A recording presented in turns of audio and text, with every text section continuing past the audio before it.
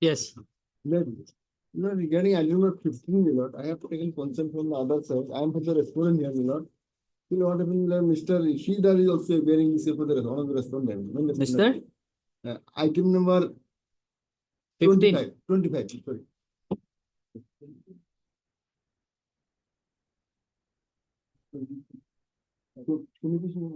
Yes.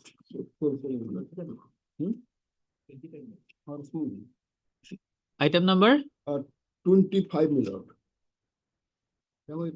You are appearing for? I'm for the respondent. Oh, sorry, I'm the second. Sorry. Yes. Yes. Lordship, item number 20 and 21, my lord. We are respondents. We have also consent the appellant, but failed and effect. Might have been taken after 2 weeks, my 20 and 21. lord. Mr. N. Bora, learned counsel for the respondent with consent from the other side. Press for listing the matter after 2 weeks. Prayer, Lord. Master. Yes. I'm praying for a listing a matter tomorrow, my lord. Urgency in the sense that, my lord, in the lower court, my lord, it was fixed on Friday, my lord, 29. And I am debarred from filing my evidence, my lord. Okay. Very small matter, my lord. May I please respond?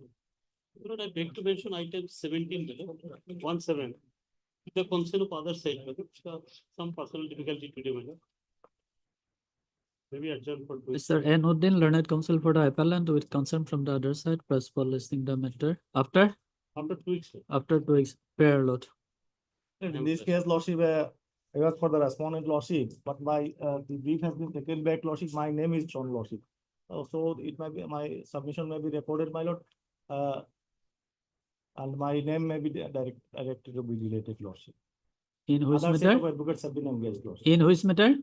This is item number 17, lordship. 17. New advocate has come, he has filed this. Yes, lordship. So, it may not be. Next day we will consider it. So my information may be recorded, lordship. Otherwise, Next my date, lord, not today. lordship. Next date. Lordship, all right. May I please, your lordship? May I please, your lordship? Lordship, I beg to mention item number 25, your lordship. I'm Lordship, for the respondent. this for the respondent. Lordship, matter may be adjourned for 3 weeks, your lordship. Okay. In this matter, my lord, they are supposed to taking time for the filing a substitution petition, my lord. So, my lord, back Respondent number 5 have expired as per their. on 17th of December, we fix it. 17th of December. Yes, my lord. Item number 25. As agreed by learned advocates of both the parties, Dismissal is the matter after. No, my lord, they are taking time for filing substitution. substitution. Appellate. I'm for fixing the date only. Pardon? Yes, I'm taking. You time, are agreeing, Mr. Decca, you are agreeing to her proposal. Yes. Okay. So as to enable the learned counsel for the Appellant. appellant for taking necessary step for substitution of legal heirs of respondent number 4 and 5. Fair, Lord. I'm deeply obliged. May I please, your lordship? My lord, the orders. Wait. Yes, madam. Order. Please, your lordship, lordship, I will to mention for listing of 1 CRP and 1 MAT appeal. When? Maybe next week. Next week. Okay. Yes. My lord, orders matter, the matter already settled outside the court, my lord. Pardon? Matter settled, MSC appeal, my lord, matter settled outside the court between the parties. So let the matter be listed as orders on Friday, my lord. Yes. Very pleasure, Lord. My lord, I beg to mention item number 2, my lord. Lord, in this matter, I have instructions that the learned session judge Soraideo will pass, has fixed a date on 24th of January 2025 for passing final orders on my discharge petition. So, Lordship, anyways, this matter, let the matter be disposed there. The Lordship will fix a date thereafter, my lord, in the first week of February. First week of February. Yes, any day. Okay, as agreed by learned advocates of both the parties. You are for the? I'm not, he is not Okay. there. As prayed for by Mr. D. Goswami, learned counsel for the petitioner, Dismissal is the matter. You inform the other side, some private respondents are there. Yes, my lord, I'll inform her. Actually, I got the instruction just a moment back, my lord. That is why. But please inform him. Yeah, yes, definitely, ma'am. Press for listing the matter in the first week of February. First week of February. Okay, fair allowed. May please your lordship, I beg to mention item number 16. Yes. Herein your lordship, respondent number 1 and 3 have expired. Mm. So we have informed the appellant, they'll have to file a substitution We petition. filed a substitution petition, lordship. Okay. Your good name? P. Agarwala. P. Agarwala, learned counsel for the appellant. Your name is not there in the cause list. You are appearing for Mr. S.P. Roy. Mr. S.P. Roy, learned counsel for the appellant, and Mr. C. Gogoi, your lordship. C. Gogoi, learned counsel for the respondent. Appearing for respondent. Respondent, your lordship, respondent 1, 3. All respondents, your lordship. For all the respondents. For all the respondents. But your name is also not there. I'm appearing on behalf of Mr. D. Mozumdar, your lordship. Appearing on behalf of Mr. D. Mozumdar, learned leading counsel for the respondents. Dismissal is the matter after So after 4 weeks. after 2 weeks, so as to enable the learned counsel for the appellant for substitution of the legal heirs of respondent number 1 and 3. 1 and 3, your lordship. Okay. Obliged. Please, your honor. Lordship, that to mention a CRP IO lordship. Hmm. For listing lordship. When? Lordship, December 1st, the thing is that lordship, How is possible December 1st? yes, under which column? Under hearing column, lord. Hearing. Lordship, thing is that lordship, there is a status quo order. The other side developed some construction over the dispute line. Hearing not possible now. Second week. Lordship, they will complete the construction. That is the problem, lordship. Lordship, second week. Second week. 10th. Right. December. I want to mention a RFA matter, lordship, for listing. It's in order columns, When? 6th of December, lordship. May I please your lordship, with the consent of the other side, I beg to mention item number 24, lordship. Lordship, my senior Mr. Heir has some personal difficulty. Can we adjourn for the day, lordship? 24. 24. Your good name? Are they appearing on Yes. behalf of Heir Shom? You inform the other side. Yes, lordship. Whom do you inform? R.D. Mujumdar. Ms. So-and-so, learned counsel appearing on behalf of Mr. A. Arsum, learned counsel for the respondent with consent from the other side. Press for listening the matter. When? Lordship, can we fix the date, lordship? When? December? In the month of December.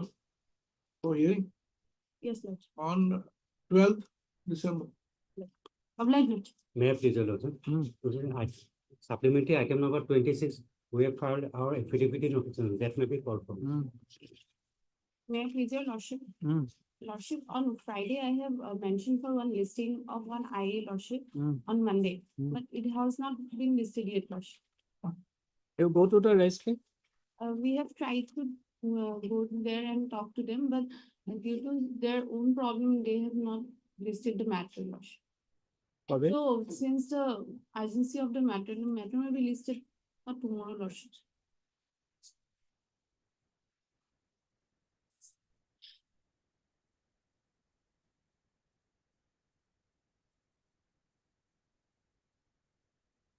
So your mention memo is available or you have submitted there? We have submitted them. Okay, the court master will check it, why it was not listed.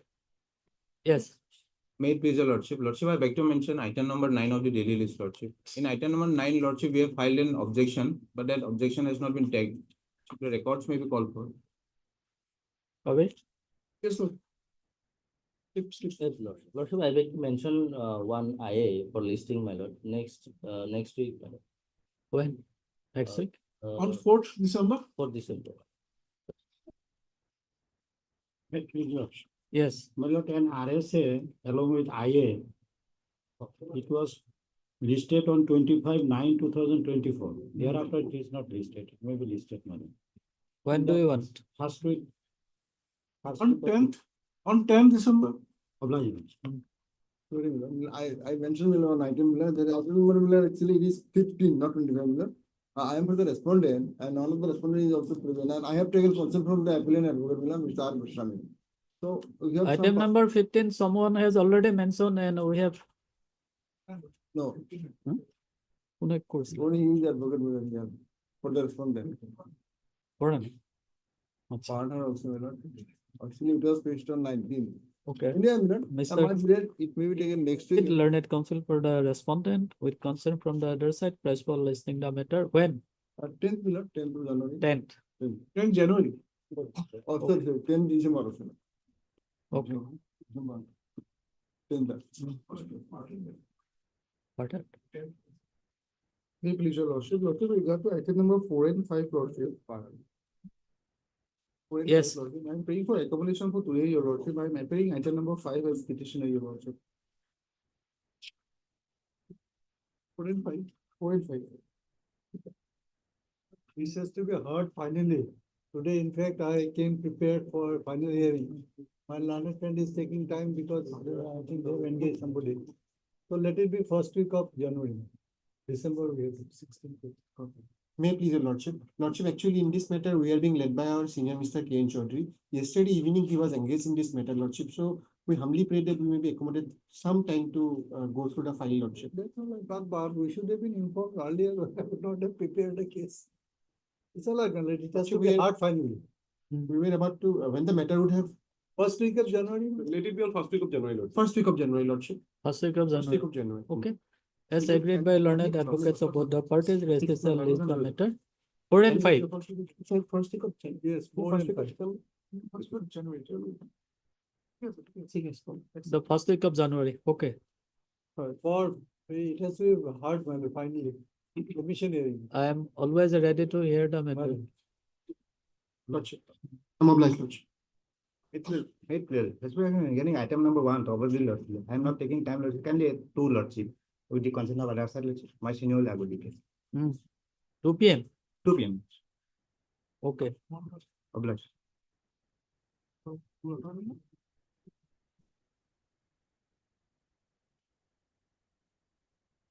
Item for admission, item number 3.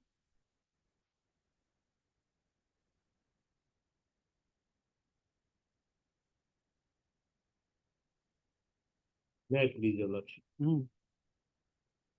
Lordship, during deliberation of the matter on the last occasion, the only point left to your lordship for decide whether the cabinet decision can be reviewed by a minister individually outside the house. Regarding that very subject, I have some authority from the Honorable Apex Court, my lord.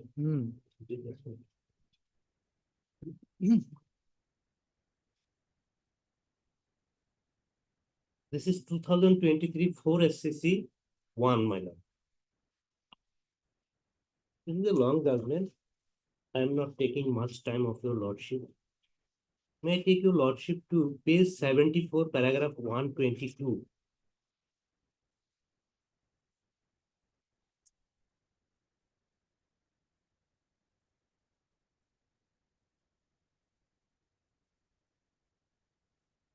Lordship got it.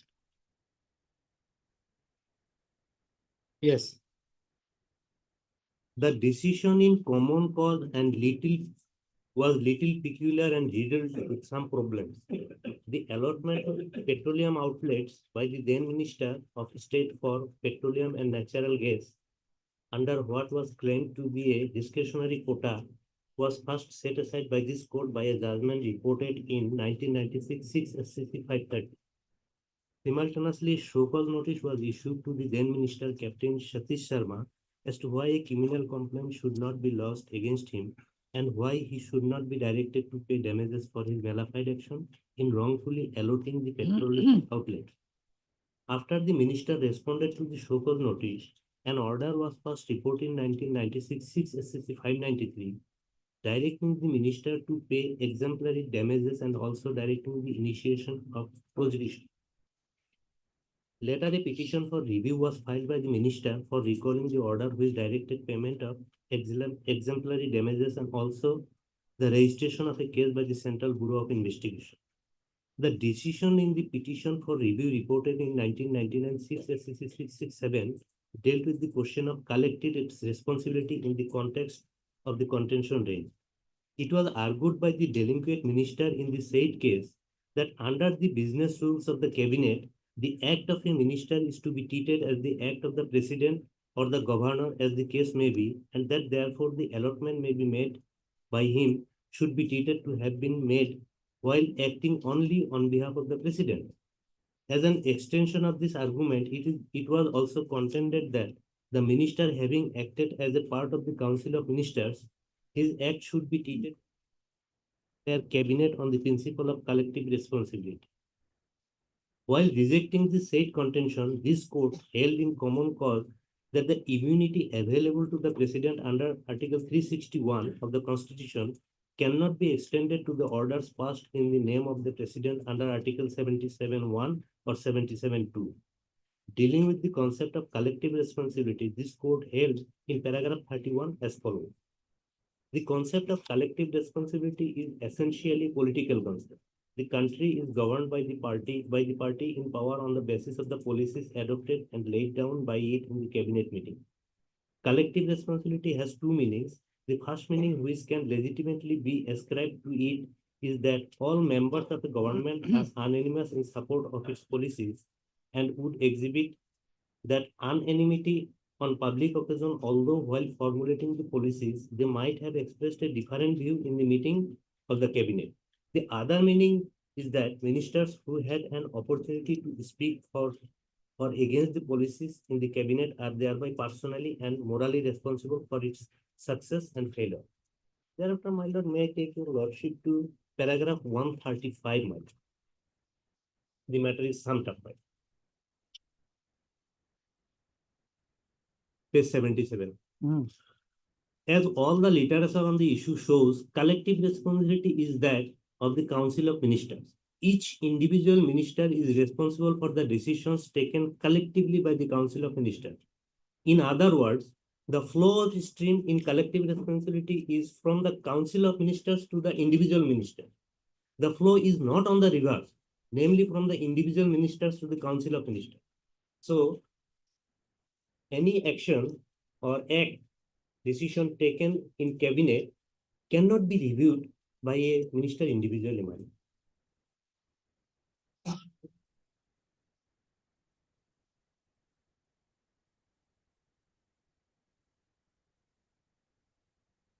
In our case, the decision was taken in the cabinet, and on last occasion, my learned friend on instruction has submitted that the said decision has not been reviewed in the cabinet matter. So that is to be followed. And as per the said decision, the teaching staff has already been given the benefit of ROP, but we, the non-teaching staff, are denied, my lord. My submission is also limited that we should be granted the benefit of the ROP as per the cabinet decision from the month of April 2022. From the date of? From who is that? 1st April 2022, my lord. May I take lordship to the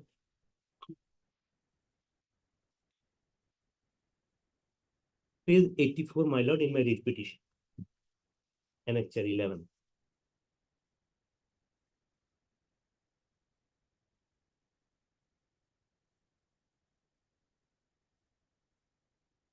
You've got it. Yes. This is the notification 26/4/2022. In continuation and in pursuance of the government notification by number so-and-so dated so-and-so, the government of Assam is pleased to notify the date of effect as 1st April 2022 in respect of granting the ROP-based salary and other entitlements that will be provided to all teaching and non-teaching staff. So we are entitled for the ROP from 1st April 2022. Mr. Khatonier? Yes. This is the clear provision, Malala. That is, on my own affidavit, I have stated that the earlier decision was taken by the cabinet, but subsequently in review meeting, a decision was taken to give 3% increment, annual increment instead of Scale of pay. scale of pay, my lord. Hmm. But that decision till date, my lord, has not been placed before the cabinet, my lord. This is a admitted position, my lord. Hmm. Okay, we'll pass the order then.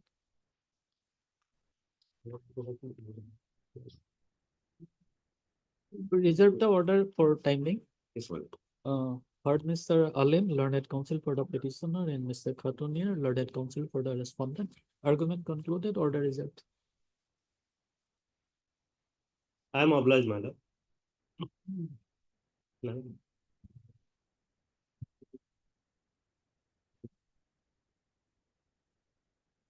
Item 26.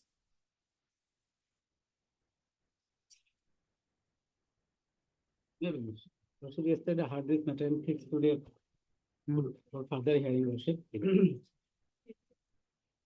26, yes, supplementary. Supplementary.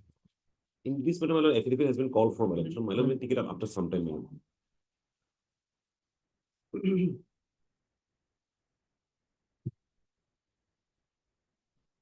Hearing. Item 6.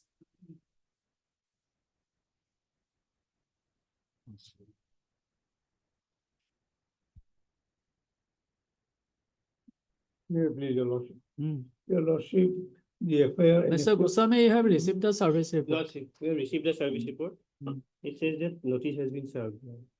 but no one appears. No one appears. We'll appoint one legal aid counsel to represent the case of the respondent. Your lordship is. But Heard Mr. R. Mozumdar, learned counsel for the applicant.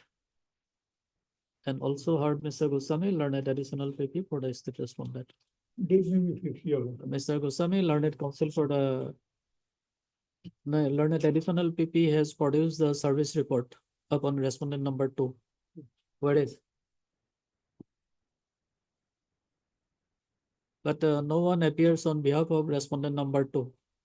Accordingly, it is provided that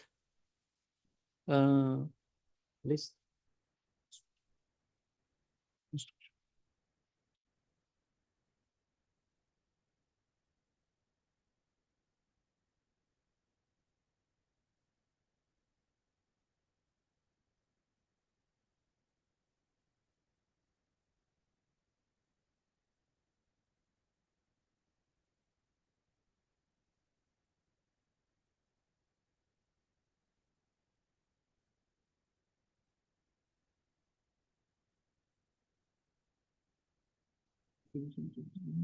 sir.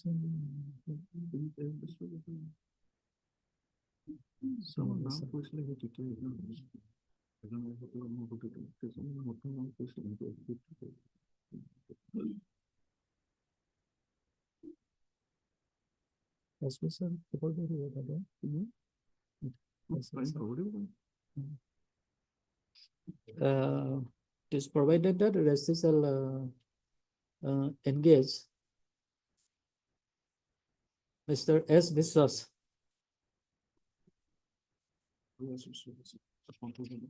Full name to be Sumit Biswas.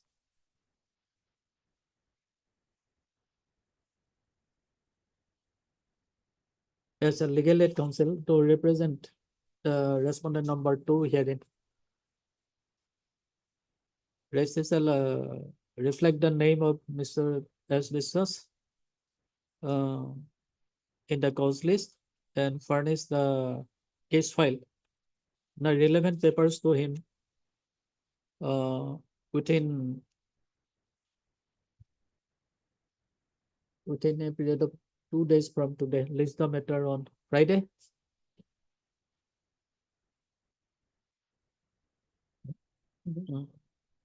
Friday.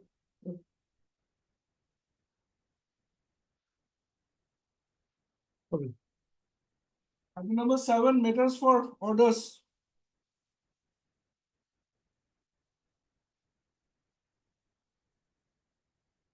May I please, your lordship. Your Lordship, as per last office note, appellant number 13 has been substituted and has been updated in the CI system, and LCI has also been received, Lordship. Finally, the matter will be fixed for hearing. I'm for the appeal number 1. For rest of the respondents, Rest of the respondent numbers, I am not capable.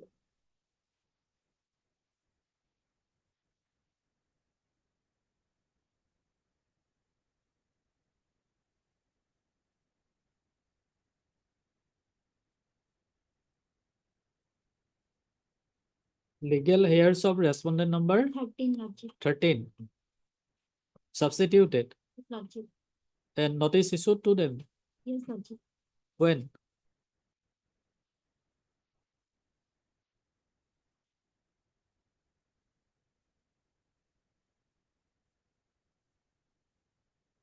When you have taken a step? Check, Lordship.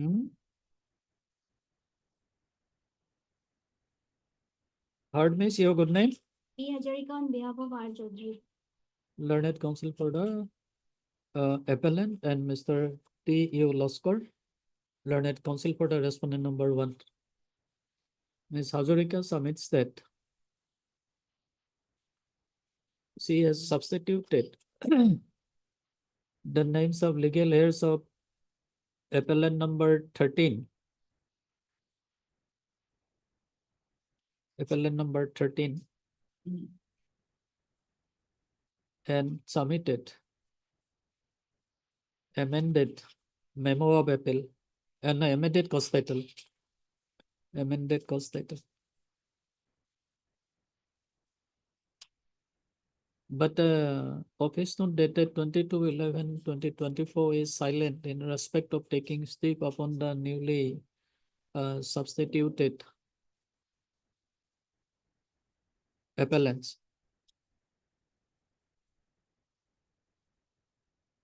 Newly substituted legal heirs of appellant number 13.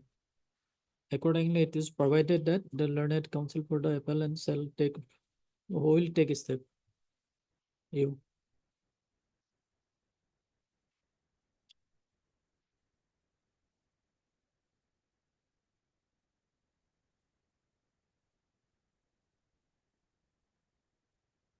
Where is your senior? She's on legs, Lordship. Call her. Yes. After some time, we will take. Yes. Item 8.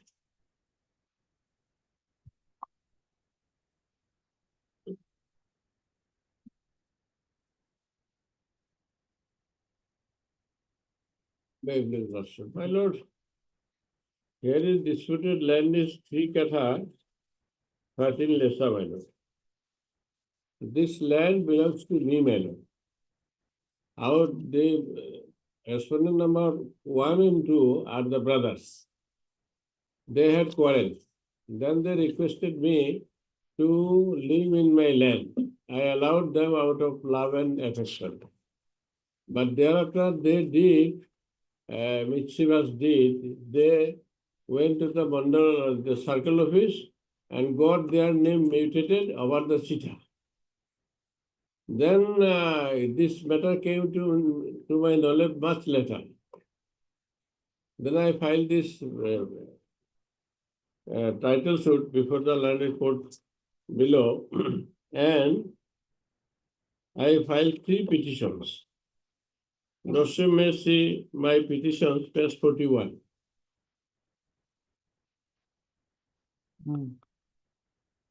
By this petition, page 41, that is petition number 2914, I prayed the circle officer, Sridhargam Circle, should be brought as a witness to testify the reality, who is the real owner. That was allowed by the landed court. But side by side, I also filed another 2 petitions that Lordship may kindly see page 44 and 47. In 44, which is page 44 petition, that is petition number 2918/19, I prayed to produce the original Chitha book, At page number? page number 44.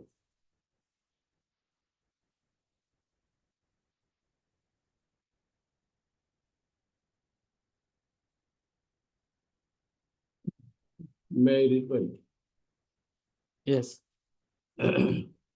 Petition under section 45 of the Evidence Act, read with section 151 of CPC for obtaining expert's opinion on the disputed thumb impression affixed in the Chitha of the suit land.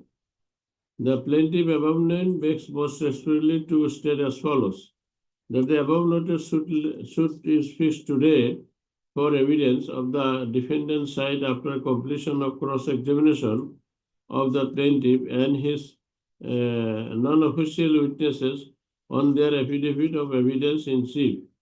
That during cross-examination of the plaintiff by the defendant, learned advocate, the plaintiff has categorically stated that defendants, by forging his thumb impression, had mutated their names over the suit land in the record of right.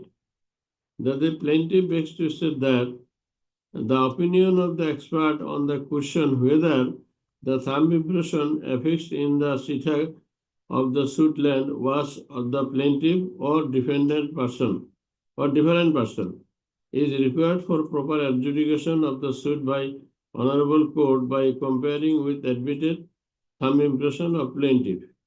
That this petition is filed bona fide. Then, my lord, I pray that there is page 45. Under the facts and circumstances, it is therefore prayed that Honorable Court would be pleased to allow this petition and pass necessary order for ends of justice. So that was my petition. My another petition was, my lord, page 47, kindly see.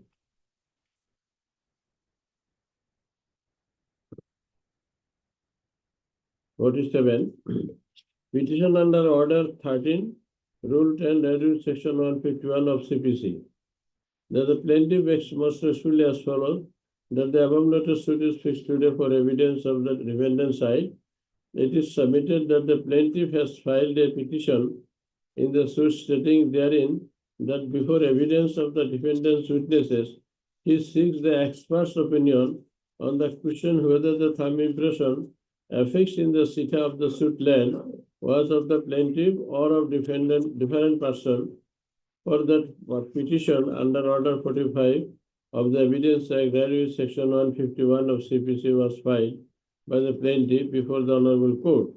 That the plaintiff has already exhibited.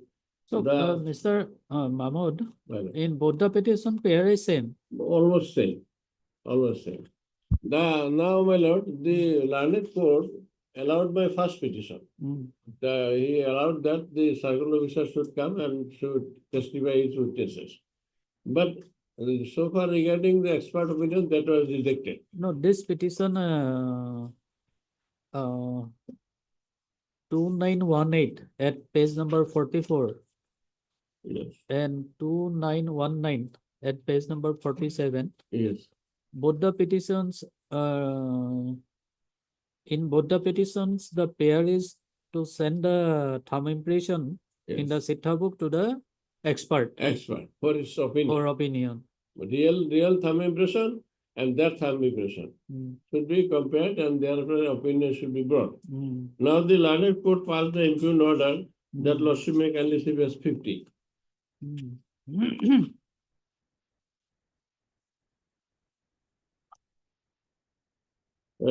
Long order, my lord.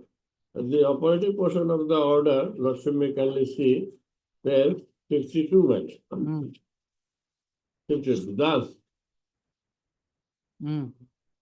any evidence pertaining to existence or non-existence of thumb impression of the plaintiff in the relevant Chitha of suit land would be beyond pleadings, and it would not be proper for this court to allow any such evidence to be brought on record at this stage. Further, such evidence shall also cause severe prejudice to the defendants. In view of the foregoing reasons, the petition numbers 2918 and 2919 2019, through which the plaintiff seeks to produce the original relevant chita, and examination of same by an expert witness are hereby rejected. Well, two little difference in the two petitions. One was for producing the chita for the examination of the court, and thereafter it should be sent to the expert for its opinion.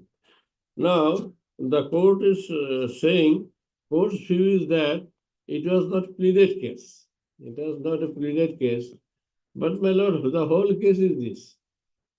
The whole case is best because I allowed them to stay in my land and they... No, have you enclosed your plaint here? My lord? Your plaint, have you enclosed Yes, with this yes, I have petition enclosed. at page number? Yes, page number. Print. Page number 13.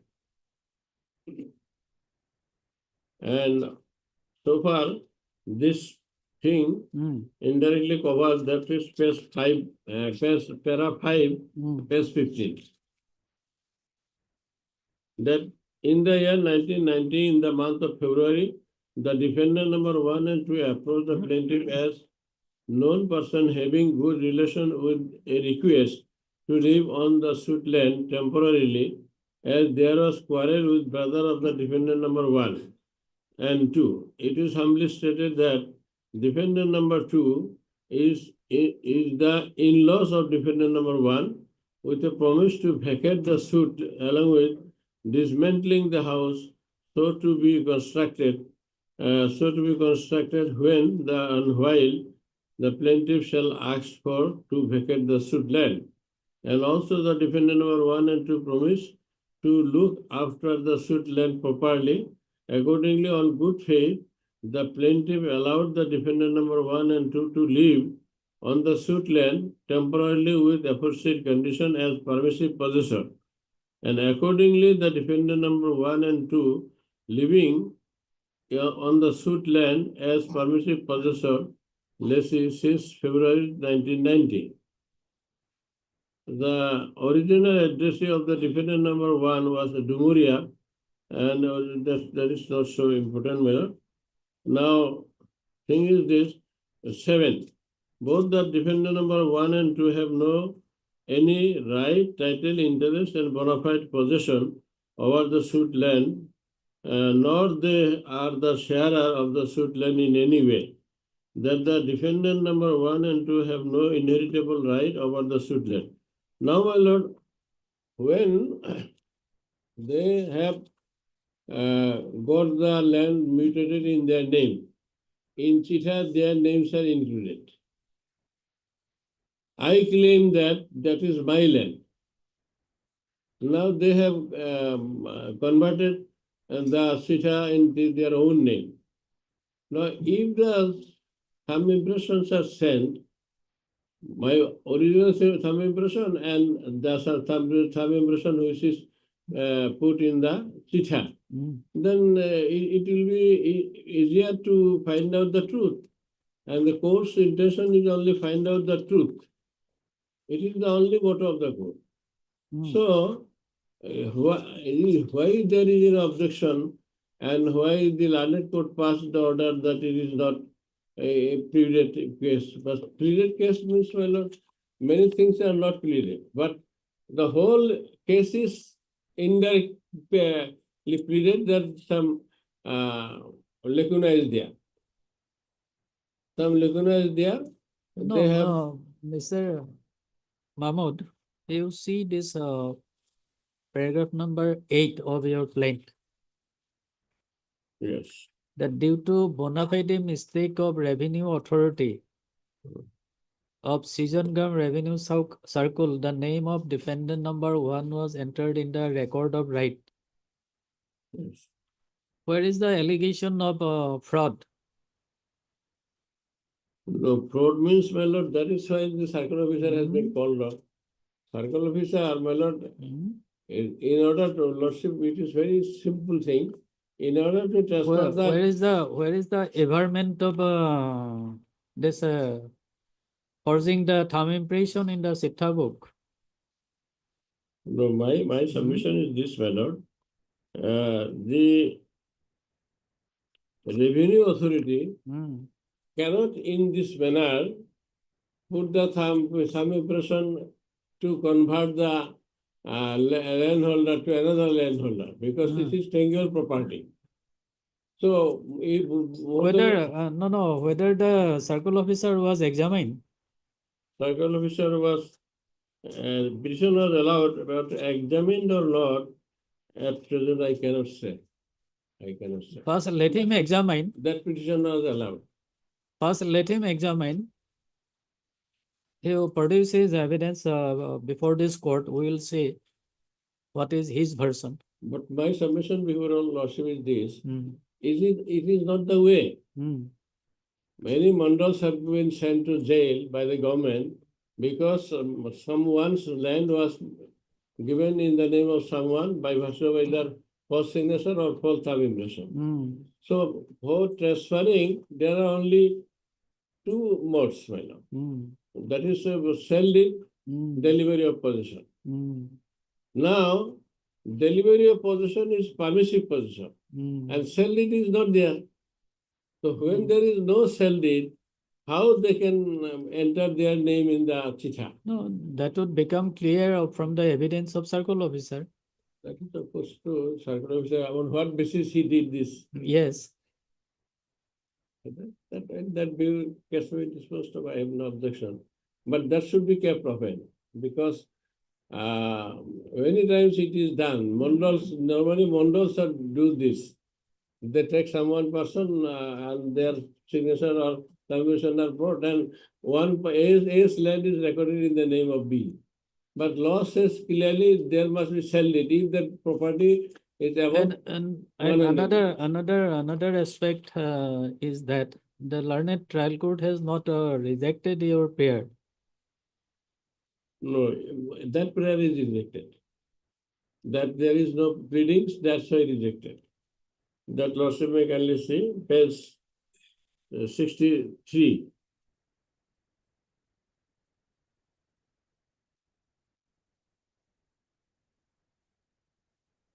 Sorry. No, 50, no, you 52. say this does 52, from the 52. Yes. yes. 52 does any evidence, then lordship in view of the foregoing reason, the petition number so and so, which the plaintiff seeks to produce the original relevant chita, and examination of same by an expert witness are hereby rejected. So it is very. No. They said, does any evidence pertaining to existence or non-existence of thumb impression of the plaintiff in the relevant chita of the suit land would be beyond pleadings, and it would be not proper for this court to allow any such evidence to be brought on record at this stage. Subsequent stage, you will be permitted. That may be. When the circle officer comes and the trial court has not closed the door forever. It is open for you. At that stage it was cancelled. Yes. Rejected. Yes. The lordship may go with this observation because everything is for the ends of justice. My Yes. land would be taken by her in illegal manner, and that too. When I allowed them to stay at my land, so it is necessary and also against the law of the land. Above 100 here, 3 katha, 3 lesser land, my lord. 3 katha, 13 lesser land.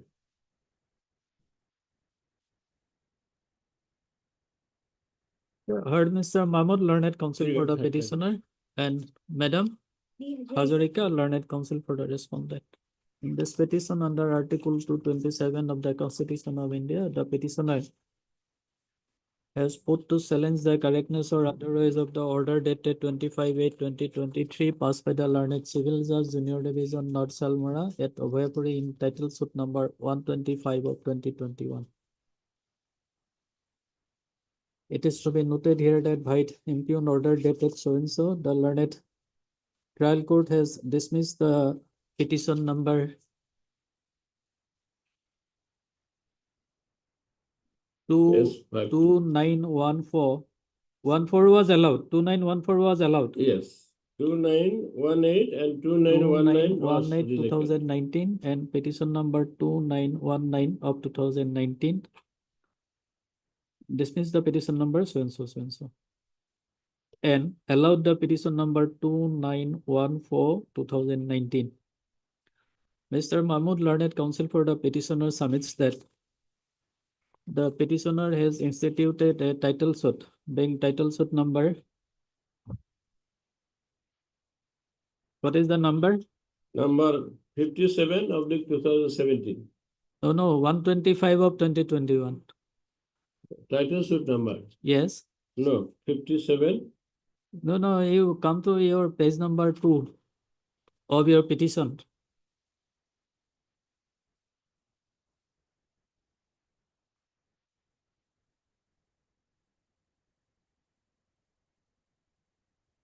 It is, perhaps after transfer to another court, it was numbered. The further order may be seen well. Order real number is in order 125. Yes. Yes. 125 of the 2021. Renumbered is renumbered. But where you have mentioned it as a renumbered? That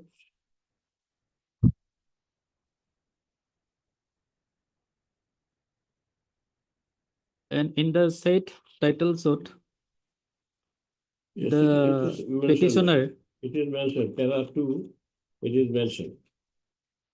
And page 4, after 4 lines, it is mentioned. This matter came to the knowledge of the petition much later and after The knowing title about the suit same. for title suit number 125 of 2021 for a declaration of right, title, interest, and eviction and khas position and cancellation of registered sale deed number 1545 dated 25/7/2005 and cancellation of record of right of the respondent and also for permanent injunction.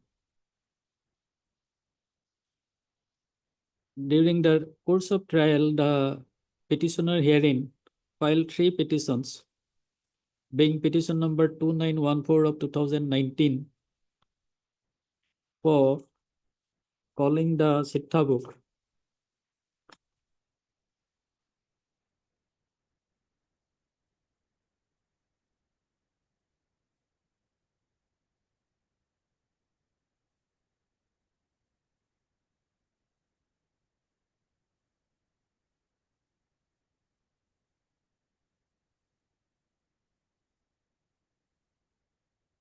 No, for calling the circle officer, Season Revenue Circle, or his subordinate officer, SPW.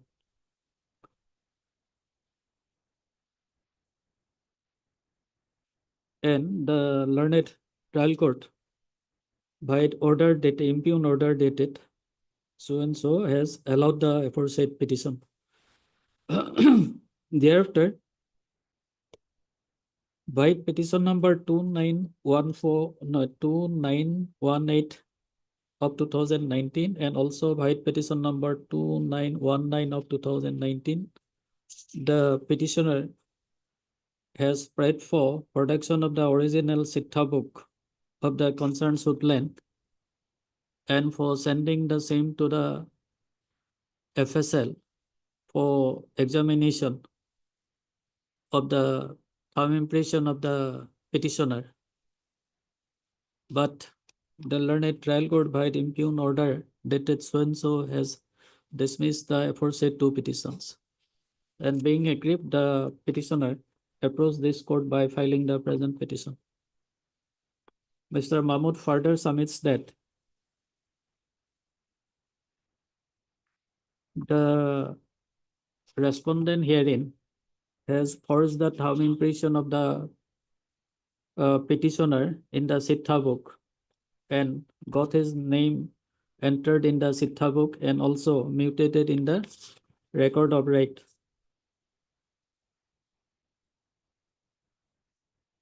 And that the thumb impression present in the said Sitha book and also the original thumb impression of the petitioner may be sent to the FSL for comparison and expert opinion, so as to arrive at a just finding of the case. But the learned trial court has dismissed the petition. And therefore, Mr. Mahmood, learned counsel for the petitioner, contended to set aside the impugned order so far it relates to dismissal of the petition number 1918 of 2019 and petition number 2919 of 2019 is concerned.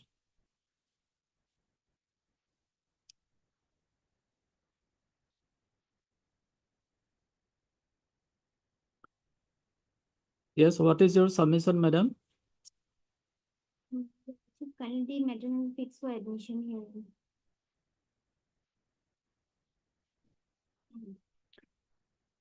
No, we are disposing of this petition today. We remand the matter to the learned trial court. Lordship, kindly be taken after some time. My senior is. Then why you have not submitted earlier? I'm extremely sorry, Lordship. Mr. Mahmood, let her senior come then. Wait for some time.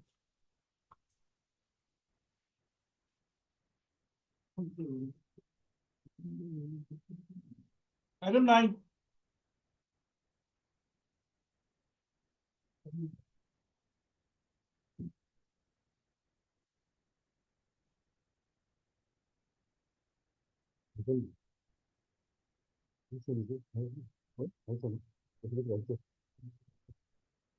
Affidavit call for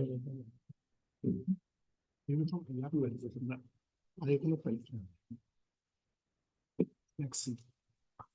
Objection. Objection several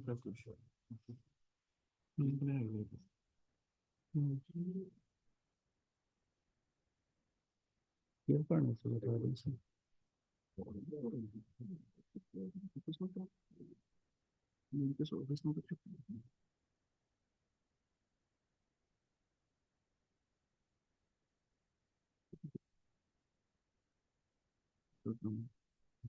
Regarding dusty. I do objection this. So the appeal is ready for hearing.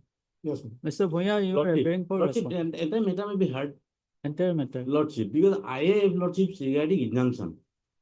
Lordship, if injunction is allowed, IA is allowed, is amount to allowing the appeal. So that is a Lordship, the matter may be heard, date may be fixed. Actually, IA notice was issued. And We filed the objection. they have Affidavit. filed it. Matter is very simple matter, very short matters. Although it is a matter of injunction, the matter relates to I have challenged the impugned order or modification of the injunction order. One part was granted by the trial court and other part was refused. There are two parts. But it is relating to, my lord, they have taken law into, by taking law into their own hand. They have demolished my properties and they have blocked my passage, whereby I was running my business. So that is the only issue. It is not a question of title or partition. Only issue that whether they can take law into their own hand and take possession and disturb my business. That is the only issue. And the learned trial court, he found everything in my favor. Prima facie case, balance of convenience, and also irreparable loss. Yet then, only one relief was granted and another relief was not granted. Only that is the issue. If Lordship can hear the matter today, so that is. Lordship, today I am not ready for entire appeal hearing. So another date may be fixed for appeal hearing. I am ready. There is a different thing. Okay. Let it be Hearing date may be fixed. Both the parties are represented by their engaged counsel. It is submitted that the matter is ready for hearing and accordingly it is provided that Respondent lists the matter on next month, next week. Lordship, no. Lordship in January, Lordship. January, Lordship, January. Because I'm suffering. Lordship, January, first week of January, any Can date, be- Lordship. can be third week Because of I'll not be Third available. week of December. Week of December. Third week of December. Any date, third week of December. 17 December. Injunction matter. 17 December. 17. 17. Dismissal is the matter on 17th December. On that day, an endeavor will be made to finally hear and dispose of the entire matter. And also one thing is there that as regards Resolution number 4, notice was served by Dusty, and she has not appeared. So therefore, that Okay. service may be accepted. None appears for the respondent number 4, though service has been effected upon her by Dusty Mut. Dusty and affidavit, I think affidavit is there. And an affidavit is also filed to that effect.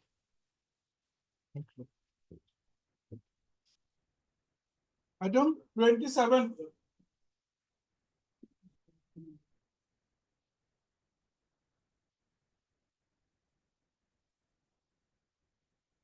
Item 27.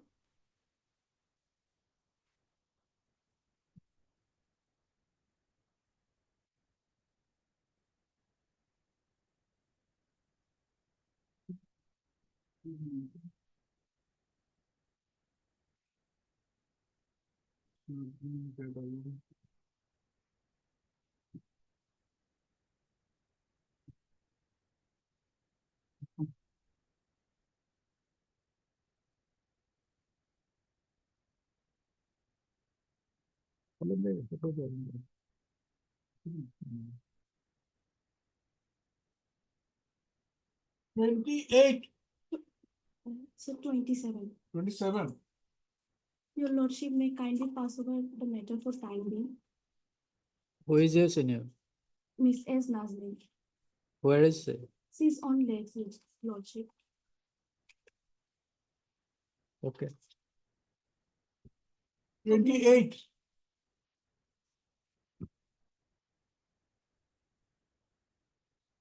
Other side is appeared. Your Honor, I'm newly engaged in this case. So regarding this matter, I don't have any documents. Only the petitioner may provide documents to us. Documents were served. No, I have not received any documents. But I shall provide no document. No, in this case, I have prayer below, because the petitioner has also filed an application for dissolution of marriage. She has also filed a similar kind of petition that was sought to be transferred below. Now, below, at this stage, I pray for sending the parties to the for mediation, because both parties seeking divorce. Only thing is what whether she is seeking any compensation or what, that is to be only decided. Otherwise, there is nothing to proceed with the case. Yes? Lordship, I'm totally aware of this case. No. Can it be sent to the mediation? Okay, no problem. You have no problem. First of all, I have to take some instruction, Lordship, regarding the. Otherwise, because in my petition, I have stated, both parties have filed petition for divorce. No, that's all right. But let him obtain instruction. You furnish a copy to him. Today. Copy has already been furnished, so it's no problem. Heard Mr. S. Sahu, learned counsel for the petitioner, and Mr. A. Banerjee. A. Banerjee, learned counsel for the respondent. Mr. Banerjee submits that on instruction he entered appearance for the respondent number for the respondent, and that he has not been furnished with any copy of the petition and the documents. Mr. Sahu, learned counsel for the petitioner, undertakes to furnish a copy of the petition and the relevant documents to Mr. Banerjee, learned counsel for the respondent, during the course of the day. List the matter on Friday. We'll refer it to mediation on that Lordship, day. my senior name N. Sarkari is not been reflected in the post list. You mention it on next day. Okay. Okay, from your lordship side, even can send it, because this is a matrimonial matter. No, both sides. maybe we will definitely send. Let him obtain instruction Look, in this case, on Friday. yeah, Friday. in this case, the stay was not granted, and that was to be decided after service of notice. So, till the next day. Next, Friday, we'll consider it. That may be recorded. Friday, next Friday. Yes, that may be recorded in minute. Lordship, the matter may come on 2nd of December. Friday, I won't be available. 2nd of December. Or 4th minute. 4th December. Okay. Okay. So item for hearing. Item number 10, partner matter.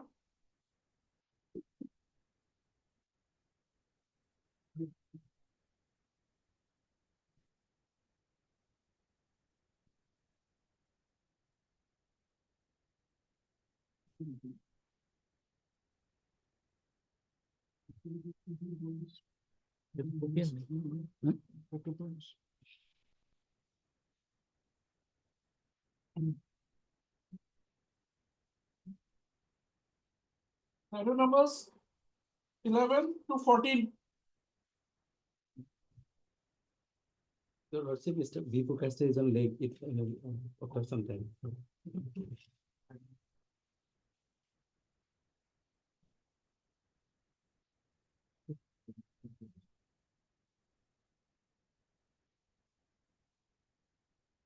Item number 18.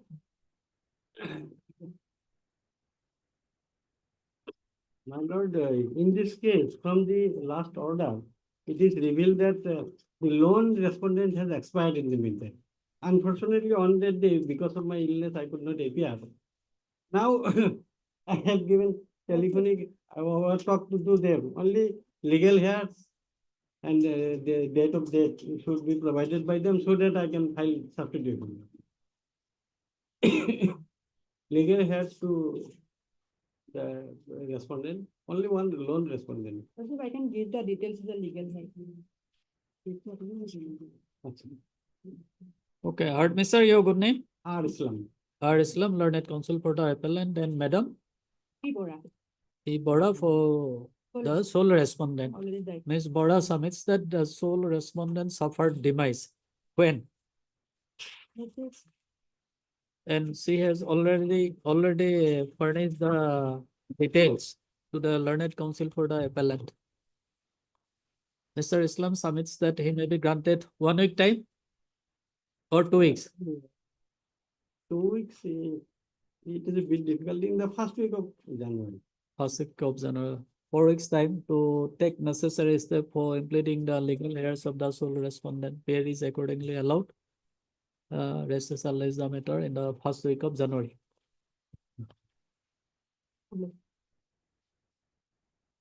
Item number 19. So date of knowledge, Lordship, it may be presumed that from today, I will get 90 days because first time I. We'll see later on. As order, it was reflected that the sole respondent has already been died. But no date has been again there. You can take case then.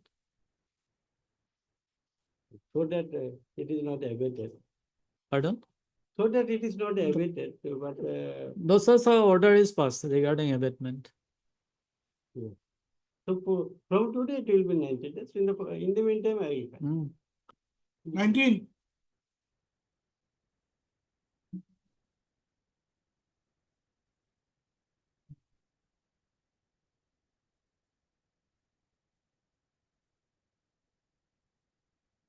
Our concurrent finding of facts, Lordship. You are for respondent? Yes, Lordship. In both the courts, my lord, the appellants failed. Both the? In both the learned court below, Lordship, the appellants failed, lost the case.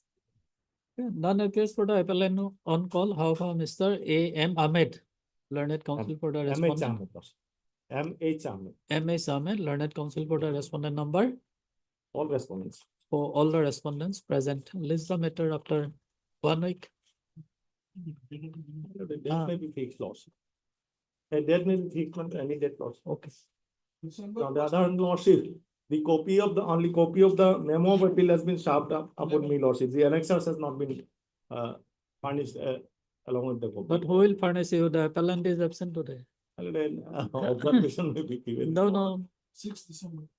Unless that my lord is provided. If on next day the appellant remain absent, we will dismiss it. Lordship, it may be my lord also. No, no. Item 22. Obliged, Lordship.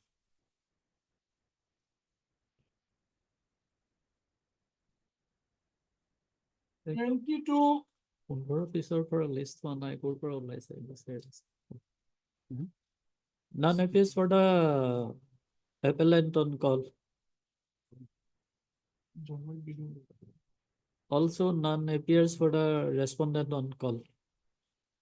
Let's shall list the matter on 28 January. in the event of subsequent non-appearance, the appropriate order shall follow. 23.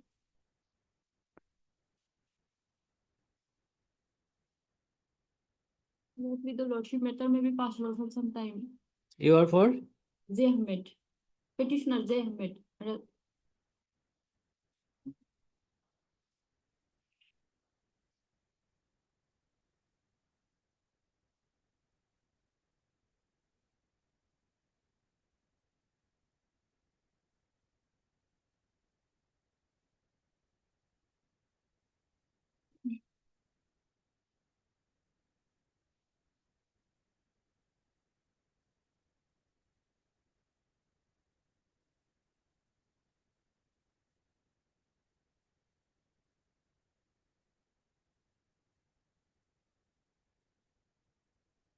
When your senior remains present in the court, we have to pass only, we have to adjourn the matter only today. Your good name? H.G. Daisy. AC? H.G. Daisy. Pardon, Miss AC Daisy, learned counsel appearing on behalf of Mr. Zaid Ahmed. J. Ahmed. J. Ahmed, learned counsel for the appellant, none appears for the respondent on call. Leaves the matter on 23rd January. in the event of subsequent non-appearance. No. 23. My lord, can this matter may be taken after some time, my lord? Which matter? 23.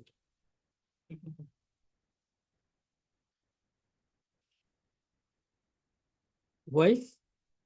Look, PP das is appearing, my lord. Pardon? In case counsel, PP das is appearing, my lord.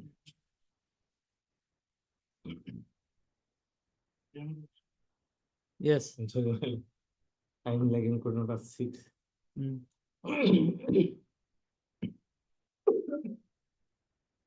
So both the parties are ready for hearing. I am ready. After some time, madam. Okay, after some time. Madam. Then we'll the next time we will. Yes. Pardon? Is there any hearing there? Okay, as agreed by learned advocates of both the parties, recital is the matter on 23rd January. No, January. Yes, split night. It can be this December. December. December. December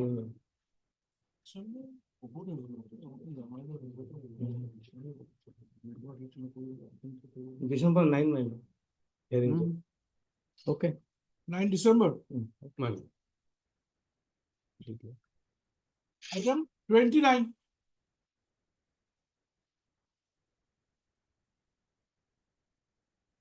May I please your lordship? My lord, learned counsel Mr. P.K. Chaudhary leading the case of the respondents, my lord. So matter may be adjourned for the day and on Tuesday, my lord, 3rd December maybe.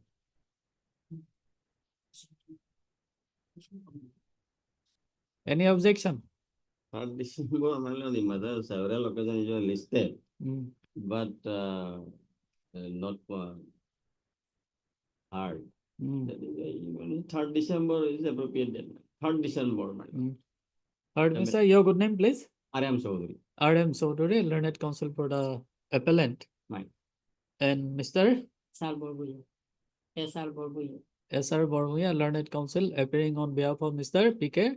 Roy Chaudhary, learned counsel for the respondent. Sons may be given, my lord. They have several occasions, they have take adjournment. Mr. Chaudhary was here. Yes, my lord, short while ago he was here, but he has been called in other court, my lord. That is so. The learned, Mr. Bhuya, learned counsel appearing on behalf of Mr. P.K. Roy Chaudhary, learned counsel for the respondent, price for listing the matter on 3rd of December. 3rd December. Here, look. Master. Item 30. May please, your lordship. My lord, I file an additional affidavit, my lord. This is not available in record. So, my lord, maybe fix another day, my lord, on 6th of December, my lord. Yes, madam. Yes, Lordship. Heard, Mr. M. Islam. M. Islam, learned counsel for the appellant, and madam B. Devi. B. Devi, learned counsel for the respondent. Mr. Islam submits that he has a file one additional affidavit, but the same is not placed on record. And as such, Mr. Ahmed contended to list the matter. 5th or 6th, my lord, December. 5th December. 5th of December. Okay. In the meantime, rest shall place the affidavit on record.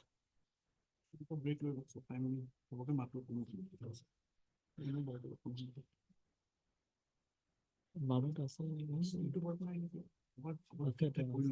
আছে তো চৌধুৰী আছে চৌধুৰী আছে মাতি দিয়ক আৰু Highly obliged, your lordship.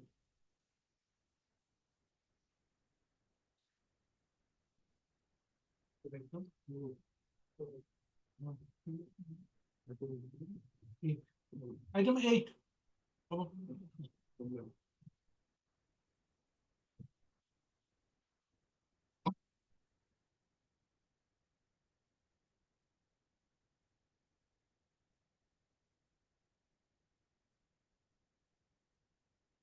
The matter, lordship, after issuing notice, we have filed our wakalatnama, lordship, for respondents.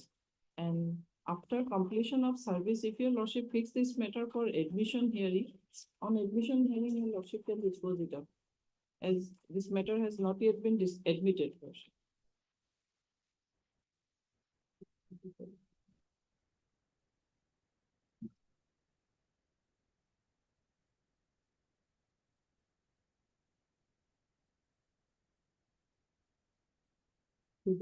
Madam, you see the impugn order, in the impugn order, the learned trial court has dismissed his 2 petitions Three petitions. at that stage only. At the stage of after completion of PW evidence. Pardon? Now the suit is at the stage of defense witness, lordship. Defense witness. Yes, lordship. Yes, now whether the circle officer was examined, No, lordship. not But examined. lordship, before that, in the plain, I may be wrong, but lordship, in the plain, there was no such pleading regarding those cheetah and all those, lordship. So now one No, point will that come. but the learned trial court has allowed examination of the circle officer. That is another aspect, but they want to prove the cheetah copy, lordship.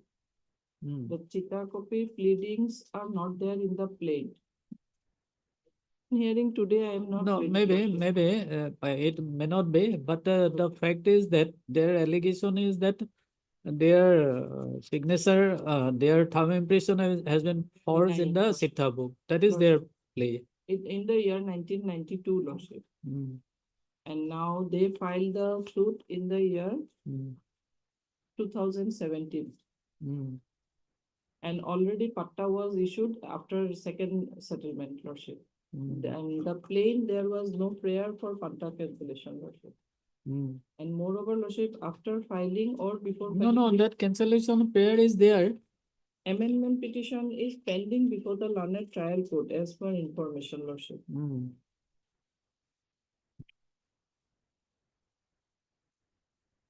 Their prayer is that for a degree of declaration, page 19, lordship.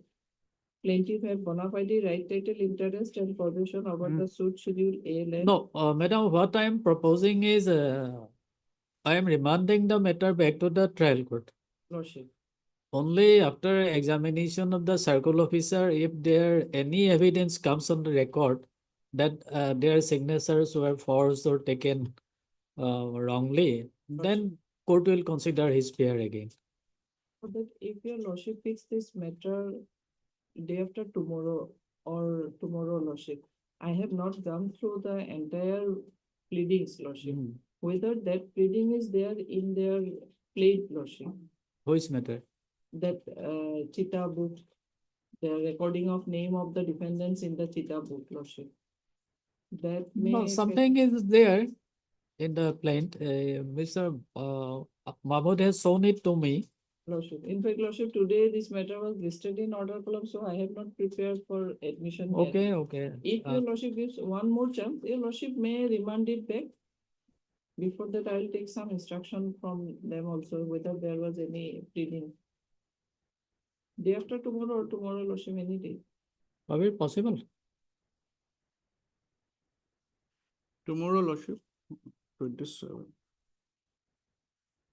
Admission. Tomorrow list already outside. Admission already we have 25 meters. Okay, Lordship. One supplementary also. One case possible. Tomorrow. Okay. As prayed for by Ms. Soudhuri, learned counsel for the respondent. Having not been objected by Mr. Mahmood, learned counsel for the petitioner, registrar leaves the matter tomorrow. In admission column, lordship. Admission column.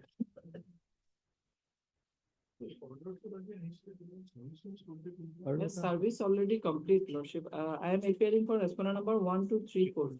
Which matter? This matter, lordship.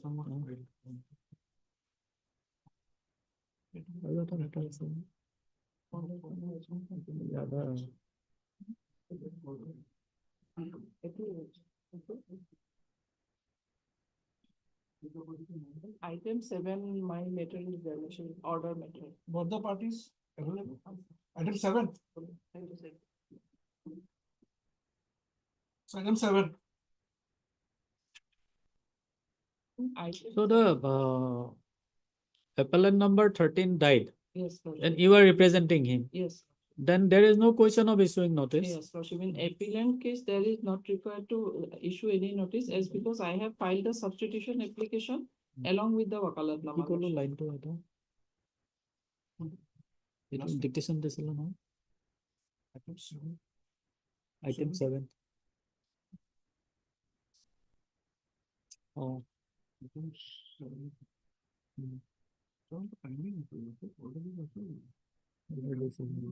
Okay, take down. Third, Miss Soudhuri, learned counsel for the appellant, and Mr. Loskar, T.U. Loskar, learned counsel, appearing for the respondent. Number 1. 1. Respondent number 1. Ms. Soudhuri, learned counsel for the appellant, submits that she has already pleaded the legal heirs of the respondent number 13 in the cause title of the memo of appeal. You have filed the amended memo of appeal. Yes. And also filed the amended memo of RSA, appeal. lordship, they does not require any amended cause title. They correct it by hand, lordship, in RSA section. I have gone through the appeal memo. It was already corrected. Okay. Only whether the substituted respondents 2.1, 2.2, 2.3, 2.4, maybe notice was not served upon them.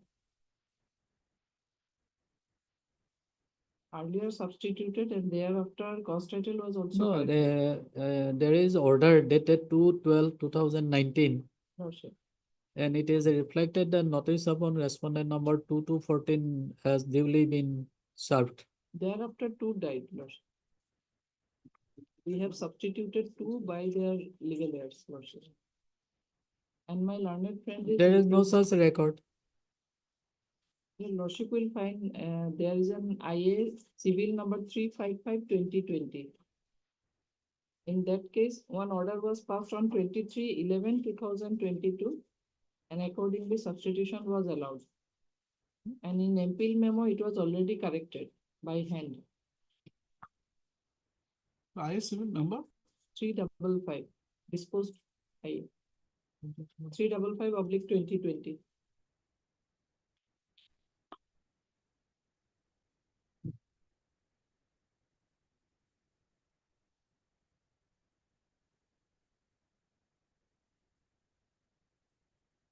Whether you have taken any step No, upon them? Lordship, the legal heirs, so far I remember, no notice was issued, Lordship. So your Lordship meant in Equal line, RSA direct to take step.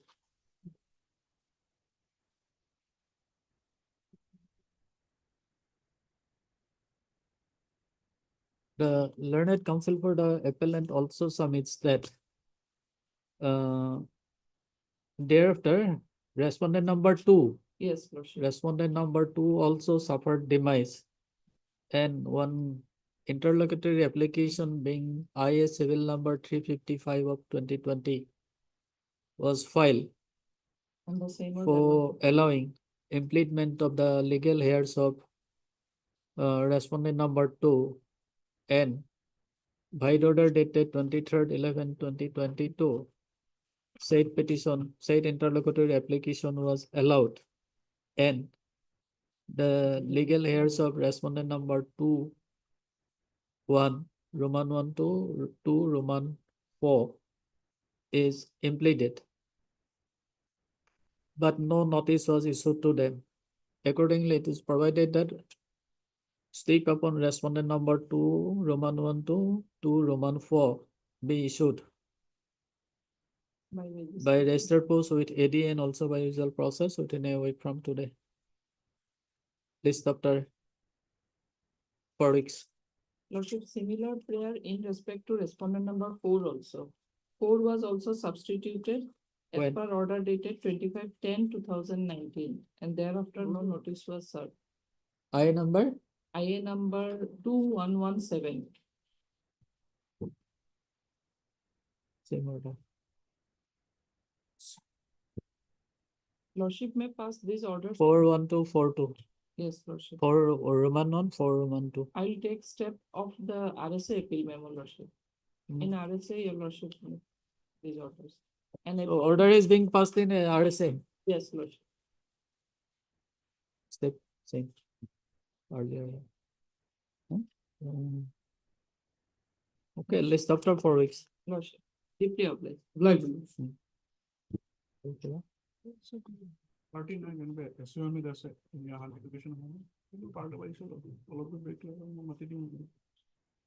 After some time. Lordship, in item number 26, just now they have final affidavit. I want to respond to that, Lordship. So I'm praying for listing 5th of December, Lordship. After some time. Yes. Wait for some time, Yes. let them come. Yes.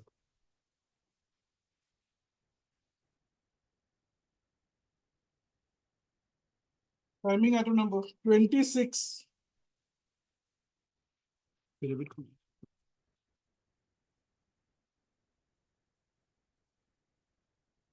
Yes, Mazumdar, you have filed your affidavit. Affidavit, my lord, we have filed, we have called for it also, my lord, Hmm.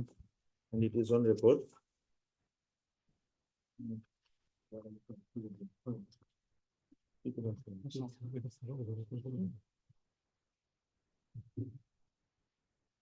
Yes. Mr. Ahmed? Yes, Lordship. Lordship, they have filed the affidavit, but although I want to make submission regarding some documents, Lordship, I want to rely, but those are there, I have given Lordship. Whether I will bring those in record or Lordship can peruse those things also. But the basic allegation is that in the affidavit, they said for certain period, Lordship, 17/7/23 to 14/9/23, I was not in duty, Lordship, that period. And that period I was there, Lordship. So for that, Lordship, I want to check directly, Lordship, in page 28 of my writ petition, Lordship. For a moment, if required, I will file the affidavit, Lordship. Page 28. My joining report, Lordship. They said this is not in record, Lordship. Page 28.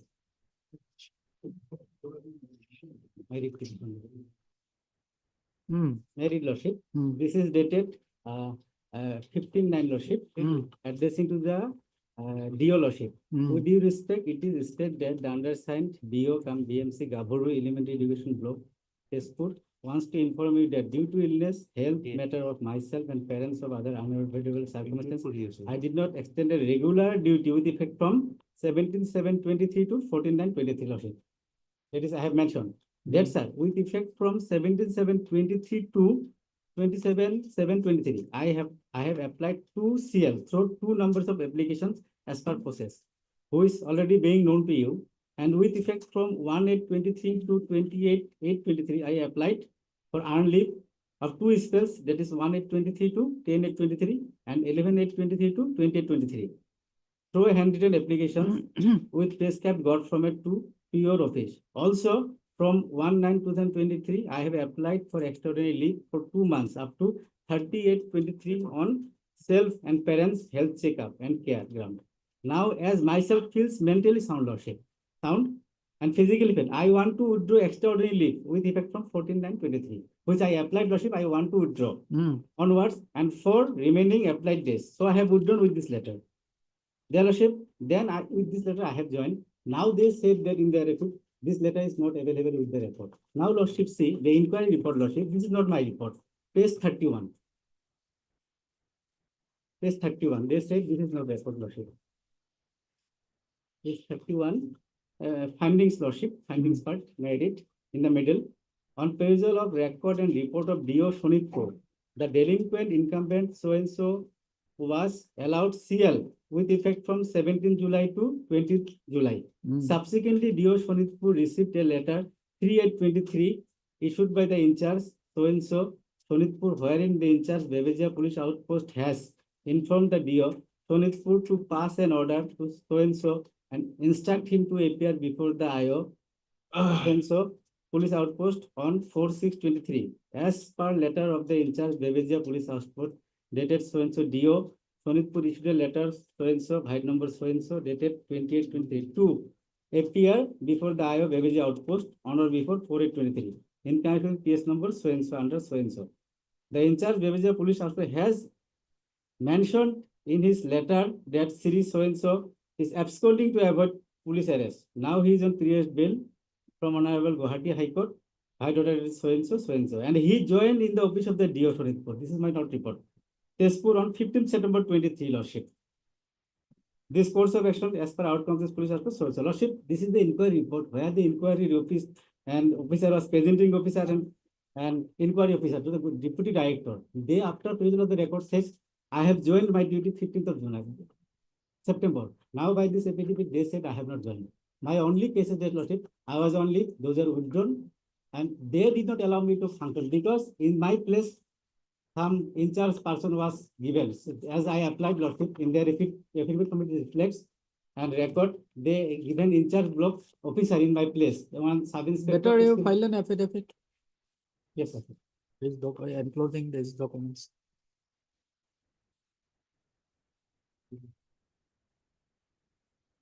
Taken the instruction, the person concerned, he went Chennai, Lordship, therefore he studied in terms with the some medical ground of his family members. So when he will come, there is no, it's not, so 3 weeks time maybe given. Reporter leave. He's under suspension. We do not know whether he has reporter leave or not. Pardon? He's under suspension at the moment. No, Lordship, therefore. Do not know whether he has taken. He's planning to go, Lordship. He's planning to go. He has gone. No, he's planning to go. He's planning to Well, go. this is convenience. I have brought my affidavit on record. And in the affidavit method, I have created leave that annexures are not there. So we are producing the entire original documents as and when called for by this on We'll bring on the entire record, whatever he needs to see. The records which Lordship had ordered yesterday, I have it on my e-file. The main, the physical file is on the way. Whatever records can be produced. It's no difficulty.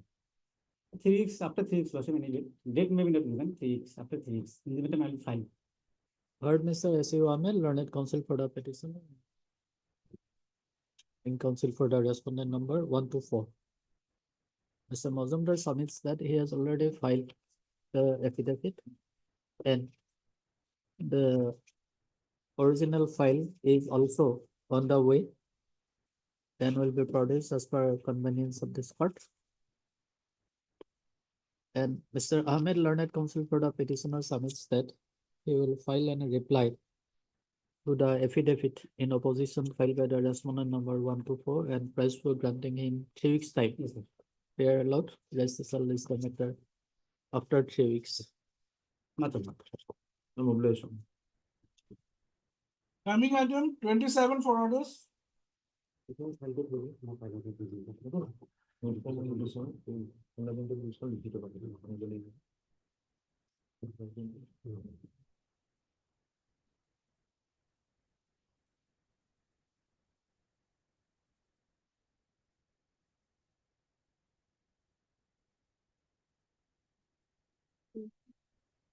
Yes.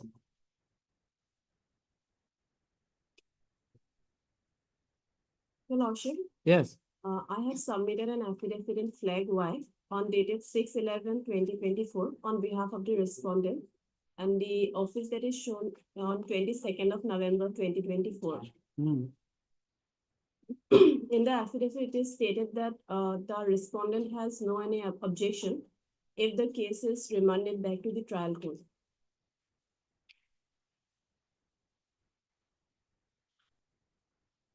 Yes, madam. Yes, Your Lordship, the case was, it was a divorce case, Your Lordship. It was filed under section 24 of the Special Marriage Act, Your Lordship. But it was ought to have been filed under section 25 of clause 3, Your Lordship. Because, Your Lordship, the marriage was solemnized under fraud and duress, Your Lordship.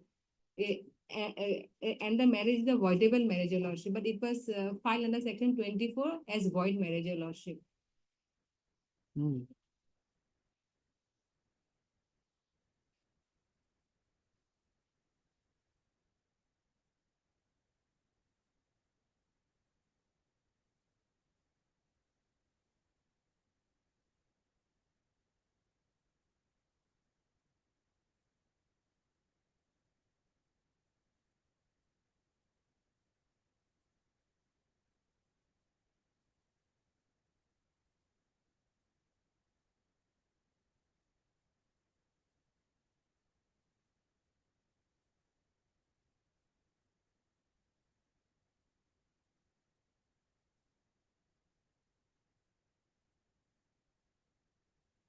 So the petition filed under section 24 was dismissed. Yes, Your Lordship. Because there was no ground of section 24, Your Lordship. There was a total, the whole petition was shown under ground of section 25(3), Your Lordship. But the section was quoted as 24, Your Lordship. The trial court was given an opportunity to convert the section from 24 to 25, but that opportunity was not given. And then since the petition was filed under section 24, the case was dismissed, Your Lordship. The case ought to have been filed under section 25. 25(3), Your Lordship, Roman 3. Your Lordship. Roman 3. Yes, Your Lordship. As voidable marriage, Your Lordship. Copy a special marriage act. So you have no objection if the matter is remanded to the trial court? Yes, Your Lordship, no objection. Yes. Yes, Your Lordship. My prayer that Lordship to set aside the order passed by the trial court, Your Lordship, as it was filed under section 24, Your Lordship, but it is ought to have been under section 25, Your Lordship, and to remand back the case to the trial court for first trial, Your Lordship, or Your Lordship, if please, Your Lordship, then this divorce may be settled here, Your Lordship, because Your Lordship, under duress and threat, this marriage was solemnized, Your Lordship.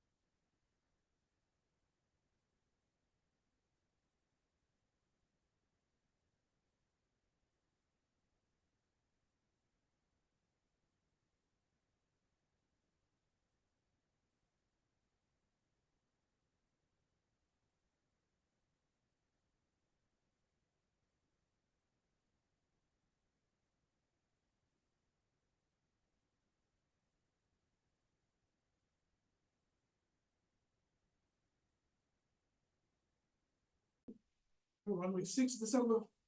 6 December. Oblige. Timing matters 11 to 14.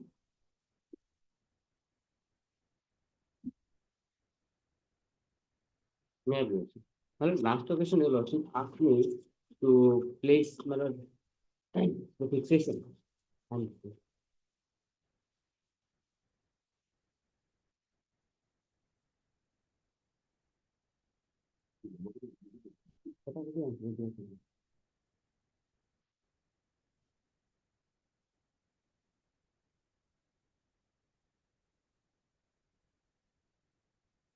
document find the flagmark, the service book, copy of the one of the petitioners are given the service book. Flagmark given. There is before promotion and after promotion is given. Same salary. And my lord, one petitioner has got the benefit. That also I am giving.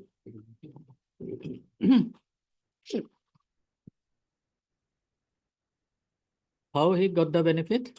It was given to him, my lord, the order under clause 11, that what I was pointing out last occasion. Under that, my lord, he was given one petition.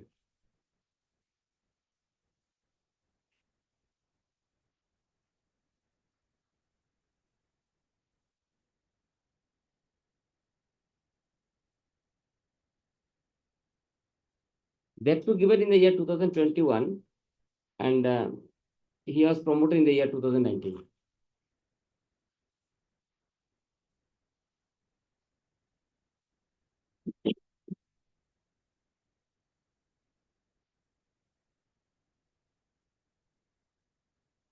Roman 5, my lord.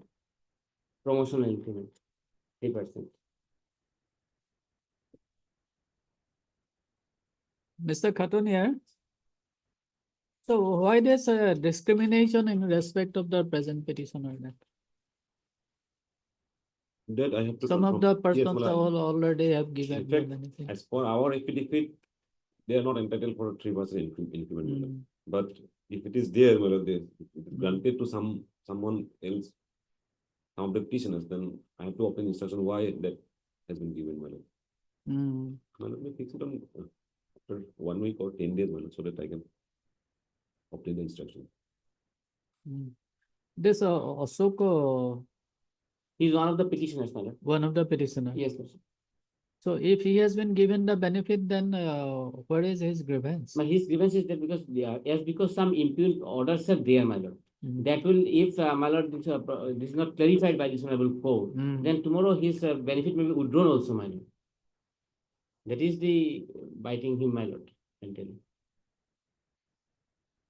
Because No, clear-cut, my lord, if any clarification is required, why the court will give the clarification? No, we have put Is the court here for giving clarification to the order passed by the deputy inspector of school? No, we have put to challenge the orders of the government, my lord. Deputy inspector has given at his level, but the government order is against the my lord, this granting of this, my lord. That is put to challenge.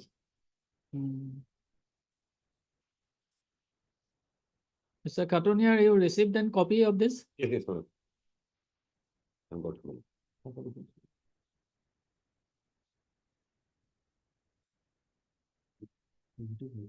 Okay. Heard Mr. Purkesto, learned counsel for the petitioner, and Mr. Khatunier, learned standing counsel for the respondent number 1, 2, and 4. Education department, my lord. Education department. 1, 3, and 4, Malay. 1, 3, and 4. Who is the finance department?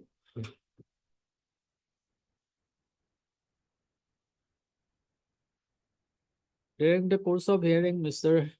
Purkesto, learned counsel for the petitioner, has produced an order passed by the Deputy Inspector of School Corrections dated 12/2/2021, memo number DIK/2020-21/5457-62,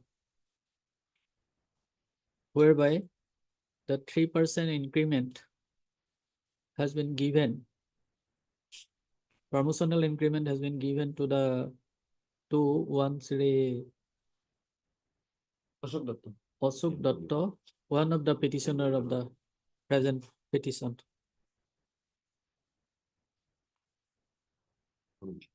This is Mr. Khatunier submits that he may be granted 10 days time to obtain necessary instruction in this regard.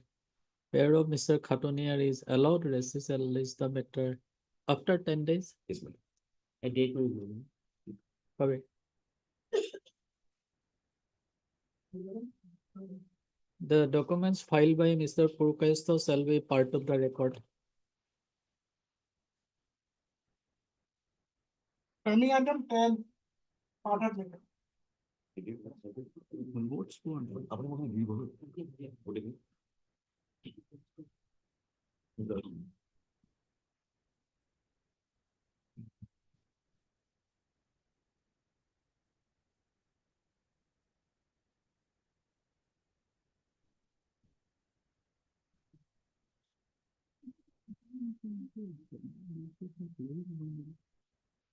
No, order to move forward this much. Order bole na agent bole na order result. No,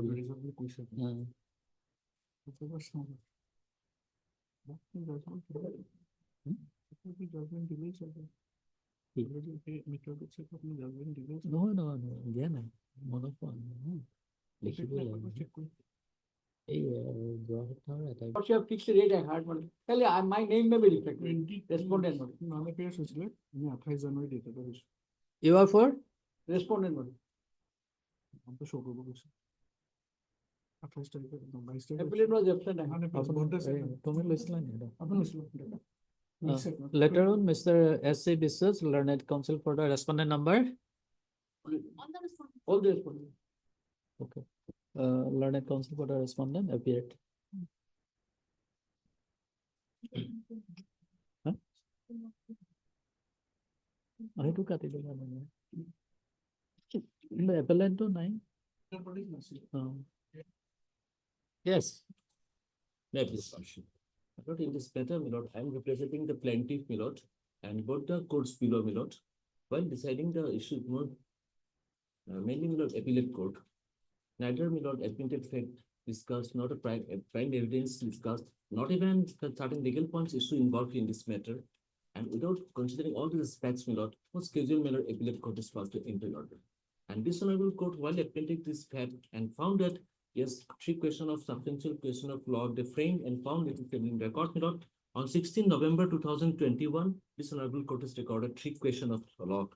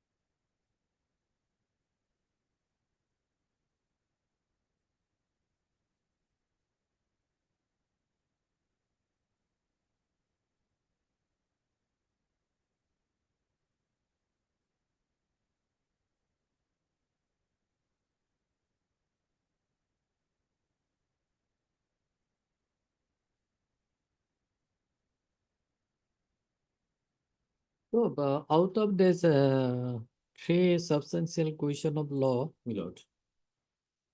this question number 1 and 2 relates to this finding of facts. Number 3 relates to, of course, law. My lord, 2, my lord, shifting of burden, my lord, evidence X comes, my lord, in this matter. Evidence X come, my lord. Then the lordship, the imperial judgment by the appellate court, your lordship will find this points absolutely absent, my lord. The 11% of the appellate court finding page 45, my lord. Only 2 pages judgment, my lord, decided the entire appeal, my lord, by the appellate court. Kindly have a look on page 45, my lord. And before taking to the appellate court judgment, my lord, on last occasion, my lord, one, my lord, table, my lord.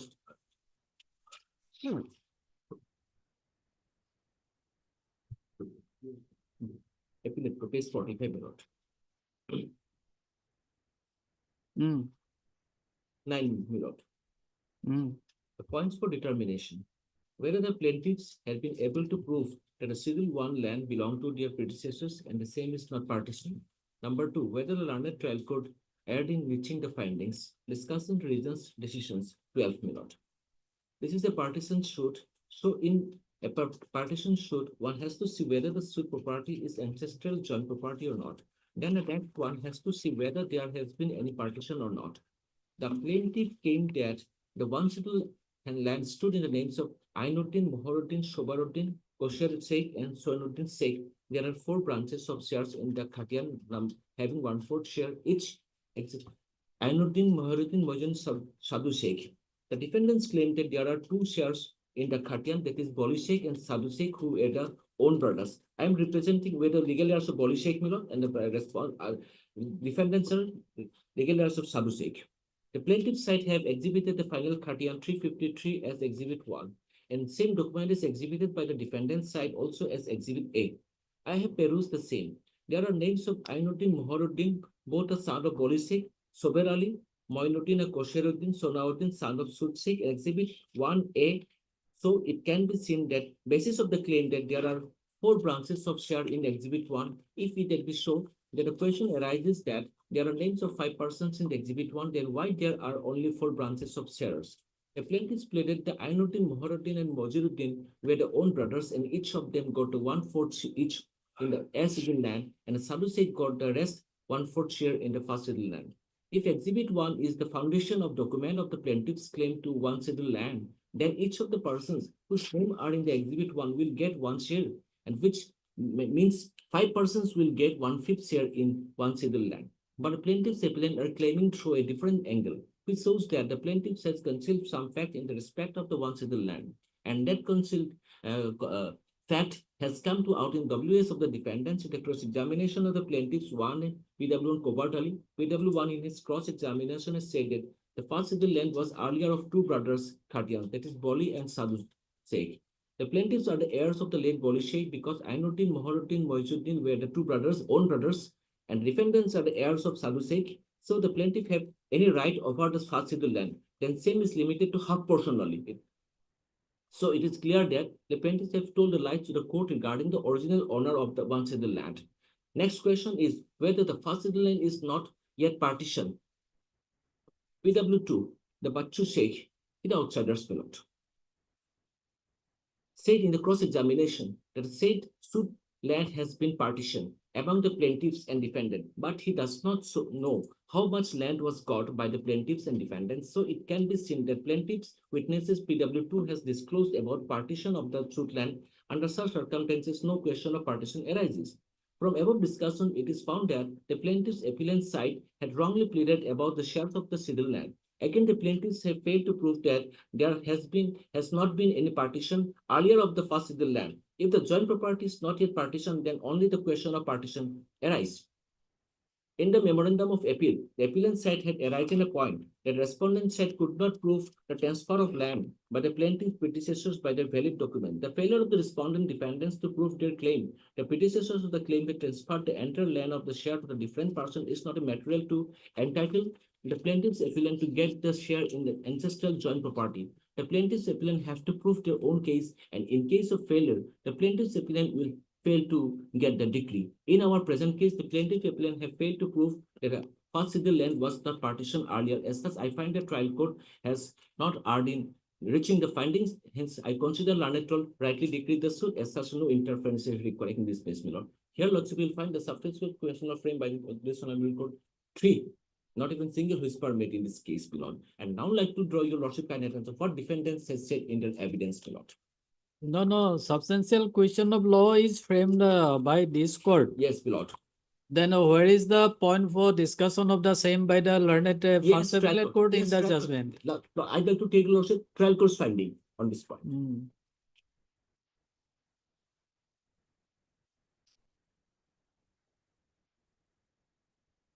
Lordship, page 31, issues.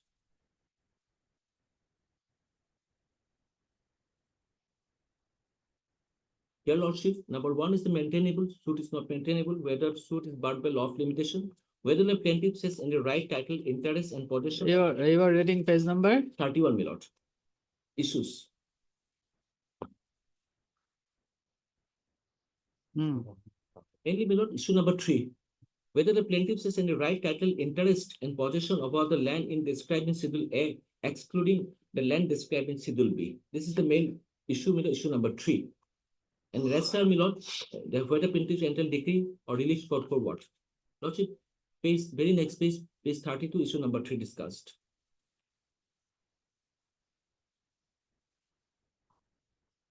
May I read, my lord?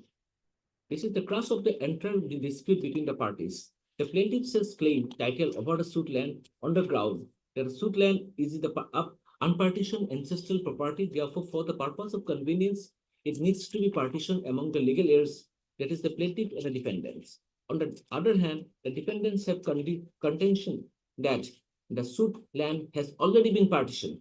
The plaintiff have either sold the share or gave pattern of the same to other person from whom the defendant purchased the share of the plaintiff. Accordingly, the entire land is now in possession of the defendants with the right title interest. The plaintiff has examined as many as 5 witnesses in support of his claim.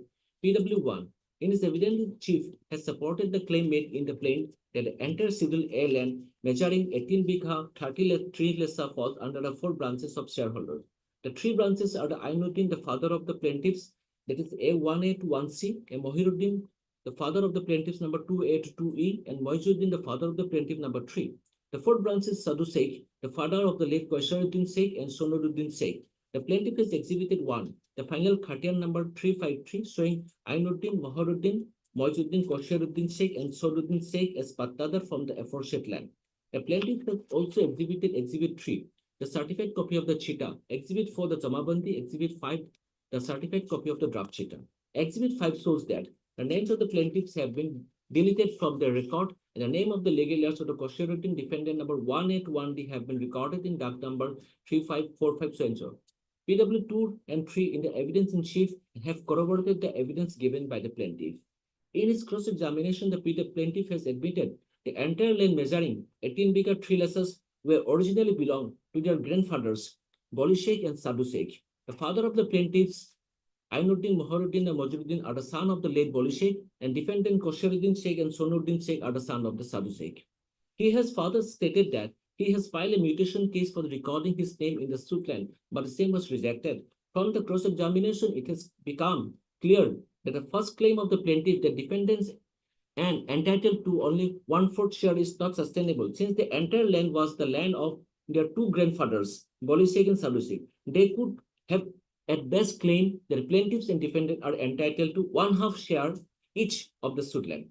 In this regard, the plaintiff has supported the claim made by the defendant that the suit land falls under the 2 branches of legal heirs, that is the plaintiff and the defendants. The plaintiff in his cross-examination has stated that he does not have possession over any portion of the suit land. This portion is quite contradictory to the claim made in the plaint that they have in possession of the share of the suit land, and for the purpose of convenience of the suit land needs to be partitions. PW2 in his cross-examination has stated that defendant says had been in possession of the suit land. It has further stated that suit land has already been partitioned between the plaintiff and defendant. I'm sorry, my lord, just to one point I have to draw your lordship and attention, my lord. While discussing the so far as partition question is concerned, my lord, PW outright said that there is no partition. He's a family member, but PW2 is the outsiders. He said that there might be some partition, only relied by the trial court, his evidence only. I will show your lordship letter. by the evidence given by the plaintiff itself has demolished the claim of the plaintiff that they are entitled third-fourth of the Schedule A land. Secondly, the evidence of PW2 makes it clear that the suit property has already been partitioned. If not so, at least plaintiff has failed to give any explanation as to why they are not in possession of any portion of the suit land. More of the plaintiff himself in his plaint and evidence stated that he has sold a land measuring 1 bigha to the pro forma defendant. The plaintiff has failed to explain as to how he could sold part of one suit land without the same being partitioned. Moreover, the Exhibit 1 submitted by the defendant, it is apparent that the defendant has purchased the land covered by duct number so-and-so from the purchaser by the registered shell deed. All this shows that there has been a lots of sale and purchase and a suit land, and the suit does not stand in the situation as claimed by the plaintiff in the plaint and evidence in chief. The defendant's witness DW1, 2, and 3, and 4. On the other hand, Indian evidence clearly stated that the suit land originally belonged to Boli Sheikh and Sadhu Sheikh. According to them, have been possessing the respective share of the suit land. And they further stated the plaintiff not only sold some portion of the suit land to others, but also gave patta to the remaining portion to different persons. The defendants have claimed that they had purchased their share of the plaintiffs from those tenants. The defendants have also claimed that they purchased the share of the Boli Sheikh from him by executing patta number, this is Exhibit G1 to G9. The execution of patta number was in a special kind of transfer of right over the land by which the superior landlords used to create tenancies in the name of the persons in whose favor the patta number was executed. The persons holding pattanama subsequently acquired the right of inheritance and transfer of the land in which pattanama has been executed. The persons who executed pattanama reserved the right of collecting rent only until the said land has been recorded in the names of tenants. In the present case in hand, the defendants have submitted the original pattanama for a share of the land that fell in the predecessors of the plaintiff. It is also seen that subsequently the name of the defendants were recorded in place of predecessors of the plaintiff. That apart, the defendants have claimed to have purchased some other portion of the suit land by dint of unregistered shell deed, that is Exhibit KLMN. Needless to say that unregistered shell deed cannot transfer title to any person, but it is the original transferor who has to challenge the same, not the plaintiff. Those shell deeds clearly explain as to how the defendants came into possession of the suit land. That apart, DW34, the two independent witnesses, the cross-examination have stated that the suit land was purchased by the defendant from the plaintiff and they have been possessing the same since long time. The plaintiff has failed to establish that a land record was prepared illegally, nor have they been able to prove that they are in possession of the suit land. On the other hand, by exhibiting the original patta number Exhibit G1 to G9 and the KLM, and defendants have clearly established that they have been rightfully possessing the suit land, the plaintiffs cannot claim any right title interest over the same. The consideration of all these facts clearly during some of the facts that suit land has undergone lots changes in the ownership as well as in the person in possession. The fact that plaintiff and defendants have been in possession and the plaintiff had been pressing the defendants to partition the land cannot be believed. In view of the aforesaid discussion, I am of the considered opinion that plaintiffs has failed to establish right title interest over the suit land. Hence, this is cited in negative against the plaintiff. Here, my lord, the trial courts that admitted the defendants claiming the right title interest by relying the documents of KLM and documents, my lord. And whereas right title interest being awarded in their favor, which is substantial question of law come on this place, my lord. While discussing this issue, my lord, the Registration Act, TP Act, what does, whether legal issue involving this place, it is not discussed. Moreover, my lord,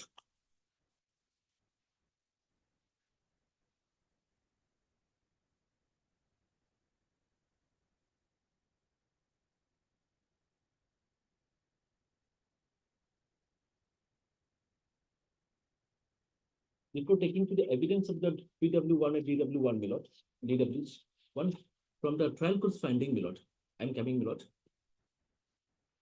In the written statement in paragraph 111, as well as in his evidence in chief, as well in the cross by the defendant one, he admitted that we have equal right over the said suit land, my lord, and our predecessors, he has not denied this fact, my lord. And he also admitted his whole claim is based on the exhibit KLMN, and he also admitted, yes, it's unregistered exhibits, dates, and moreover, Miller, defendant has raised this issue not by the plaintiff, that from some other courtiers, from other tenants, they have purchased that land. Then isn't it the burden to them? If you're saying that you have purchased this land from other courtiers, it is their duty, defendant's duty, by how they have acquired that land, by what process, by what deeds, without our knowledge, how both the courts below has not discussed any point on this specific point. Since defendant has raised this issue, so burden lies on them. Then it just come to the plaintiff. Had it been raised by the plaintiff first, then would have been burden as per first burden on the plaintiff. But here defendant have said that they purchased this land from other courtiers. My first, my lord,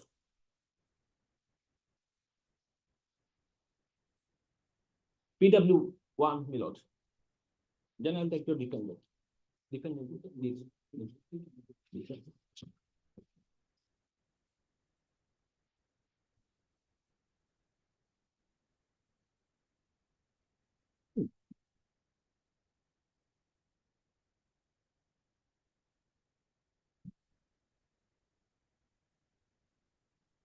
Hello, it's stated vernacular, my lord. Cross. Have you furnished copies of the? It is on the record, my lord.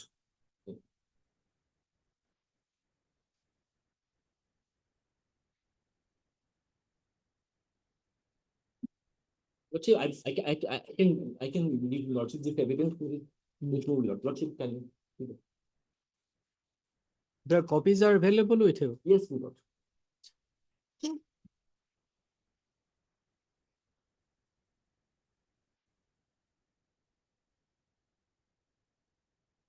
Lordship, here in this matter, before taking to the PW1, I will come, my lord. Then lordship, I will DW1 may be seen. I have marked it, my lord, chief as well as cross.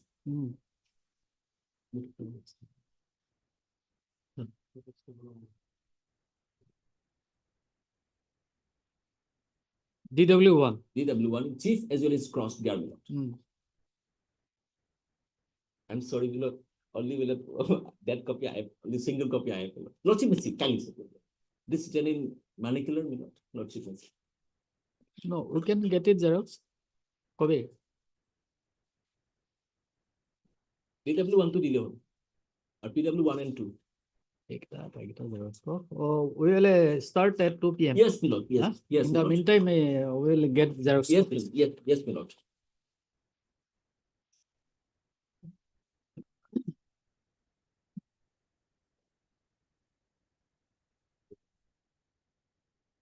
Letter number 10 to continue. Xerox. Original get a graduate. My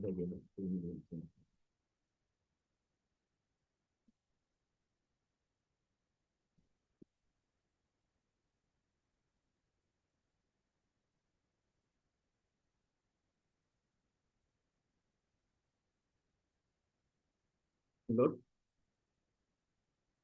When I will read the first evidence of the DW, then I will go take a lordship of the PW.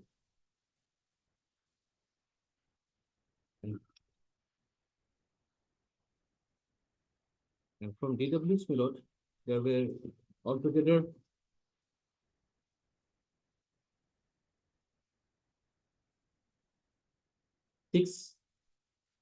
7 altogether DWs, and 2 are officials, and most importantly, DW1 is a concerned.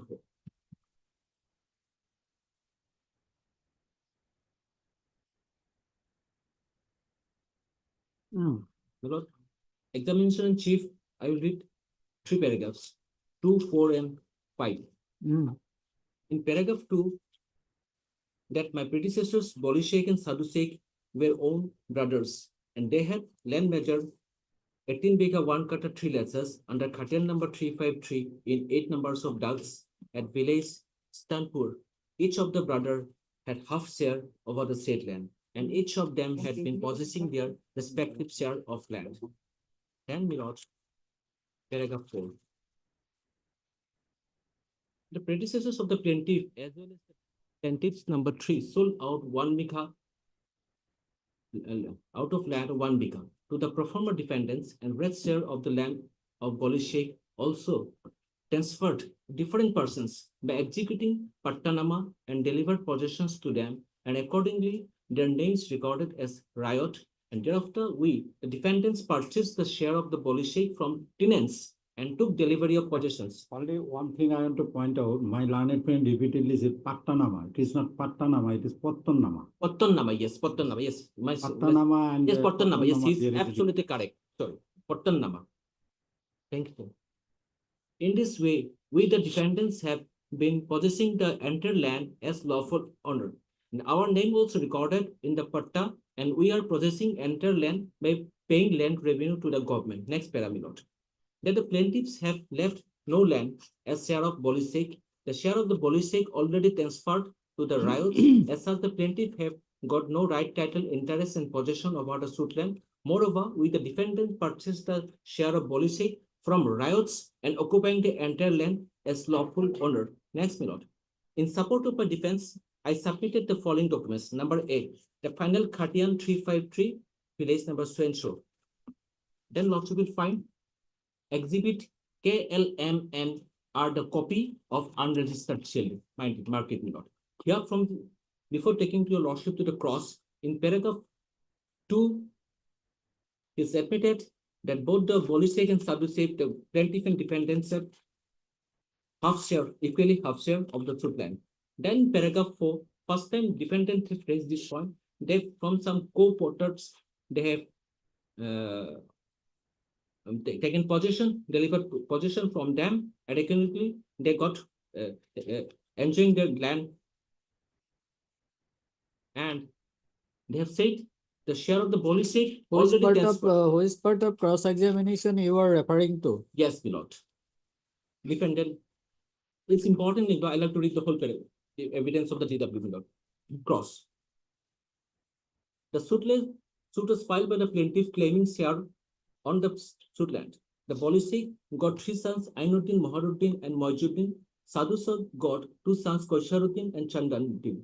Shabbar is the son of Moizuddin. The suit land originally belonged to Ainuddin, Moizuddin, Moharuddin, the Sadhu Sheikh. Ainuddin had sold out, this is the plaintiff's note. Ainuddin had sold out his entire share to different persons from whom we purchased. Ainuddin had sold out to Ahiruddin, Kaniruddin, Muhammad Ali, Kepu Sheikh, and Mohimuddin. I have not submitted any sale deed by which Ainuddin transferred the suit land to the above wife of the stated persons. It is not a fact that Ainuddin did not sell the suit land to the above stated persons. In exhibit G1 to G6, there is no mention of any dag, patta, or khatian number. In exhibit G1, there is no mention of any boundary of the land tenanted. The suit land was tenanted by the Ainuddin alone. I cannot say the dag and patta number in which the tenanted land have been incorporated. Exhibit G7 to G9 were not executed by Ainuddin. Final khatian with respect to the exhibit H has not been issued as yet.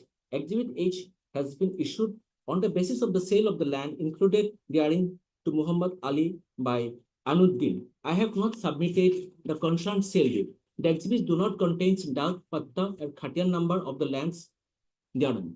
I cannot say the extent of land shown in the exhibits except exhibit J4, where the land is shown is exhibit 2.5 bikha. I cannot say in which patta or dag the lands comprises by exhibit J1 to J5 have been included. Exhibit K, L, M, N are all unregistered shell deed executed in our favor by different persons. We claim the suit land on the basis of exhibit K2 and mark it note.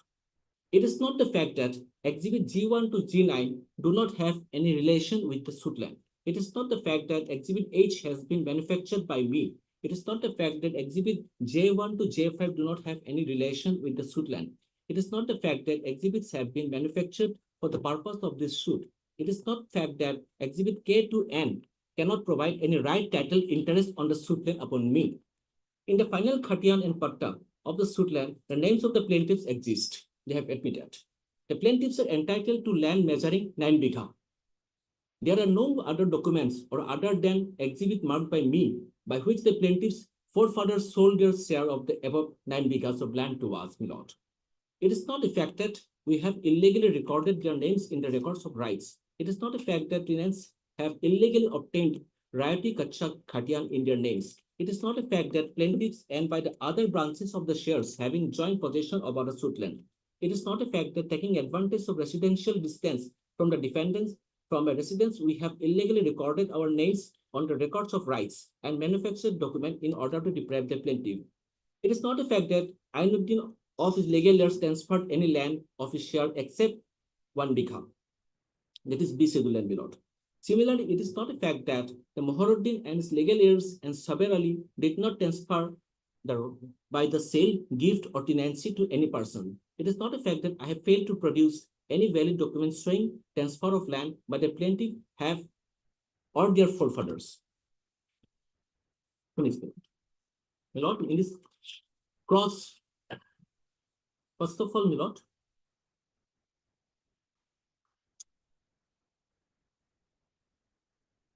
it said that KLM, his whole claim is based on this KLMN, and he admitted himself. Those were all unregistered documents. Yes, my lord. And more, secondly, my lord, he said that it is then exhibit G1 to G9, from the co-sharers, he had purchased this, and neither duck number, neither patta number, nothing is there, my lord. And he himself admitted that plaintiffs have right over the land of 9 bigha, and out of 9 bigha land, 1 bigha land sold by the plaintiffs, and that is B schedule land, my lord.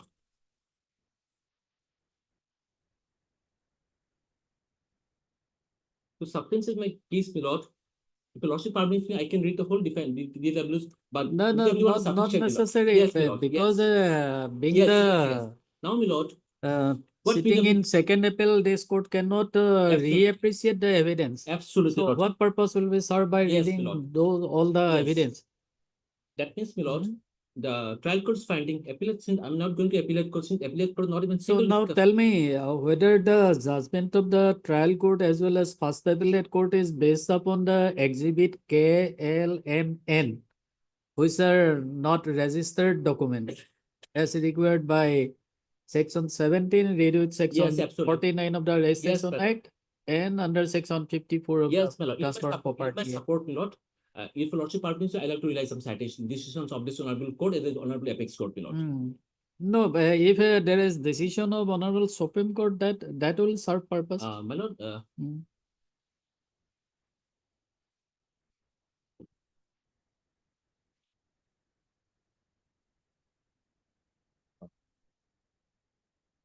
Well, so far as substantial question 1 and 2 concern, my lord, the apex court findings, and so far as substantial question 3 is concerned, there are the 4 decisions of this our courts, my lord. So first of all, my lord, we take the video.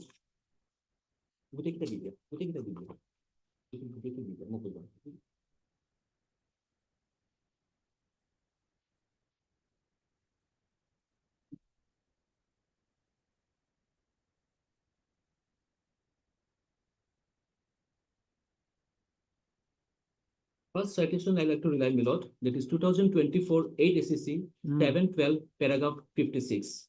This is Mahakali Sujata versus branch manager, Future General Indian Life Insurance, paragraph 56.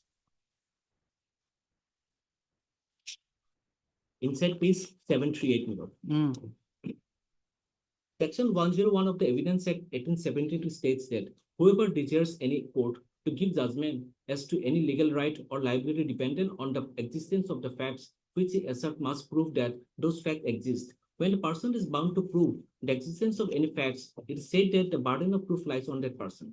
This section clearly states that the burden of proving a fact rests on the party who substantially assert the affirmative of the issue and not upon the party who denies it.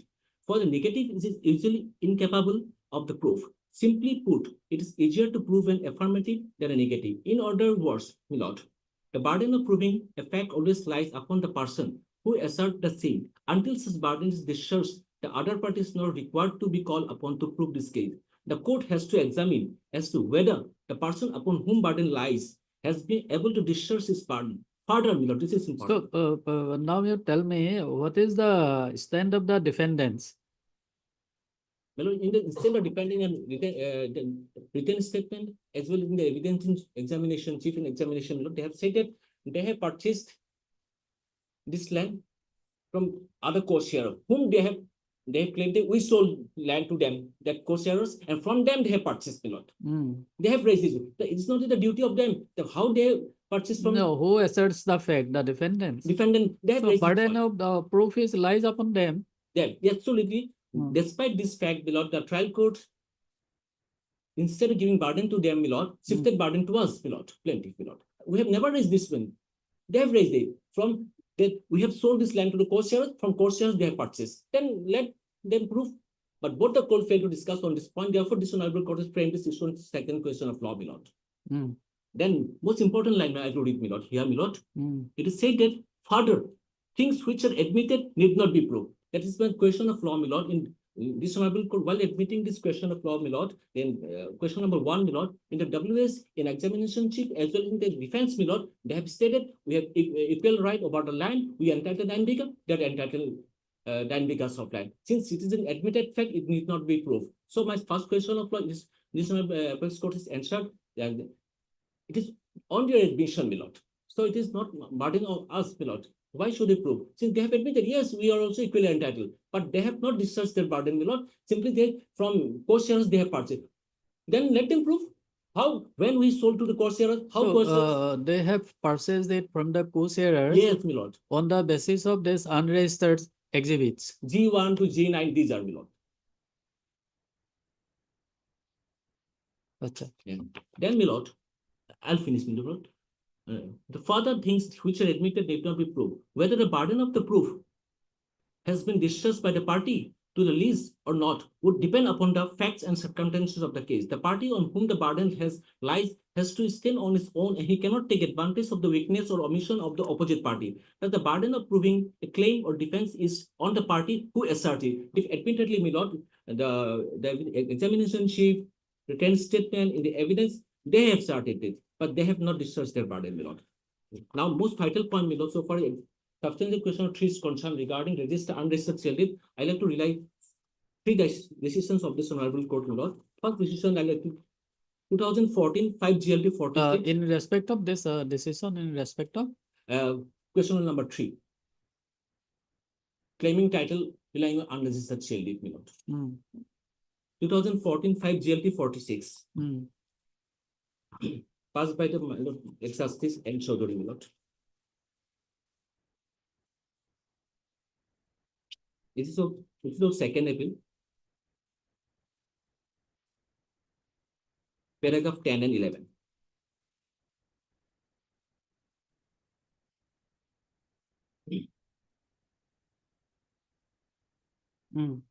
While the second factual substance is about to payment of consideration, the same automatically becomes.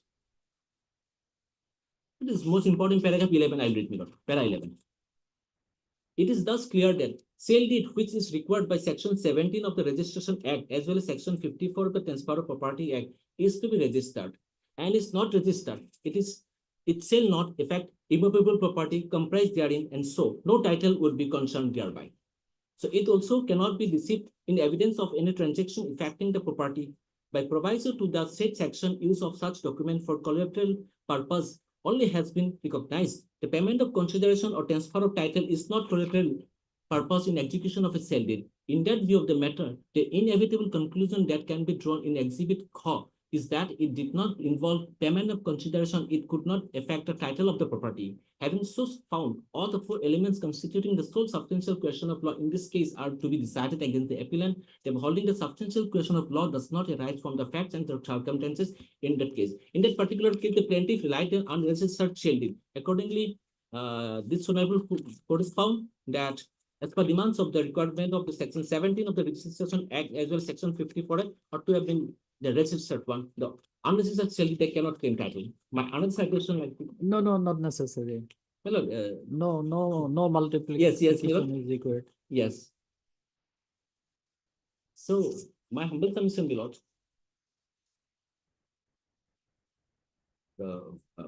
Both the findings arrived by the trial court as well appellate court, my lord. This point has not been discussed, my lord. Since defendants, they have said that our whole case is based on the suit line. We are relying the exhibit KLMN, but they have himself admitted it is unregistered one. But ignoring these provisions of law, my lord, both the courts below had decided title in their favor, my lord. And so far as, my lord, they have defended in their evidence, they have asserted that from court we have sold those lands to some other co-shares, and from that co-shares they've got right in possession about the suit land, they're claiming the right. So it is, instead of giving burden to them by the trial court as the appellate court, my lord, they shifted the burden, they plaintiff failed to this discharge his claim on the title, my lord. And question number one, my lord, since all the evidence of the defendants, my lord, they have admitted we have equal rights, equal share we are entitled, despite having, since it is an admitted fact, it need not be proved. So my humble submission, my lord, the findings arrived by the board of court below, it has to be shared aside. It is up to lordship or to remanded back so that learned appellate court or trial court, if has discussed, decide the issue, though it is all pending matters, but since the question of law involved here, my lord, to deciding the question of law, so appellate court is the court of law as well as facts, my lord. It has to take fresh evidence on this KLMN so far as these documents are concerned, my lord. So my humble submission, lordship may remand back this matter and let the appellate court decide on this matter afresh, my lord. God bless, my lord.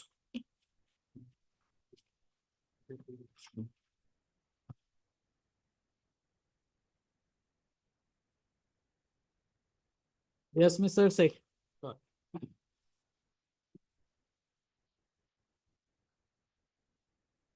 My lord, regarding unregistered sale deed, my lord, both trial court and appellate court held that by unregistered sale deed, no title can be transferred in immovable property. There is no dispute about it. That is their finding. But they try to give some answer to that. I will come to that. But your lordship first take the plaint.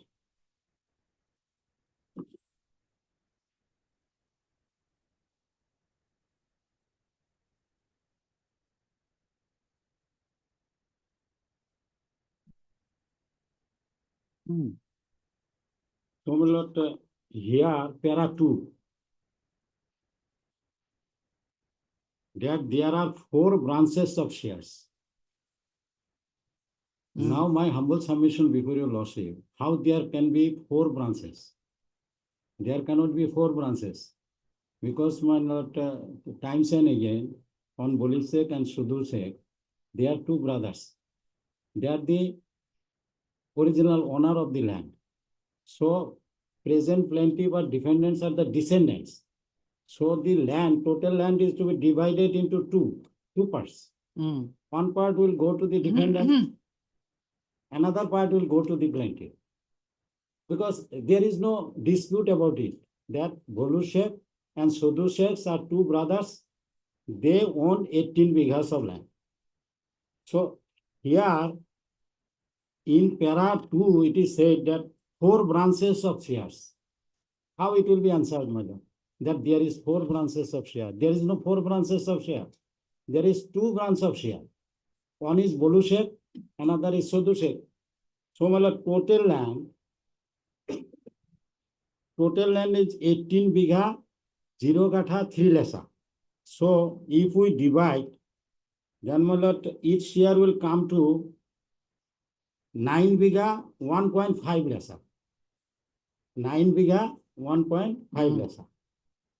And there is no dispute that out of this 9 bigha, 1.5 lesa, 1 bigha was sold out by the plaintiff. It is admitted. 9 bigha? So, share, each share will come, Bolusek and Sudusek, my lord. Each share will come to 9 bigha, 1.5 lesa, because 8 bigha, 3 lesa is the land, total land. So 9 bigha, 1.5 lesa. Each share. And plaintiff admitted that 1 bigha was sold out by them. So their remaining land, 8 bigha, 0 gatha, 1.5 lesa. Now, your lordship, if we go by these four branches of share, my lord, they are claiming, plaintiffs are claiming 3/4 share. 3/4 share. That means one share left to us, to defendant, one share. And three shares go to the plaintiffs are the descendants of Sadhu Bolusek. Bolisek. We are the Sadhu.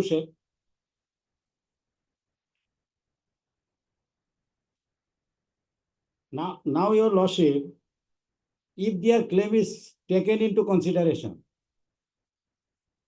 3/4, then 3 shares will go to them. 3 shares will comes to, if we divide this, ultimately it will be about 13 bigha 4 kata. 4 shares. 13 bigha 4 kata. And if we minus that 1 bigha, then their share Whether will be, the land was partitioned. not 18 partition, bigha? not partition, my lord. They want to partition. They want partition of which land? Total land, out of total land. That 3/4 share they claim. 3/4 share they claim. And 3/4 share will come to 13 bigha 4 kata. How? 13 bigha 4 kata. Because, my lord, if we divide 18 bigha by 4, then each share will come to 4 bigha 2 kata, 10 lesser, like this. So, Lord, if we multiply this 3 bigha 2 kata 10 lesser by 3, then their land will come to, my lord, 13 bigha, like this, my lord. If 13 bigha, 1 bigha will minus. 4 bigha. Exact number. One share is 4 bigha. 4 bigha 2 kata 10 lesser. Point something, my lord. So, my lord, ultimately, there are 3 shares.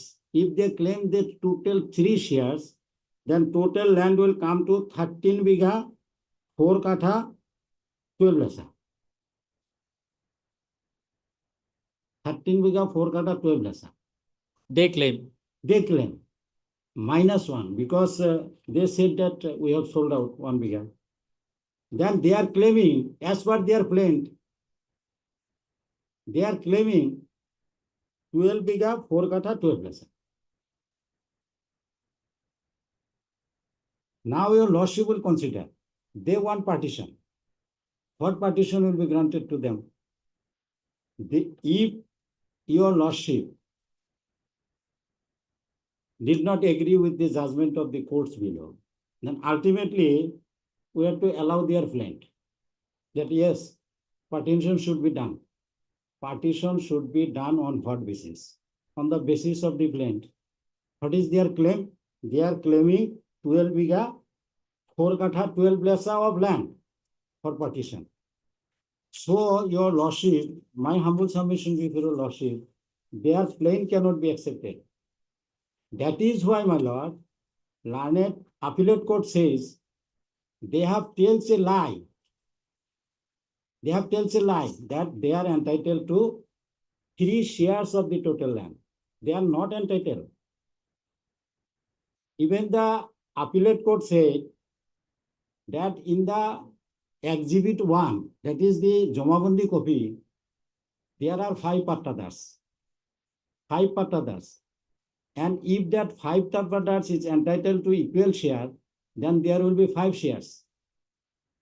And lastly, it is said, anyhow, if we ignore this, that there is 5 patadars of total land, then 5 shares will come.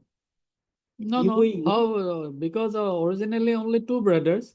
Originally the 2 partition brothers. has to be effected between the 2 brothers. Thing is this, my lord. Story starts from Jamabandi. In the Jamabandi, 5 names appear. There are 3 names and our 2 names. So that is why trial court, appellate court said that there, if we believe the exhibit 1, that is the Jamabandi, then there is 5 patadars against this land. then there should be 5 shares.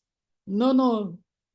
No, yes, my lord. That is answered by the appellate court. Thereafter, appellate court. No, no, Yes. no, no. How? My lord. How? My lord, in the Zomabundi copy, there is no Sodu Sheikh and Bolu Sheikh. So appellate court say that as both the parties relied on Zomabundi, there is 5 patadars. 5 patadars. Plaintiffs 3 and we are 2. If there is originally 5 patadars, then it's 5 share. That is the finding. And thereafter, in the second line, my lord, appellate court said, yes, if we ignore this Zomabundi, if we consider the exhibit 1, then there is 5 shares. If we ignore Zomabundi, in that case, from the individual cases, it is found that there is 2 brothers, there should be half share. There is no problem. If this is half share, then half share they will get. I have said before your lordship, they will entitle to 8 biga, 1.5 lesser. But from the plain, my lord, if your lordship read the plain, they are claiming 12 biga, 4 katha. Now, if your lordship allow their plain, that yes, partition should be done. Their prayer should be allowed. That cannot be. That cannot be. That cannot be. So, my lord, that is why, my lord, Honorable Appellate Court, my lord, lower Appellate Court say that they have says lies. They have lies something because they are not entitled to 4/3 share. They are not entitled to 3 shares. They are only entitled to half of the land. So now, your lordship, if the learned trial court say that they taken recourse to a falsehood, then what is the answer? There is no answer. I am reading the relevant portion of the learned appellate court.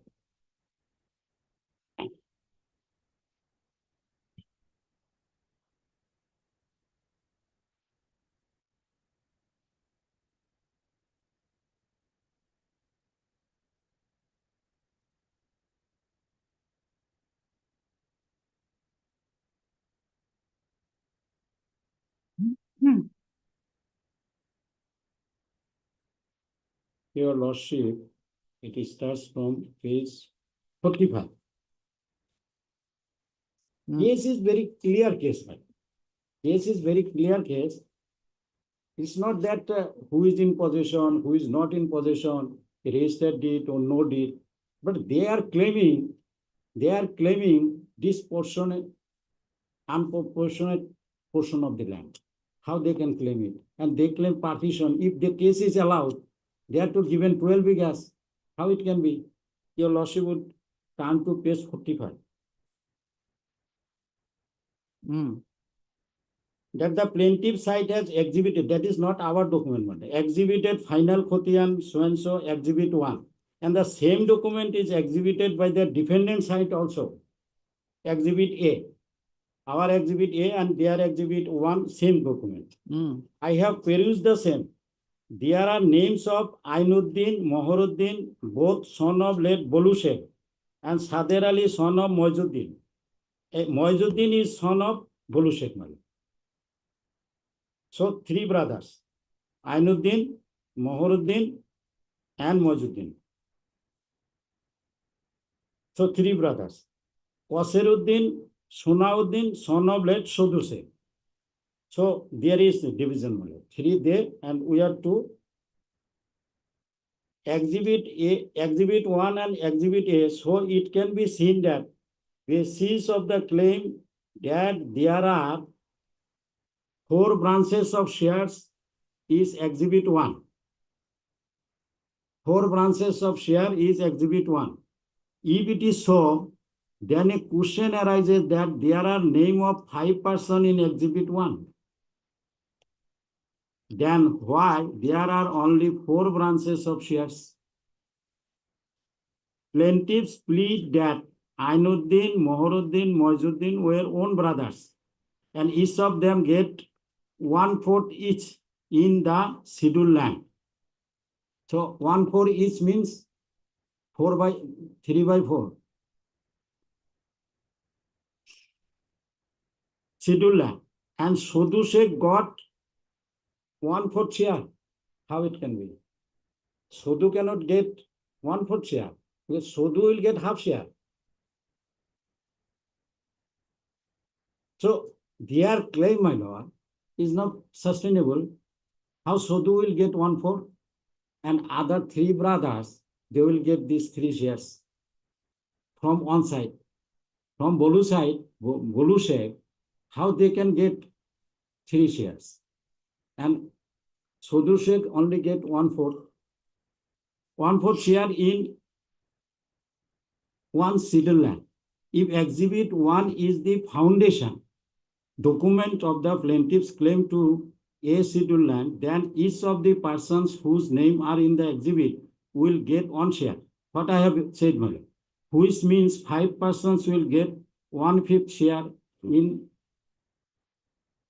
one scheduled land. But the plaintiff appellants are claiming through a different angle, which shows that the plaintiffs had concealed some fact in respect of scheduled land, and that concealed fact has come out in WS of the defendants. And the cross-examination of plaintiff number 1A, PW Kobadali, plaintiff number 1 has said in his cross-examination that one scheduled land was earlier of 2 brothers, Khotian Das Bhais, Bolu and Sudhu. Plaintiffs are the heirs of late Bolu Sheikh, because Ainuddin, Moharuddin, Moizuddin were own brothers. The defendants are heirs of Sodhu Sheikh. So if the plaintiffs have any right over the one scheduled land, then same is limited to half portion only. There is, I humbly submit before your lordship, possibly there is no wrong on the finding of the learned court below. There is no wrong, because it is half share. If it is half share, they cannot claim 12 bigha. They will only entitled to 8 bigha after selling out 1 bigha. They are originally 9 bigha entitlement. 1 bigha sold out, 8 bigha, 1.5 lesser. The plaintiffs are the heirs of late Bolu Sheikh because Ainuddin, Moharuddin were own brothers. The defendants are heirs of Sodhu Sheikh. So if the plaintiffs have any right over the scheduled land, then the same limited to the half portion only. So it is clear that the plaintiffs have told lies to the court. By claiming 12 bigha, they told lies to the court. Where is the answer? Are they claiming these 3 shares? Or they considered that no, we are not claiming 3 shares. We are entitled to only half of the total land. But their claim remains as on today also. If the appeal is allowed, then what will be the fate of the land? They will claim 12 bighas. They cannot. They are only entitled to 8 bigha. Next question is whether scheduled land is not yet partitioned. Answer is this: there is evidence. It is already partitioned. They are in possession. The defendants are in possession. So it is said. Where it is finding? Yes, my lord, this 15, para 15. Next question is whether scheduled land is not yet partitioned. PW2 Batsu Sheikh, pro forma defendant number 1, said in cross-examination that shoot land has been partitioned among the plaintiffs and defendants,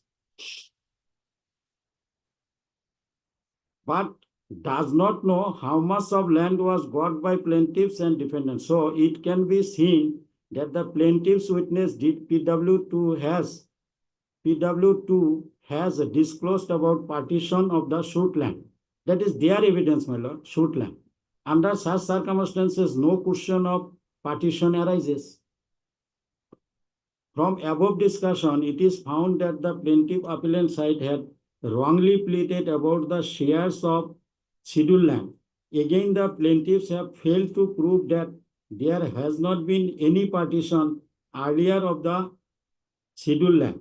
If joint property is not yet partitioned, then only question of partition arises. That is PW2, their evidence, my lord, that is pro forma defendant. He was not declared as here that hostile. No, where is the provision My lord, for declaring a witness hostile in CPC? my lord, Eh? I'm sorry. I'm Where? sorry. I'm sorry, my lord. No, Mr. Sheikh. From the criminal line, I have said. So, my lord, here, their evidence, PW2, it is not our evidence, my lord. They said that there was partition and everybody is in their own land. Okay. In the memorandum of appeal, the appellant side had raised a point that respondent side could not prove transfer of land by the plaintiff's predecessors by valid document.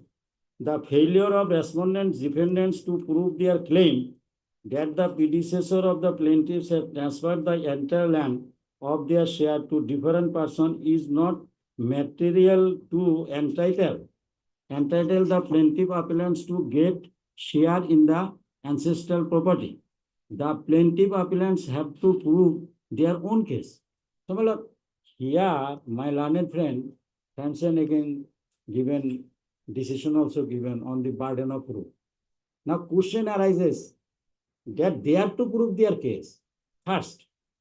Supposing I fail, defendant fails, thereby their case will not improve, my lord, because they are claiming some share, wrong share, and now if question is this, I could not prove. I could not prove, will not give benefit to them because they could not prove. First thing is this, plaintiff is to prove their case. That is the finding of the court, learned trial court, my lord, learned trial court as well as learned lower appellate court. Plaintiff appellants to get share in ancestral joint property. The plaintiff's appellant have to prove their own case. That is, we have to give emphasis on this, prove their own case. Can they prove their own case that they have 3 shares in the land? They did not. They did not have 3 shares. If this case is allowed now what will happen? In partition, same thing will have that we claim 3 shares. We want 12 bighas of land. Can be given to them. No. At best, they can claim this 8 bigha only because one bigha already sold out. They admitted. So now question is this, my lord. Another point is that both the courts below say, no, by unregistered sale deed, no title can transfer. That has been admitted. But thing is this, whether the plaintiffs able to prove their case, they are entitled to 12 bighas of land. No. They cannot. And if this appeal is allowed, then 12 bighas of land will be given to them for partition. That cannot be. So sum total, my lord, this is my submission. Subject to my friend if says something, then I will try to reply. Yes, Mr. Yes, my lord. Dekka. Yes, I So how you are claiming 1/4 of the share? No, my lord. First of all, my lord, admittedly, my learned friend is very correct, my lord. Since, my lord, first appellate court is the fact and law, your lordship is away, my lord. After going through the plaint as well as evidence of the record, appellate court has said that since 5 persons are there, learned appellate court is in the paragraph 40 say that, which means 5 persons will get 1/5 share in the schedule. It is also wrong. If it is 1/5, it is correct, my lord, then they will go lesser amount. Since they are entitled half portion, we are entitled half portion. So this fact, this evidence is very much available on record before the appellate court. How 1/4, my lord?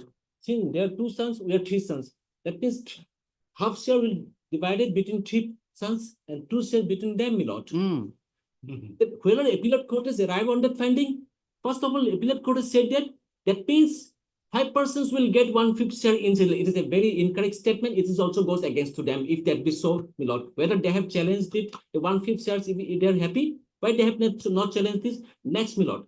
Finally, I'm sorry to interrupt. My lord, actually, what is the last finding? We have to go by that.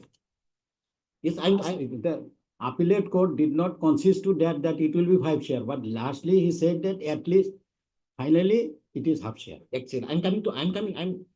Can you allow me to? Yes. I'm coming. And next, my lord, if we're entitled half share, then where is the dispute? In a half share, then and they finally decided all the suit and title in their favor, my lord. First of all, you call a coke. No.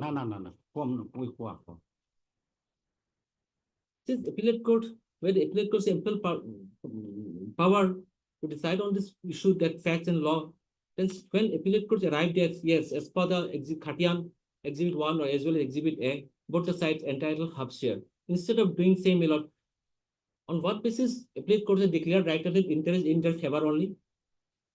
My lord. So appellate court has not done wrong, my lord. And and since appellate court, if decided that yes, you are all entitled to half shares, and out of the 9 bigas, you have sold 1 biga, so you are entitled only 8 bigas, it is 9 biga there. It is open before the appellate court, my lord. But what appellate court has said, my lord, dismiss our suit, partition suit, and appreciated the findings of trial court. Is it partition suit before the trial court? My lord, kindly have a look my prayer of the plaint, my lord, at page 11. Equal share, proportionate 14, page number 14. Page 11. My prayer plaint. 11, my lord. Paragraph 7.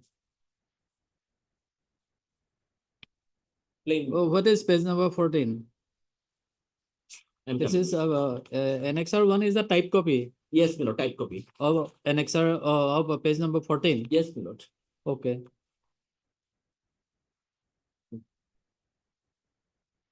A, my lord, a decree declaring the right, title, interest, and confirmation of joint possession, my lord, of the plaintiff and the defendants over the land of Schedule A less than shown in Schedule B.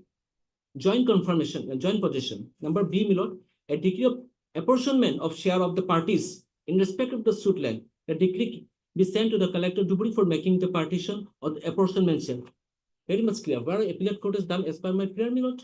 What my first prayer, my lord? The confirmation of joint possession of the plaintiff and defendant. That means, as per the Exhibit 1, we have Exhibit A relied by both the sides as per Khatian, both should entitle equal share. If that be so equal share, then confirmation of our joint possession of the, let's say, the Schedule B land. Since from Schedule B land, we have sold 1 biga land. They are entitled complete 9 bigas. We are entitled 8 biga, my lord. And my second prayer, apportionment of share between the said parties. What the learned appellate court has done, my lord, but trial court, our entire suit is dismissed, and my lord, basing on the document, relying on that they having right and possession over them, and decided in their favor, title in their favor. So it's an absolute purpose finding arrived by both the courts below, my lord. The appellate court would have decided, since my prayer is very much clear, the court, since record shows were equally entitled, so as per this, our prayer ought to have been decided this issue, but as per our prayer, if you go lordship trial court's finding as an appellate court, not as per the prayer of our plain, my lord. So, my lord, this is either your lordship will finally decide or remanded back as per the what our prayer made in the plain, and finally, equally, if you are entitled, equal partition may be done. No, Mr. Deka, my lord, this court sitting in second appeal cannot decide all those issues. That means it's a law. If that means law, my lord, then lord. If that means, my lord, the findings arrive both the court below, not but this court cannot go beyond the substantial question of law. Absolutely true. So my only submission, why I am taking your lordship to since my learned friend is saying that, senior is saying that we are the appellate court. Mr. Sheikh, let the matter go to first appellate court. Yes, my lord. And decide the issues. My lord, that must in accordance with law. Yes, half share. Yes, my lord. But one point, my lord, regarding this possession, my lord. Regarding possession, it will completely depends on evidence. Who are in possession. So joint possession is to be decided.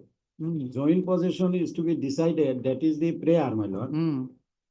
Joint possession depends on the evidence only. So that will be done by the original court, my lord. That is the No, evidence is already on the record. my lord. The first appellate court will appreciate the evidence and decide the issue.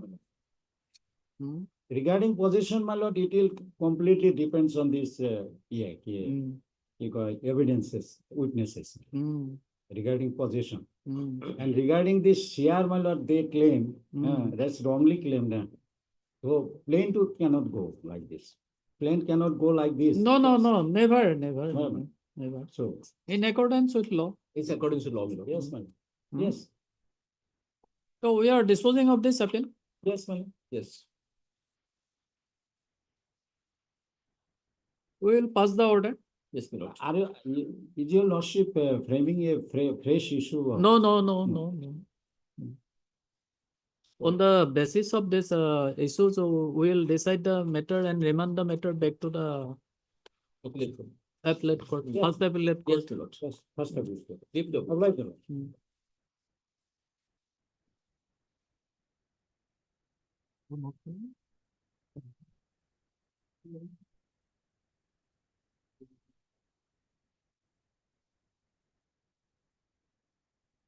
Terminatum, one.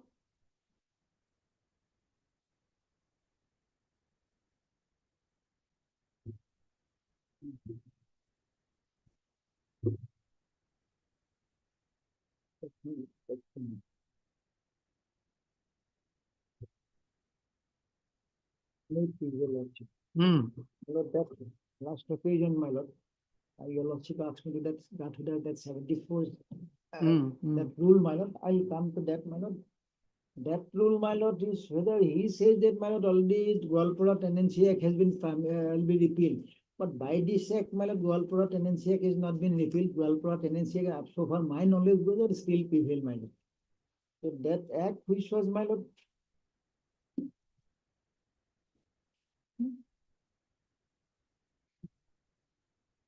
so on last occasion, learned friend, my lord, said Assam land holding adoption relationship under the Assam Land and Revenue Regulation 1986 in the Acquisition Permanent Shuttle Estate Act 1974.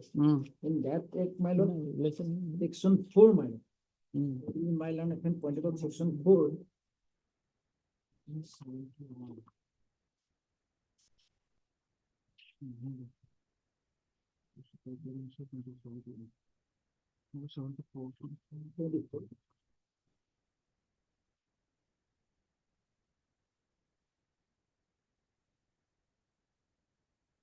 I don't think it is. I don't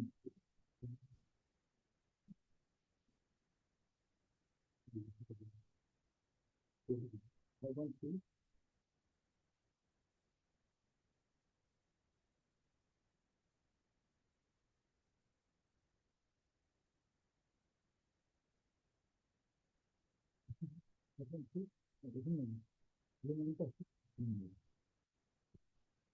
So what was the name of the act? Assam Land Holding Adoption Relationship under the Assam Land and Revenue Regulation 1986 in acquired permanently settled state Act 1974. Section 4, my lord.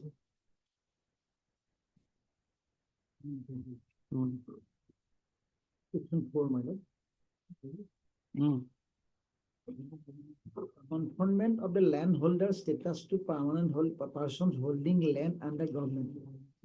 Any person on the commencement of this act holding any land directly under the government in the area under any of the provisions of the Assam State Acquisition and Zamindari Act 1951 shall continue to hold the same under the regulation in the status of a landholder subject to the payment of such land revenue as may be assessed as per provision under the regulation. So, my lord, this confirmation, my lord, that status of landholder, that has to be, my lord, in the aspect of Zamindari Act 1951. But their pleadings was that, my lord, we are under Tenancy Act, Gwalpara Tenancy Act, my lord. But Gwalpara Tenancy Act not being repealed, and this is no use of this, my lord. This is this section 4 on third a landholder who is the holding under the Zamindari Act 1951. So No, you come to this section 5, 5, my lord. repeal and saving. My lord. Repeal and saving. And for the date of commencement of this act mentioned in schedule shall be repealed, and on same repeal some Tenancy and Settlement Area Tenancy Act 1971 shall came into force in the area. So it not anything such appeal and any rule made in order of issued any confirmation, publication, any proceeding commencement of this act taken into anything whatsoever done under this act, so repeal shall continue and to be deemed to be have continued and have the effect of the same made so publish and commencement take so and so. But So this schedule 1 is Gwalpara Tenancy Act 1929. Yes, Gwalpara Tenancy Act 1929. Gwalpara Tenancy Act 1929 Act.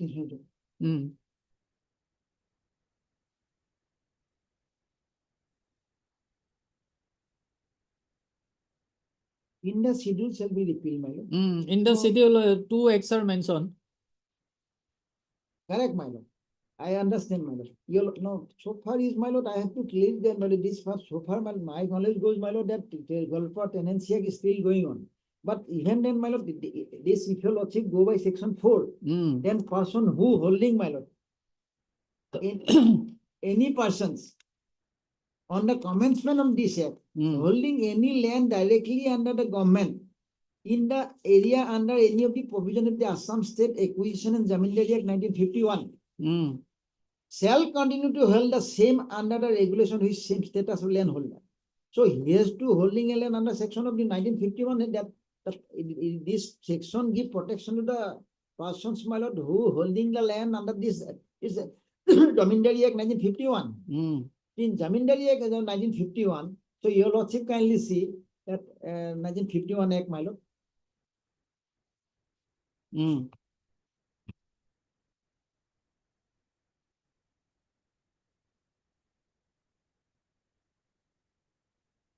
So for giving protection under this section, even, my lord, then this protection is section, my lord, the landholder status, my lord, that is, your lordship kindly see the very purpose of the name of this act, my lord, 1974 Act, my lord.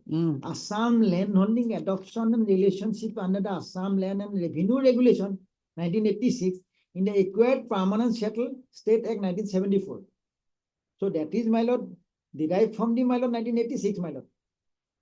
Assam Land and Revenue Regulation, because landholder status, that protection, my lord, if your lordship go by the 1951 Act. 1951 Act, my lord, your lordship kindly see.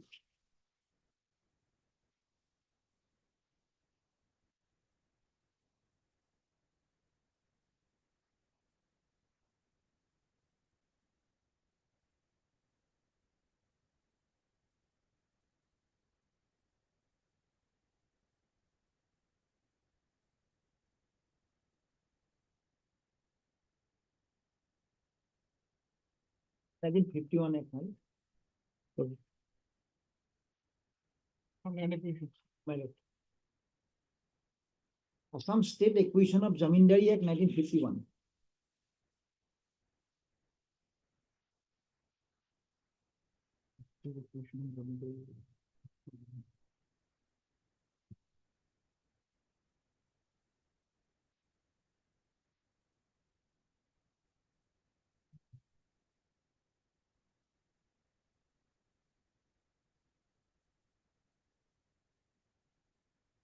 So Assam State, your lordship, my lord, that 1951 Act, my lord. So, my lord, in section, why I am submitting, my lord, in section 4, my lord, only this act, your lordship, section 4, my lord, conjoined reading of the section, if your lordship go by the section 4, my lord, he is talking about 1951 Act.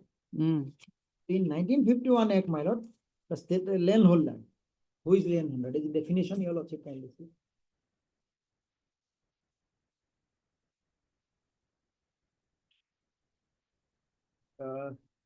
Definition 2, my lord, 2.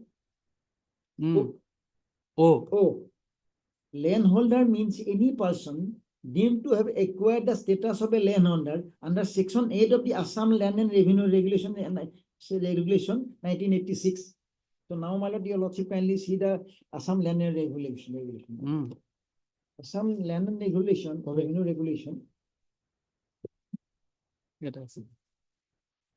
Section 8, my lord.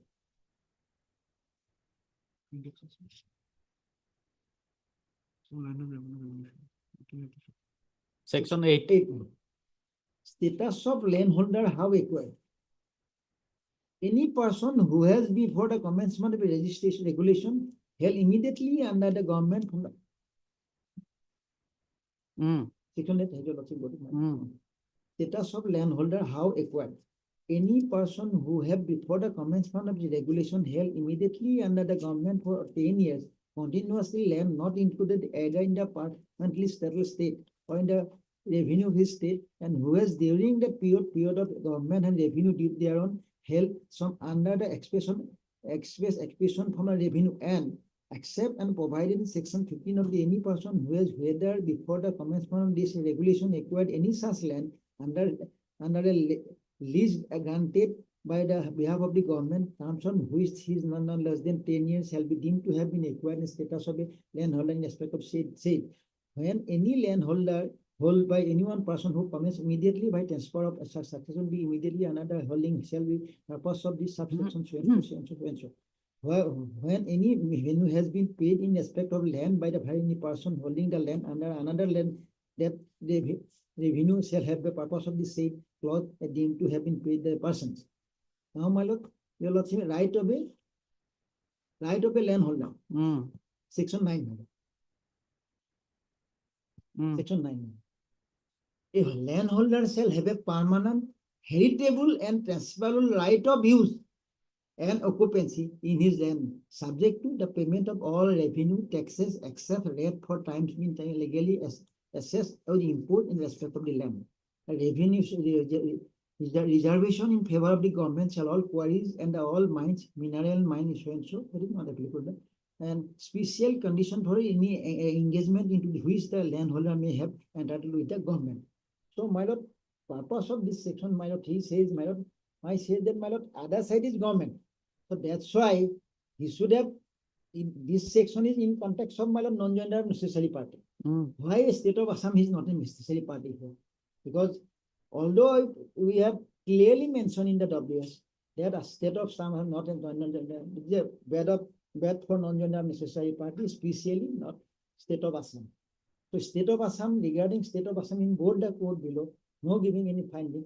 And if it is a, my lord, government land, and he is paying, my lord, Tozi, because I am seen the record, my lord, all the revenue paying, my lord, Tozi. This is a Tozi pata, your lordship. Tozi means what, my lord? This is a fine imposed by the government, and for that they have to pay allow them to enjoy, my lord. But in the plaint, my lord, not a single line. But how this, my lord, person who gifted, how he get it, my lord? I will come to that also, my lord. That is nowhere mentioned, my lord. And in fact, in their evidence, PW1 and PW4 clearly mentioned in the evidence that I do not know how he get the settlement, how he get the land. That is I'll read the PW1 and PW4, I will come to that. And this context, my lord, the why state of Assam is not a made party. And answering that, he has questioning that I am got a landholder status, so that is not necessary. But that is not that, man. My lord, the state of Assam, my lord, should have a very important party in this case, my lord, and non-gender necessary party, and that is not been dealt by both the court below, which is fatal, my lord. That is my one leg of argument. And another leg of argument, my lord, I'm sorry, my lord, yesterday, last occasion, my lord, I am pointed out that I have not mentioned, I have not selling the gift, my lord. That is not correct, because there are 3 WS. I have gone through all the WS, my lord. I have seen the specific environment we have made that there is no such gift. It is just to fill up the lacuna, they have done it. I have denied this, my lord. So I have challenged, my lord. So no issue has been framed. That is why, my lord, rightly this honorable court, my lord, framing that issue, my lord. The substantial question on number 2, my lord. So your lordship kindly may I go to that question, my lord. Regarding this, my lord, why a state of Assam is a necessary party? That my lord, although he's even if he got a holder right, my lord, he will not, my lord, absolute right. He have a right to, my lord, heritable right and transfer of use of the land. He can transfer to one cultivator, transfer to the another cultivator. And my lord, father dies, then son will get for the right of use. But that cannot be, my lord, give any right to sell or transfer or give. So that's why, my lord, state of Assam was the necessary party in this case. And that contest, my lord, I am submitting this. And so far is, my lord, the gift is concerned, my lord. Okay.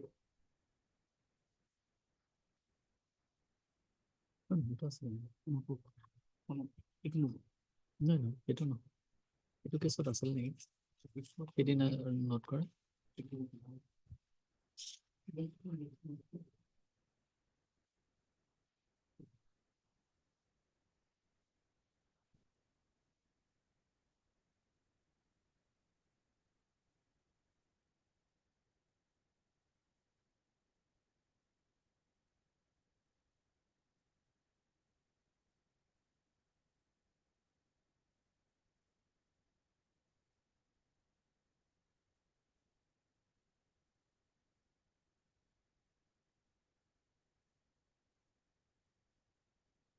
Yeah, okay.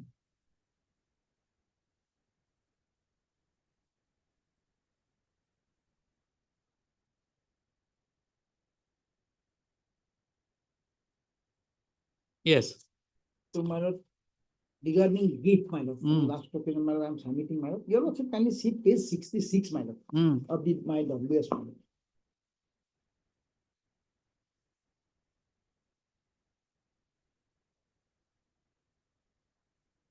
Page 66 has your office body, my lord, of my lord memo, my lord.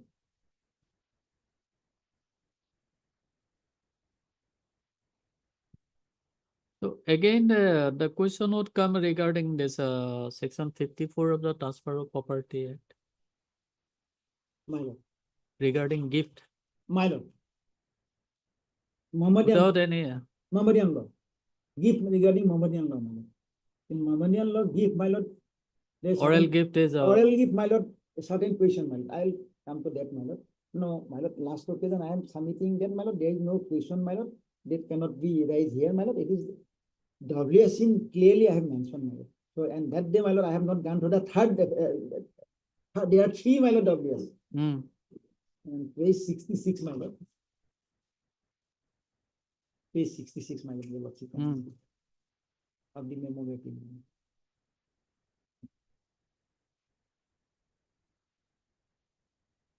The plaintiff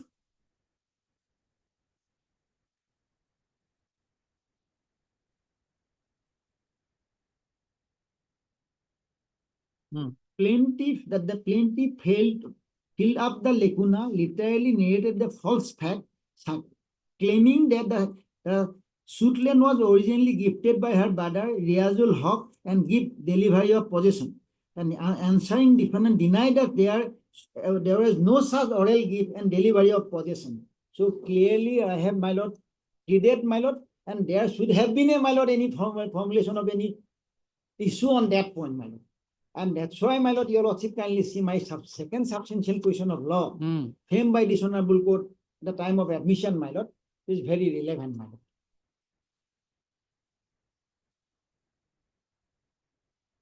Because oral gift is permissible under the Mohammedan law, my lord. Section 129, my lord. But it has Section 129.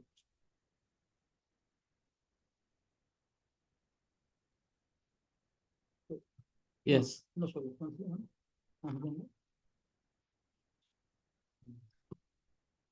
149 of the Mohammedan law. The essential of the gift, of a gift. The essential to the validity of the gift is there should be first a declaration of the gift by the donor. First ingredient, my lord. Second, an acceptance of the gift expressed or implied by on or behalf of the donee. And three, delivery of possession of the subject of the gift by donor and the donor mentioned. here in this case, my lord, so since my lord, issue has not been framed, so because they are very right derived from the gift. In only one para, in the, if your lordship go by the plain, my lord, only one para regarding title, only one para. That so is gifted by my brother in oral gift. In other, there is no discussion, nothing, only how he get it, what is it, nothing. So, my lord, since in WS we have taken this plea, we have denied this gift, and that was nothing, my lord, just to fill up the lacuna. So, no issue has been framed. All the pleadings are available.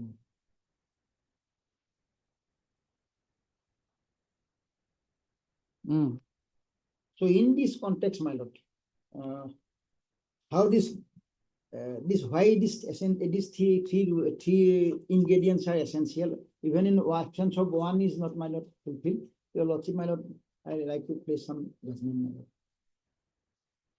lord.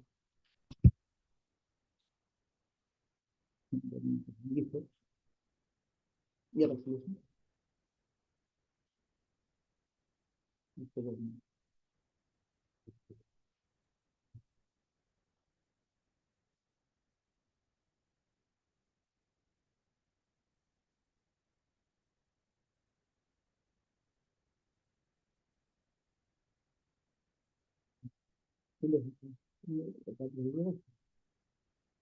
AI 1984, my lord. Guwahati, page 41. I'm telling you copy, I'll give you a lot. 1984, Guwahati. 1984, Guwahati.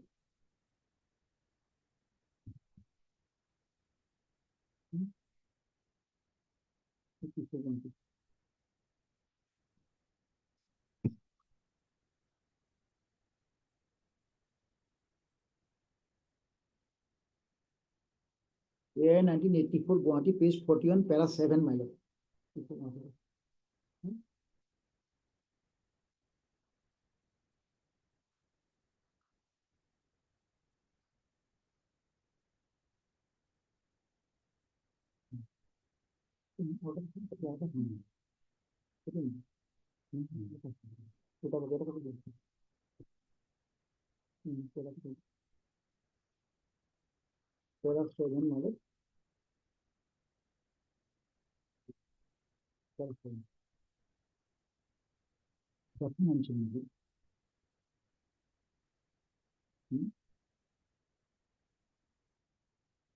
Para 7, my lord.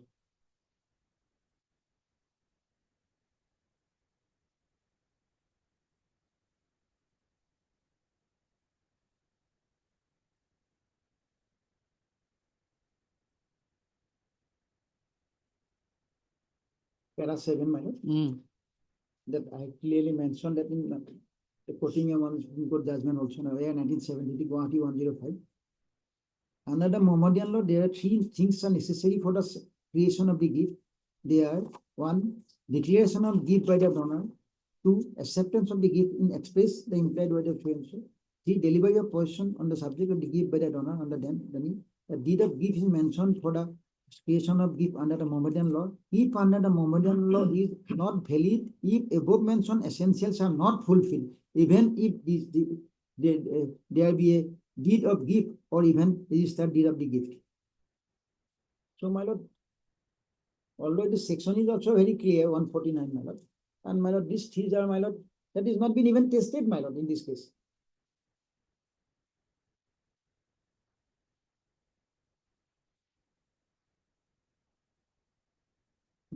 So it is not that they, my lord, I have, for the first time I raised before this honorable court, and that was very much in the WS, my lord, and your lordship, my lord, second, my lord, substantial question of your lordship can see. There is another judgment on that gift, my lord, the same point. No, not necessary. Why? But law is also very clear, my lord. Then we have this case. So,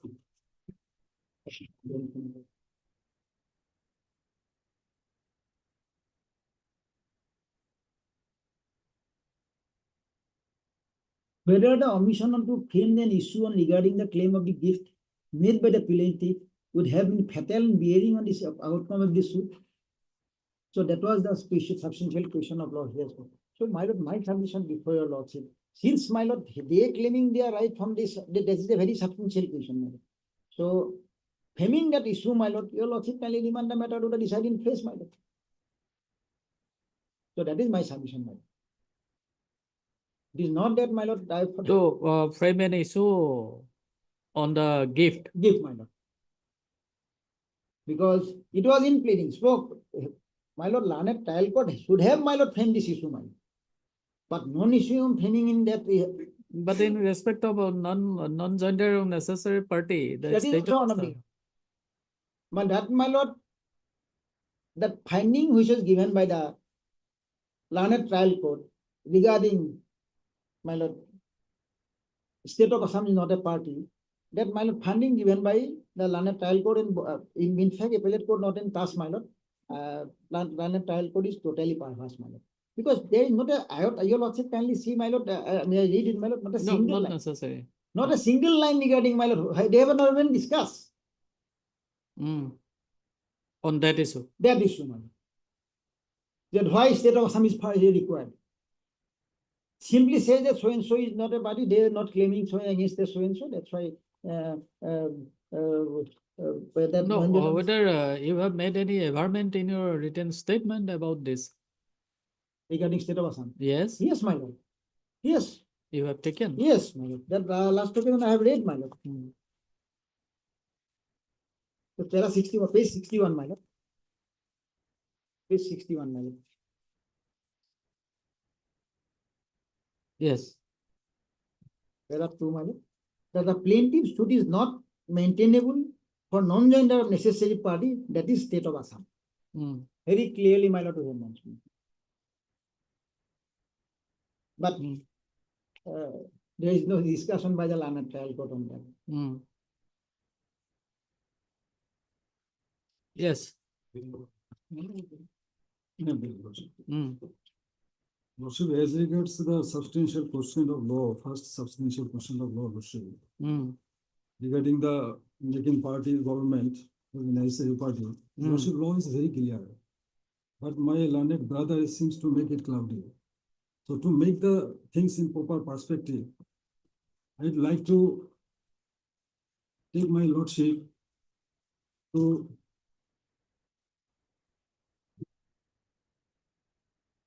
lordship exhibit 6. You kindly have a look, lordship. Exhibit 6.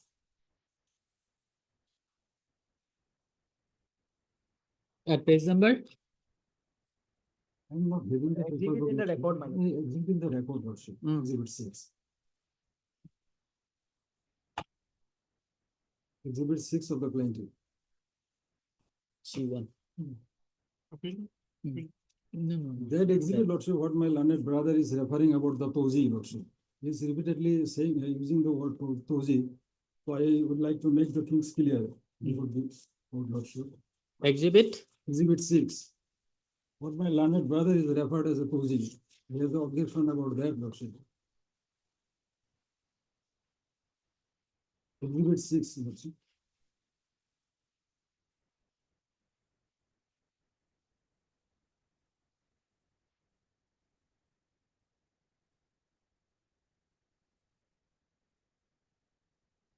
Yes. Lordship, got it? Yes.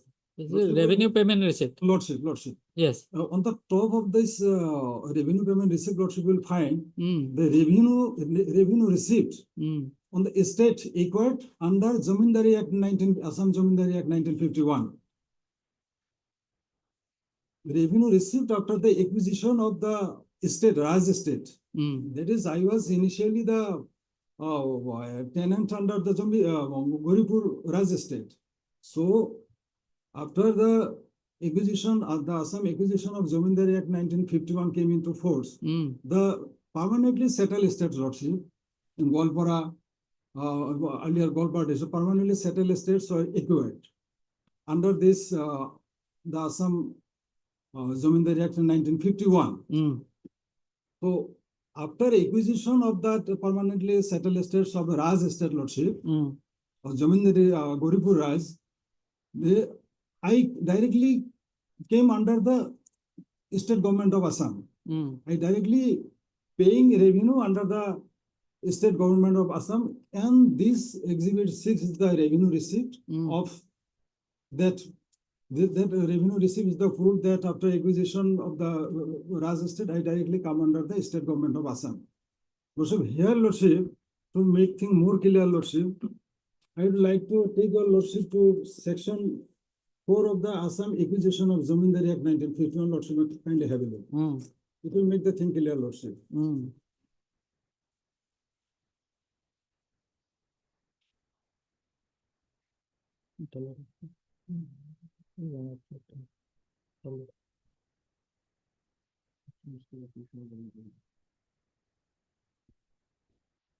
Lordship, kindly have a look at subsection 6, Lordship. Section 4, subsection 6, Lordship. Until further legislation by the state legislature in this behalf, every riot or non-agriculture tenant holding land in any estate or tenure which has vested in the estate shall hold the same directly under the estate. So by virtue of this act, I came directly under the state government of Assam. So here Tozi is used because the Tozi number used to be written when there was a Raj estate. Raj estate used to word the term Tozi to identify a plot of land, area of land. So during that period of time, during that period of Raj estate, the Tozi number was used to be written.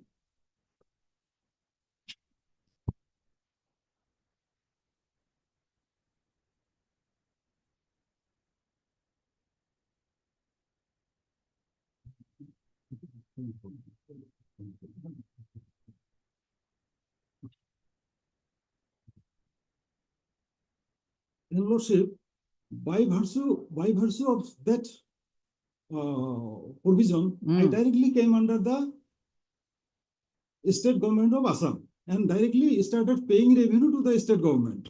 So here, Lordship, will find, Lordship. Again, Lordship, may kindly come to the Assam, Lordship, Assam landholding adoption of relationship under the Assam Land and Revenue Regulation, Lordship. Here, this earlier I referred this section 4, Lordship. Because my learned brother is repeatedly referring me as a tenant. I am no longer a tenant, Lordship. Law is very clear. I have acquired the status of landholder, and landholder has got every right to transfer his land, not only occupancy. My learned brother is submitting that I have the occupancy right only, not occupancy. I have acquired independent rights. And section 4, Lordship, section 4 clearly says, Lordship, any person, may I read, Lordship? Any person on the commencement of this act holding any land directly. Lordship, I have already holding land directly by virtue of that section of Assam Acquisition of Zamindari Act 1951. So here this act came into force during the year 1974. And this act, Lordship, under section 4, I acquired the status of landholder. Any person on the commencement of this act holding any land directly under the government in area under any the provision of the Assam State Acquisition of Zamindari Act. Assam State of Zamindari Act, by virtue of that provision, I have directly come under the state government. By virtue of that subsection 6 and section 5, I have directly come under the control of the state government. I directly started paying revenue to the state government and the proof of the exhibit 6. And by virtue of that exhibit 6, I have acquired the status of landholder. And this is the relevant provision of law, Lordship. Section 4, Lordship. Lordship, I am no longer a tenant. So how the questions of state government making a party in the suit, that doesn't arise. My right is independent. I have acquired the status of landholder. So who is the landholder? Lordship, can be.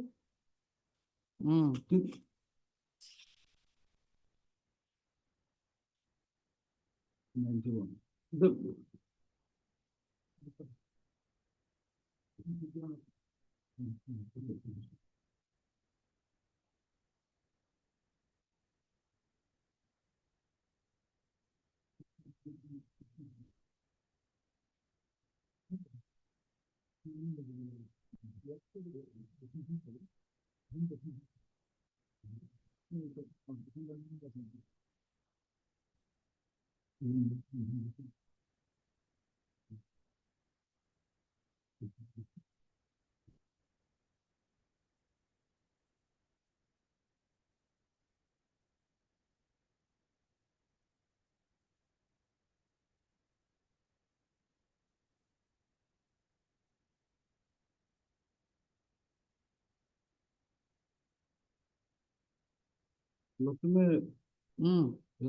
Some land and revenue regulation, Lordship, section 3 definitions, Lordship.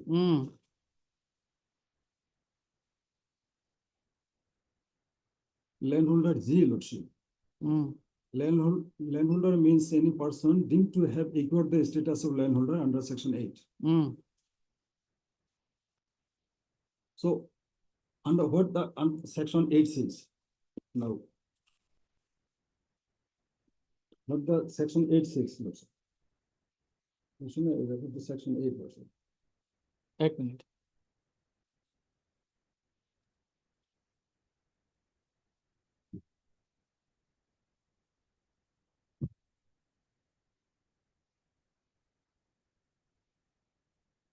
Person can acquire status of landholder, Lordship, by virtue of this section 8.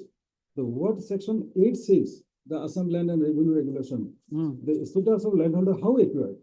Any person who has, before the commencement of this regulation, held immediately under government for 10 years continuously any land not included either in permanently or settled estate or in any revenue-free estates, and who has during that period of paid the government the revenue due thereon or held the same under the express exemption from revenue.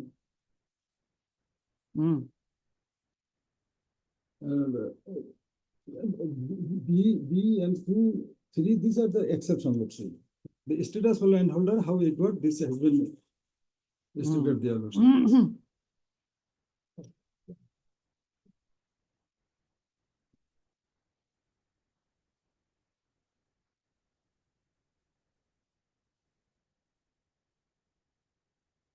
Now, Lordship, the Assam Landholding Adoption Act mechanically again. Here, Lordship will find section 3, Lordship.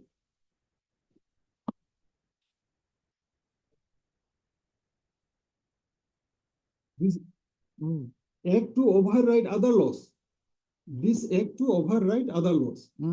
Notwithstanding anything contained in any other law or any custom or uses, any contract express or implied, inconsistent with the provision of this act. The provision of this act shall have effect. So by virtue, this act, the 1974 Act has the overriding effect. And by virtue of this act, Lordship, I acquired the status of landholder. And the right of the landholder is, Lordship, independent right. So in that sense, Lordship, making state government as a party doesn't arise. This is my humble submission, Lordship. Now, Lordship, I will take my Lordship to the first appellate court's judgment, Lordship, paragraph 16, Lordship.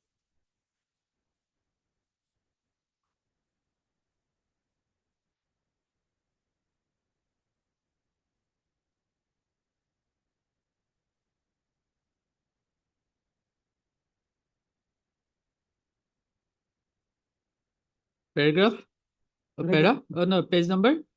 Page number 27, Lordship. Of the memo of appeal? Of memo of appeal. Yes, ma'am.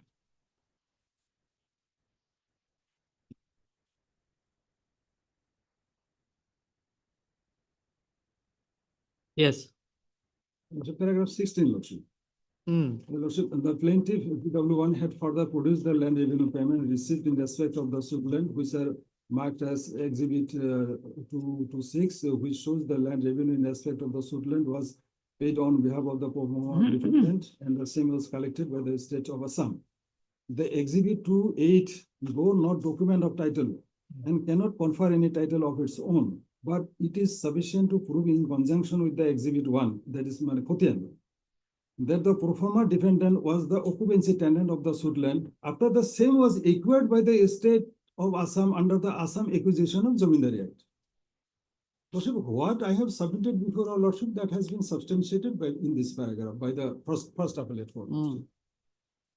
The same was acquired by the state of Assam under Assam Acquisition of Jamindari Act 1951, and he paid revenue in respect of the suit land to the state government Assam directly. When I started paying revenue directly to the state government, I acquired the status of landholder by virtue of Section 4 of the Assam Adoption of Landholding Act 1974. Lordship. So my right, I have acquired the independent right. So questions of state government making a party doesn't arise.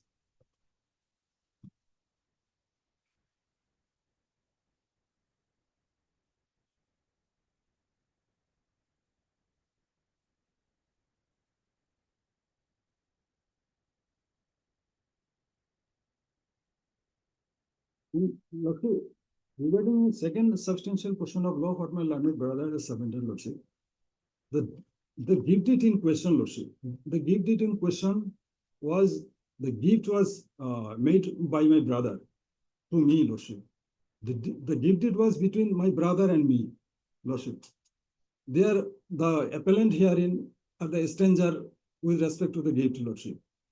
So I made my brother party before the court of first instance, before the trial court, Lordship, in first appellate court. I have made my brother party. And gift was between my brother and me, Lordship. They are totally stranger to that gift. How they can challenge the gift, Lordship? Number one, Lordship. Number two, Lordship, there my learned brother is submitting that the three essential ingredients of a valid gift in Mohammedan law: declaration of gift, acceptance of gift, and delivery of possession. These three ingredients of a valid gift under Mohammedan law has been proved beyond doubt, Lordship, which is already on record, Lordship.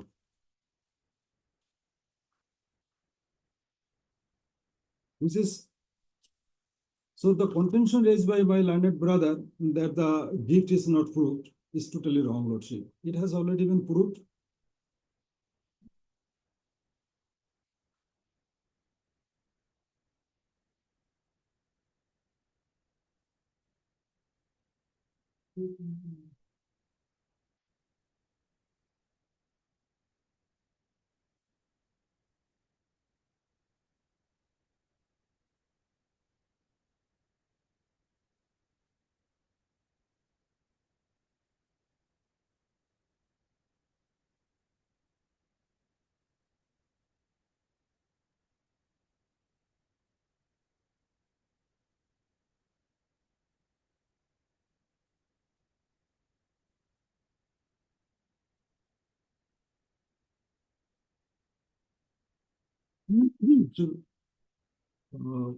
So I'll take to Lordship page Lordship 34 of the memo about Lordship, paragraph 28.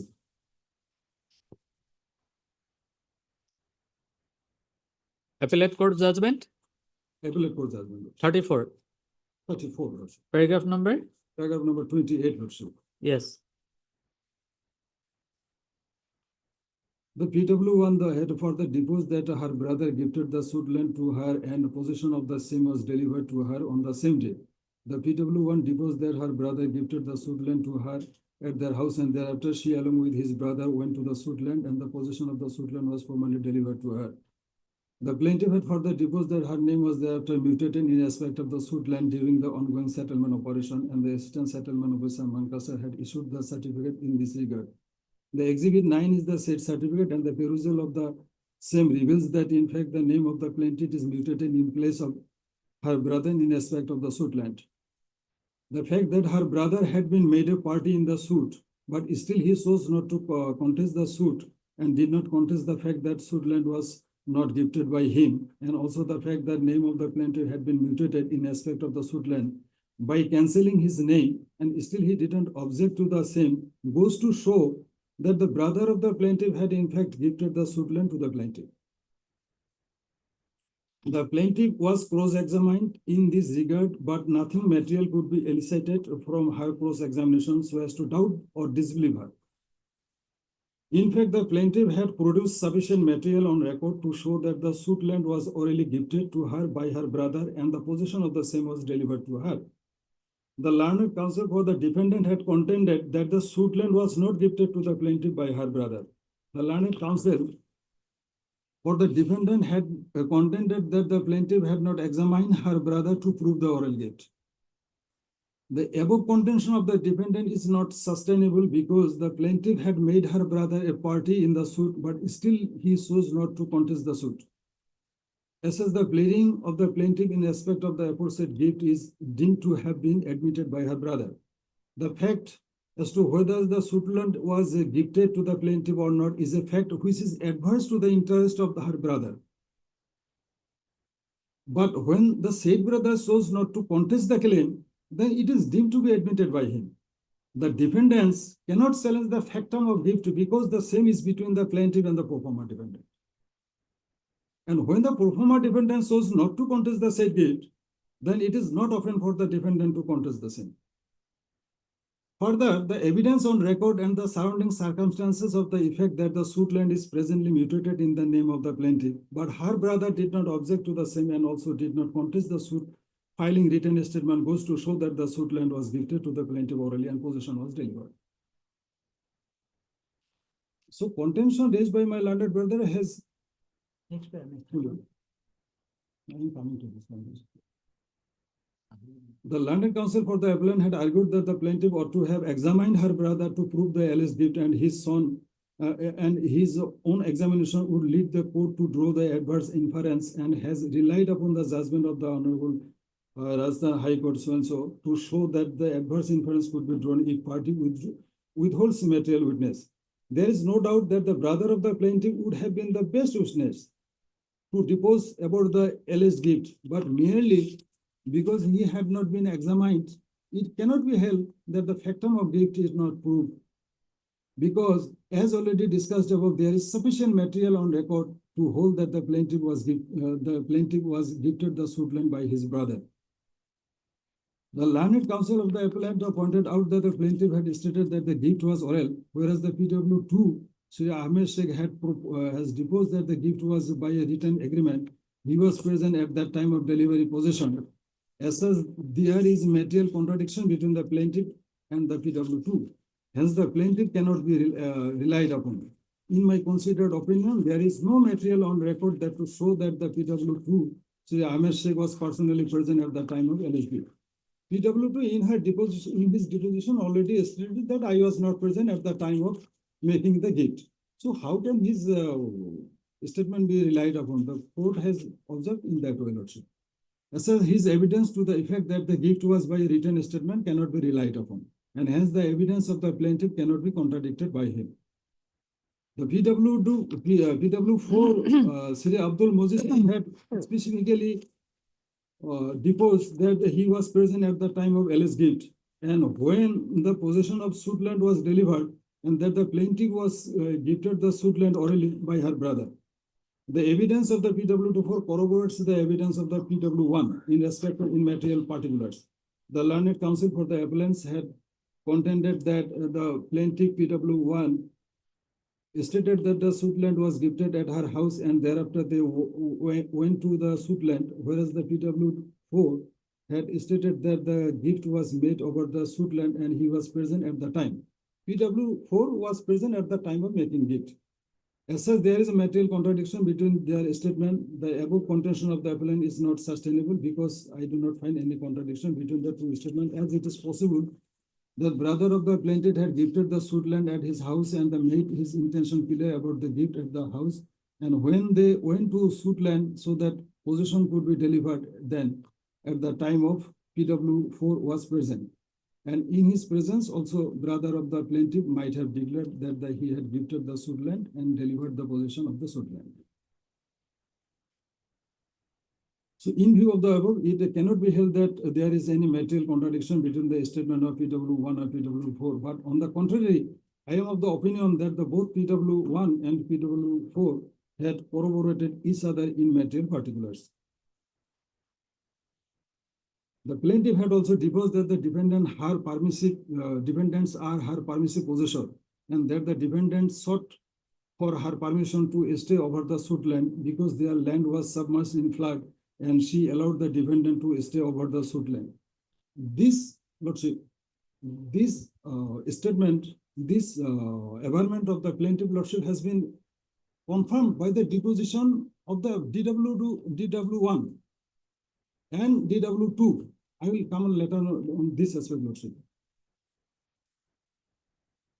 DW1 and DW2 of appellant's witnesses has confirmed this aspect of the fact, Lordship.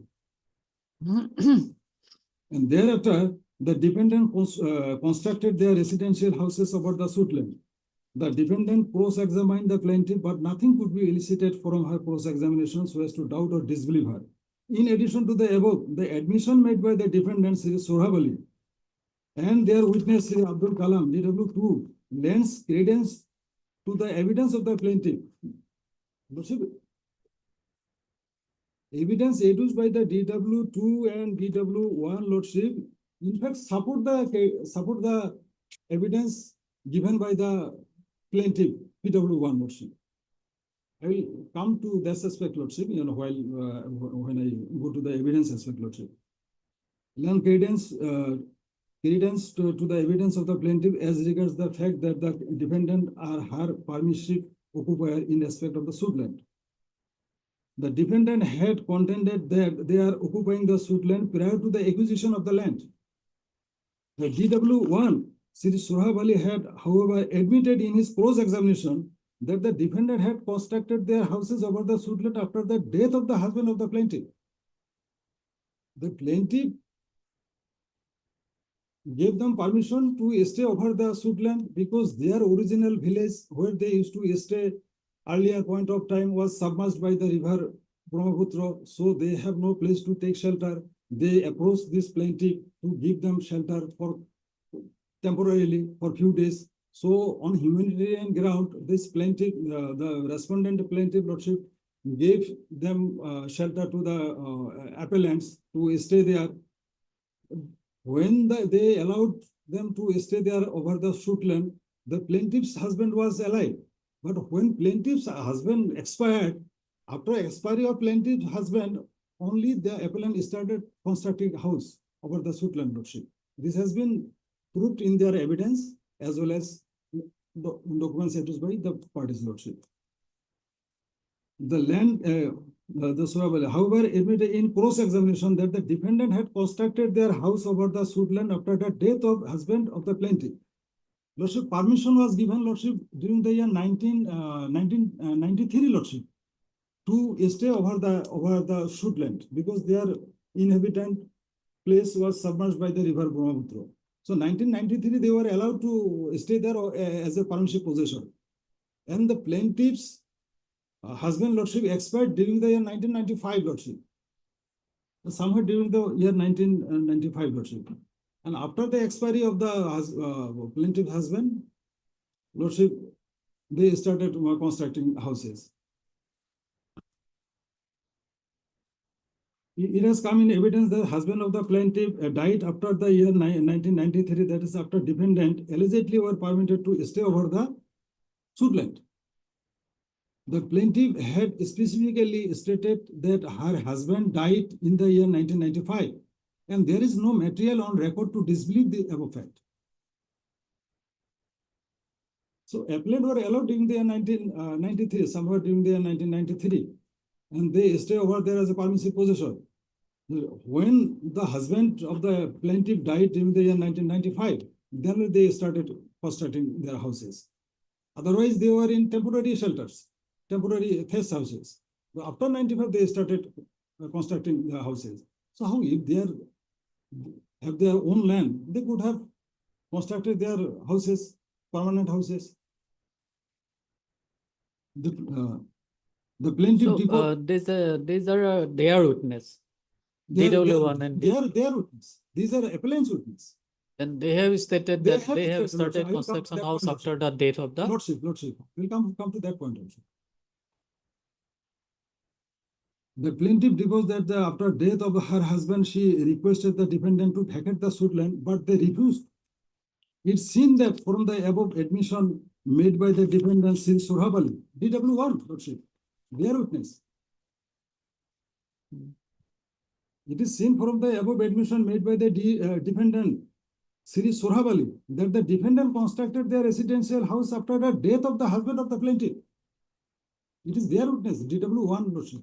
And after 1995, as such the contention of the defendant that they are in occupation of the suit land prior to acquisition cannot be believed.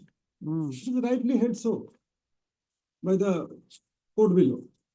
Further, the DW2, Sri Abul Kalam Pradhani had also admitted in his cross-examination that the defendants earlier used to stay at Kukradanga village. This is 1.5 kilometers away from the place of the plaintiff, which was submerged by the erosion of river Brahmaputra, which is about 1.5 kilometers away from the suit land. And he had further stated that Kukradanga village was submerged in flood, and thereafter the defendant came to the suit land and started to reside there. It is their evidence, lordship. It is evident from the evidence of the DW2 that the defendant did not possess the suit land for more than 40 years or prior to the acquisition. But they were the resident of Kukradanga and they entered into the possession of the suit land after their land was submerged in flood. And above statement of DW2 is fully consistent with the pleadings of the plaintiff, wherein the plaintiff had stated that the defendant came to reside over the suit land as her permissive occupier because their land was submerged in flood.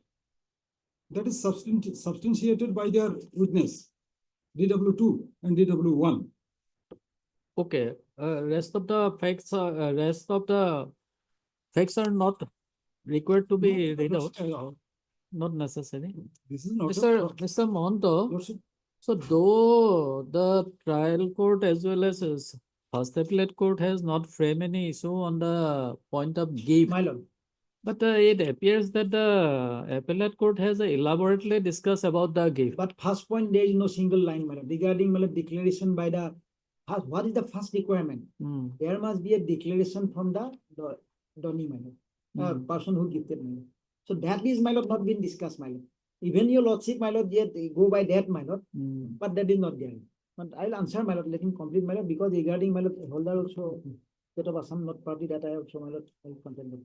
And my lord, actually, it was very.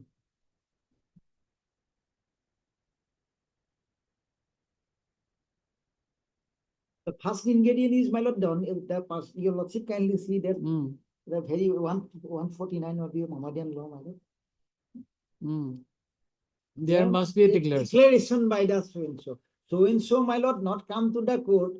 That is why, my lord, that is proof that it cannot be, my lord. There must, at least he should have, in the plain, there should be a pleading that, my lord, he has declared that he is given by so-and-so. No, he has been made a pro forma defendant. Yes, my lord, he has not contested the suit. That is why, my lord, my learned friend at least admitted this is a government land, my lord. There is a government landholder right, my lord. I'll come to that, my lord. Landholder right, my lord. So since it is a government land, so if suppose, my lord, I am not, whether I am authorized to give it or not, my lord, that has to be questioned first. Because I am not a owner of the George Field, I can give it to someone else, my lord, and he did not come to the court. That does not mean that, my lord, he is not protested. Why he is not merely come to the court, my lord? He was a desire. His name was entered in, my lord, this 1968. 68. In 1968, he was only, my lord, 6-year-old, my lord. That's why I put this question. That how a small boy, his name, my lord, that Khatian has been, my lord, prepared. That's why, my lord, I filed an IA to give them evidence on that point. In appellate court, I raised this question. Your lordship kindly say there is a findings. So you cannot election that voter list is not a proof of the age, my lord. So that's why, but that I cannot collect it. It is in their domination, my lord. Now I collected my RTI, my lord. I collected the documents. At that point of time, he is only, my lord, because service book I have got by RTI, my lord. So that's why, my lord, I filed a miscase. That I may be allowed to give evidence either in the appellate court or in the court below to ascertain his age, my lord. My lord, if your lordship, my lord, to the evidence of the, my lord, is a very pathetic question, my lord. In cross-examination PW1, because if the person concerned, the defendant come to the court, then definitely, my lord, in cross-examination, everything can be come out. Whole thing has been happened, my lord. The husband of the plaintiff is a Mondal. He take money from us to those land will be in their name. So everything in done, my lord, very very secretly in the name of my brother. And my lord, in that aspect, my lord, there is a cost exemption, there is a question put, my lord. There is a suggestion there, my lord. So that's why, my lord, since my lord, he's not been before the court, I am unable to, my lord, we are unable to cross-examine, and he did not choose to come to the court. He's a government employee. That's why he probably he did not come to the court, my lord. In this regard, Lordship, I like to. Yeah, let him complete first. My lord. Yes. What the condition my learned brother is about the pro forma dependent. That is my brother who gifted the land to me, Lordship. That he was not before the court. Had he been examined, the truth would have been revealed. In this regard, Lordship, I have to make my humble submission before the Lordship. What prevented him to make him party, to make him to examine before the court, Lordship? What prevented my the appellants to examine the pro forma defendant and to call him as a witness? He has every liberty to call him as a witness, but that was not done by him. First thing. Second, Lordship, second issue is that the deed, Lordship, was between me and my brother. If no, already you have submitted on that point. Don't repeat it. And another aspect, Lordship. My brother is still submitting that government should have been made a party. How government can be? No, you have already submitted. He will reply it. So, Lordship, kindly have a look at Assam Temporarily Settled Heirs Tenancy Act 1971.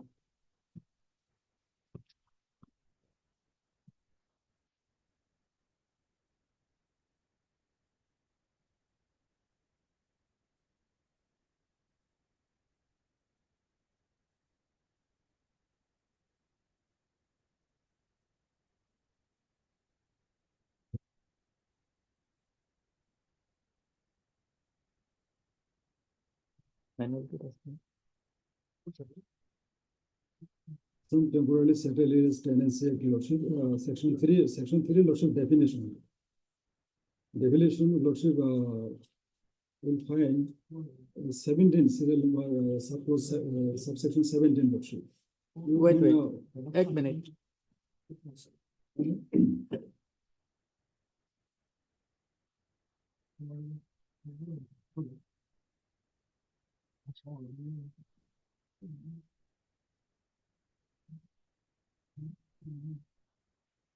Temporarily settled heirs tenancy act 1971.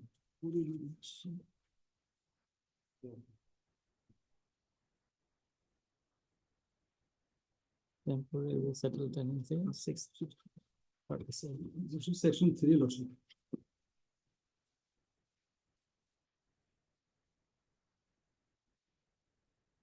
Yes. Subsection 17, Lordship. Who is tenant?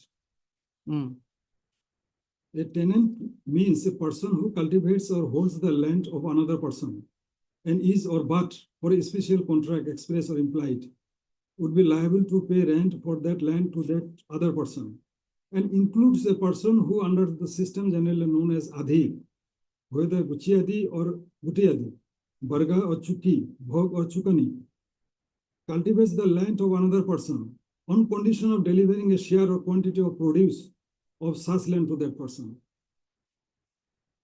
Provided that a person who cultivates or holds land immediately under the state government is not a tenant within the meaning of this definition. Should he call me as a tenant? No. I am not giving any share, not any rent to any person. I am directly giving revenue to the state government.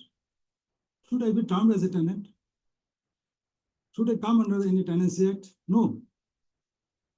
And the Golpura Tenancy Act, which has governed my rights, has already been abolished by virtue of the Assam Adoption of Landholding Act 1974.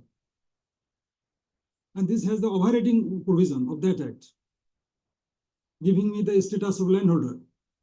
I am directly enjoying my right under the state government. And if I am enjoying my right under the state government, I cannot be termed as a tenant. My right is independent. And so long as the issue, my brother raised about the issue, framing of issue regarding the gift, Lordship, my humble submission before Lordship, the issue, what does the issue means, Lordship? The issue is to enable the parties to know their cases, which they are going to face, so that they let evidence to prove or disprove the facts which they are required to prove or disprove. That is why the issue is framed, so that parties are not caught by surprise, so that they can come prepared to produce their evidence, to let the evidence to prove or disprove their assertion. But here in this instant case, Lordship, the gift deed was the crux of the proceedings, Lordship.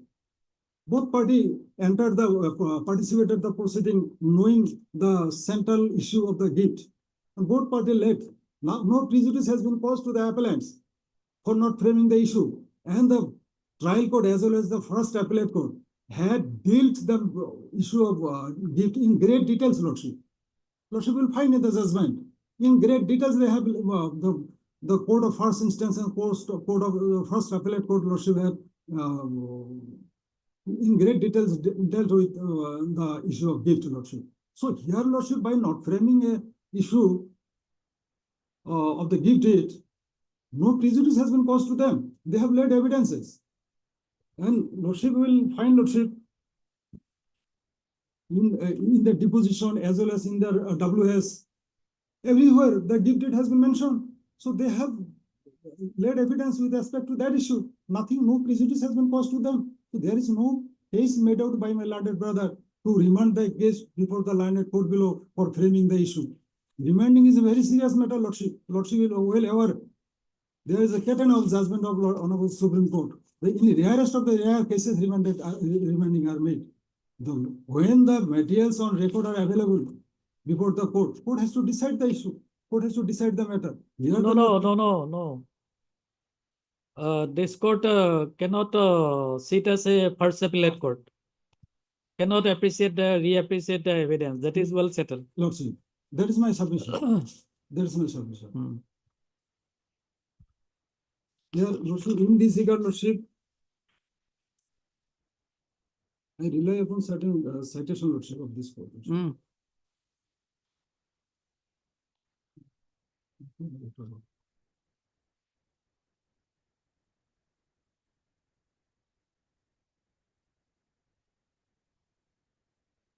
This citation, Lordship, regarding, Lordship, issue, non-framing of issue, Lordship.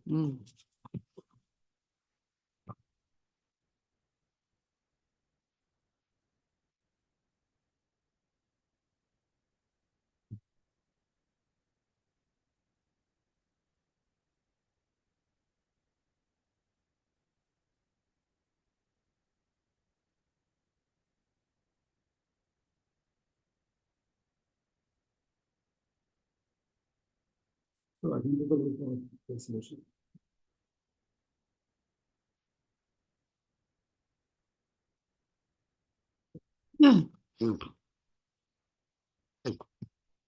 Lordship, may kindly have a look at point number 3, Lordship, paragraph 25, Lordship.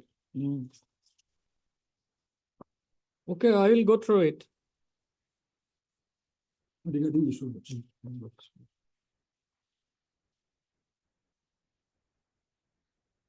If my learned brother submits things subject to my learned brother submission, I will make my reply, Lordship.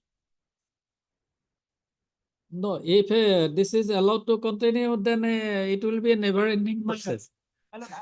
So if you have submitted, he will reply only. Submit. Okay. My last submission, Lordship. Yes. So my humble submission before Lordship, my learned brother, Lordship, I failed to make out any case, Lordship, to call for interference by this honorable court, because the decision recorded by the court below is doesn't suffer for any infirmity or illegality. So no interference is required, Lordship. This is my submission. Okay.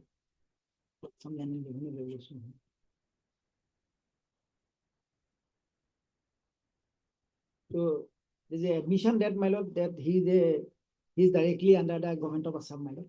That land, yes, suppose my lord is admitting that he is by virtue of the section 4 of that 74 Act, he has a status of landholder. So what is the right of the landholder, my lord? That is defined. That is, my lord, section 8 was read, my lord, section 9 was not read, my lord. Your lordship kindly see the Assam Land and Revenue Regulation. Assam Land and Revenue Regulation, under that act, my lord, landholder is defined. And that was, your lordship, again, my lord, I am read, my lord, section 4 of the 74 Act. 74 Act.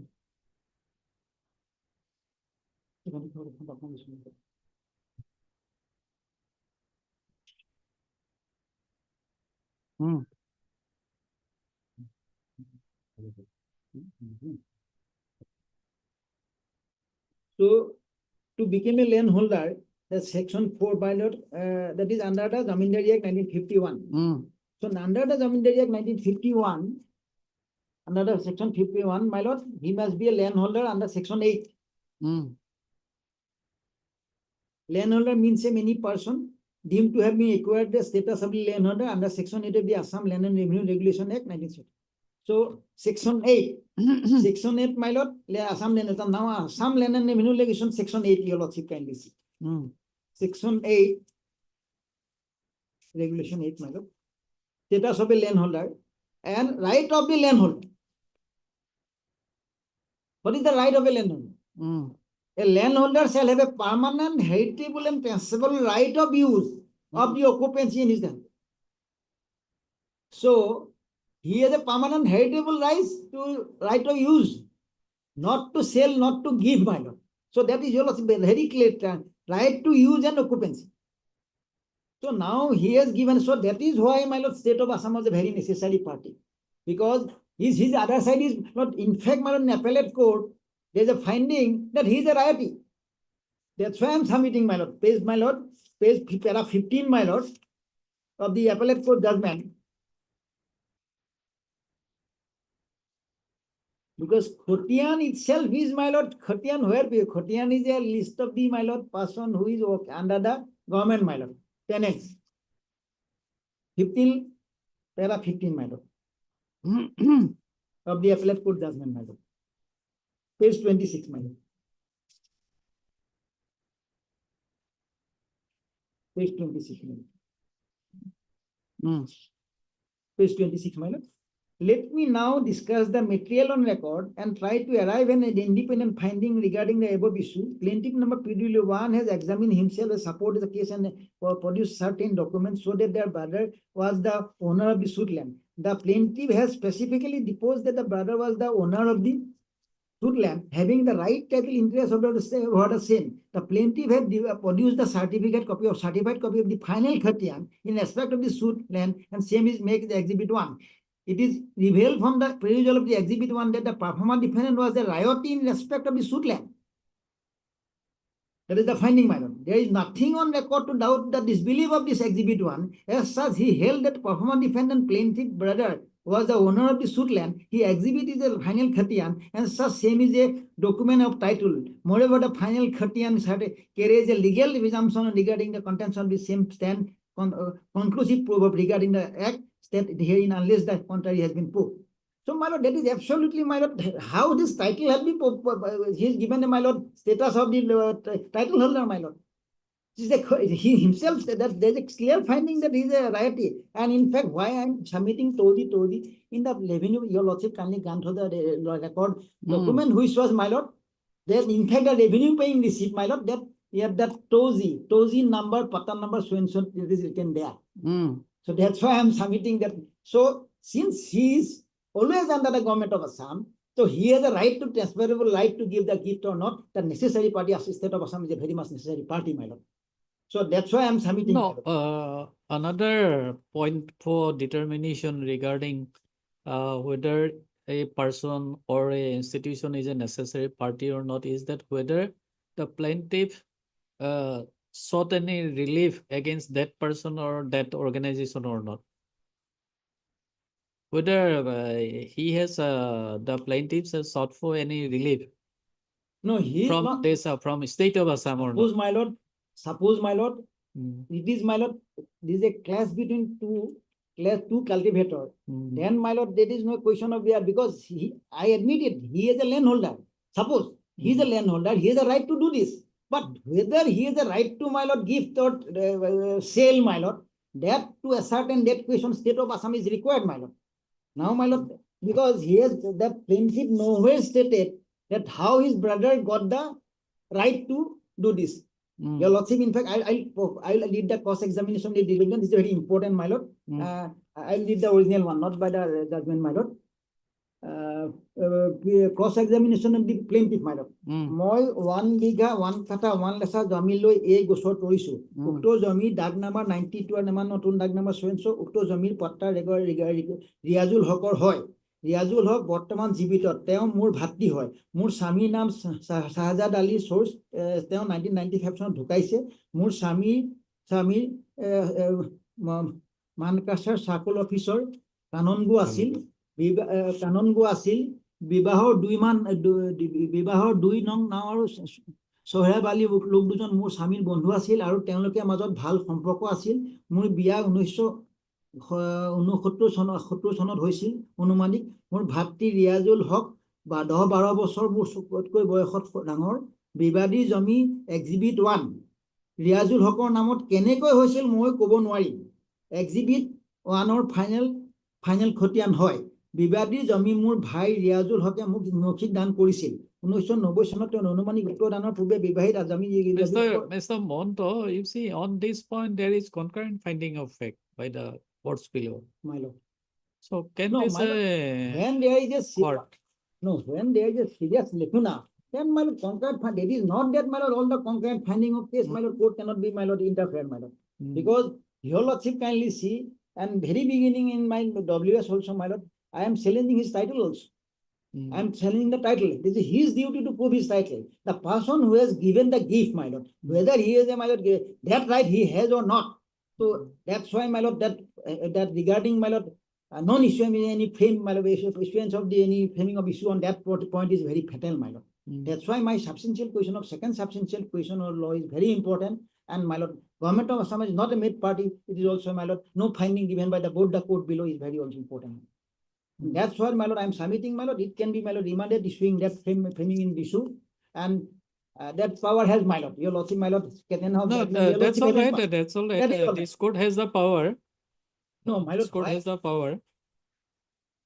So here in this case, my lord, state of Assam, my lord, should not have made a party, should have made, because then he has produced the record, my lord. What is the he's actually his brother, her brother, my lord, get the land from the government of Assam.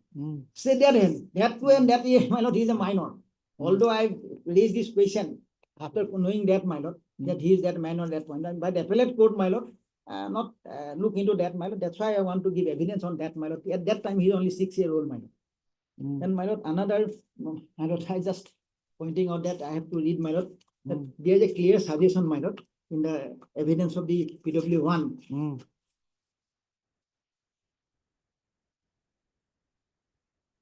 এইটো সত্য নহয় যে বিবাদীহতে মোৰ স্বামীৰ লগত বিবাদীয় জমি সিহঁতৰ নামত ঠিক কৰি দিবলৈ কথা চলাই, কিন্তু মোৰ স্বামীয়ে মোৰ ভাই নামত ৰেকৰ্ড কৰোৱাই ৰাখিছিল। So my lord, that was in fact, their friend also, my lord. He admitted me, the plaintiff admitted me. So my lord, again I am submitting, my lord, state of Assam is a very necessary party, and we are not giving any finding on that, my lord. It is a very fatal, my lord. And regarding, my lord, gift, my lord, gift also no issues in fame, my lord. That even in the appellate court giving finding, that is also, my lord, perverse, because regarding point number 1, that the declaration given by the person concerned is not there. There is no environment also in the plaint, my lord. Okay. So that's my submission. So regarding remand by issuing claim, my lord, may I place some judgment? I give Not necessary, not necessary. In fact, your lordship passes in some judgment also in that purpose. Last clarification, lordship permission. I have discussed my burden to prove my title, lordship. Now burden shifted to him to what he claimed in his written statement should have been established, but that has not been done. Nothing, no material, no documents has been furnished by him supporting his title, lordship. This is my last. And secondly, Lordship, small submission, Lordship, regarding Lordship, admission of additional evidence under Order 41/27, Lordship. And nothing, no pleading was there in the trial court, in the appellate court also. He didn't file any petition under Order 41/27. First time he has filed here with this petition.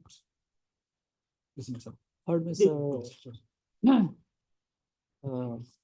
T.J. Monto, learned senior counsel, assisted by Mr. D. Monto, learned counsel for the appellant, and Mr. Ali Islam, learned counsel for the respondent. Argument concluded, judgment reserved. Developed. Obliged.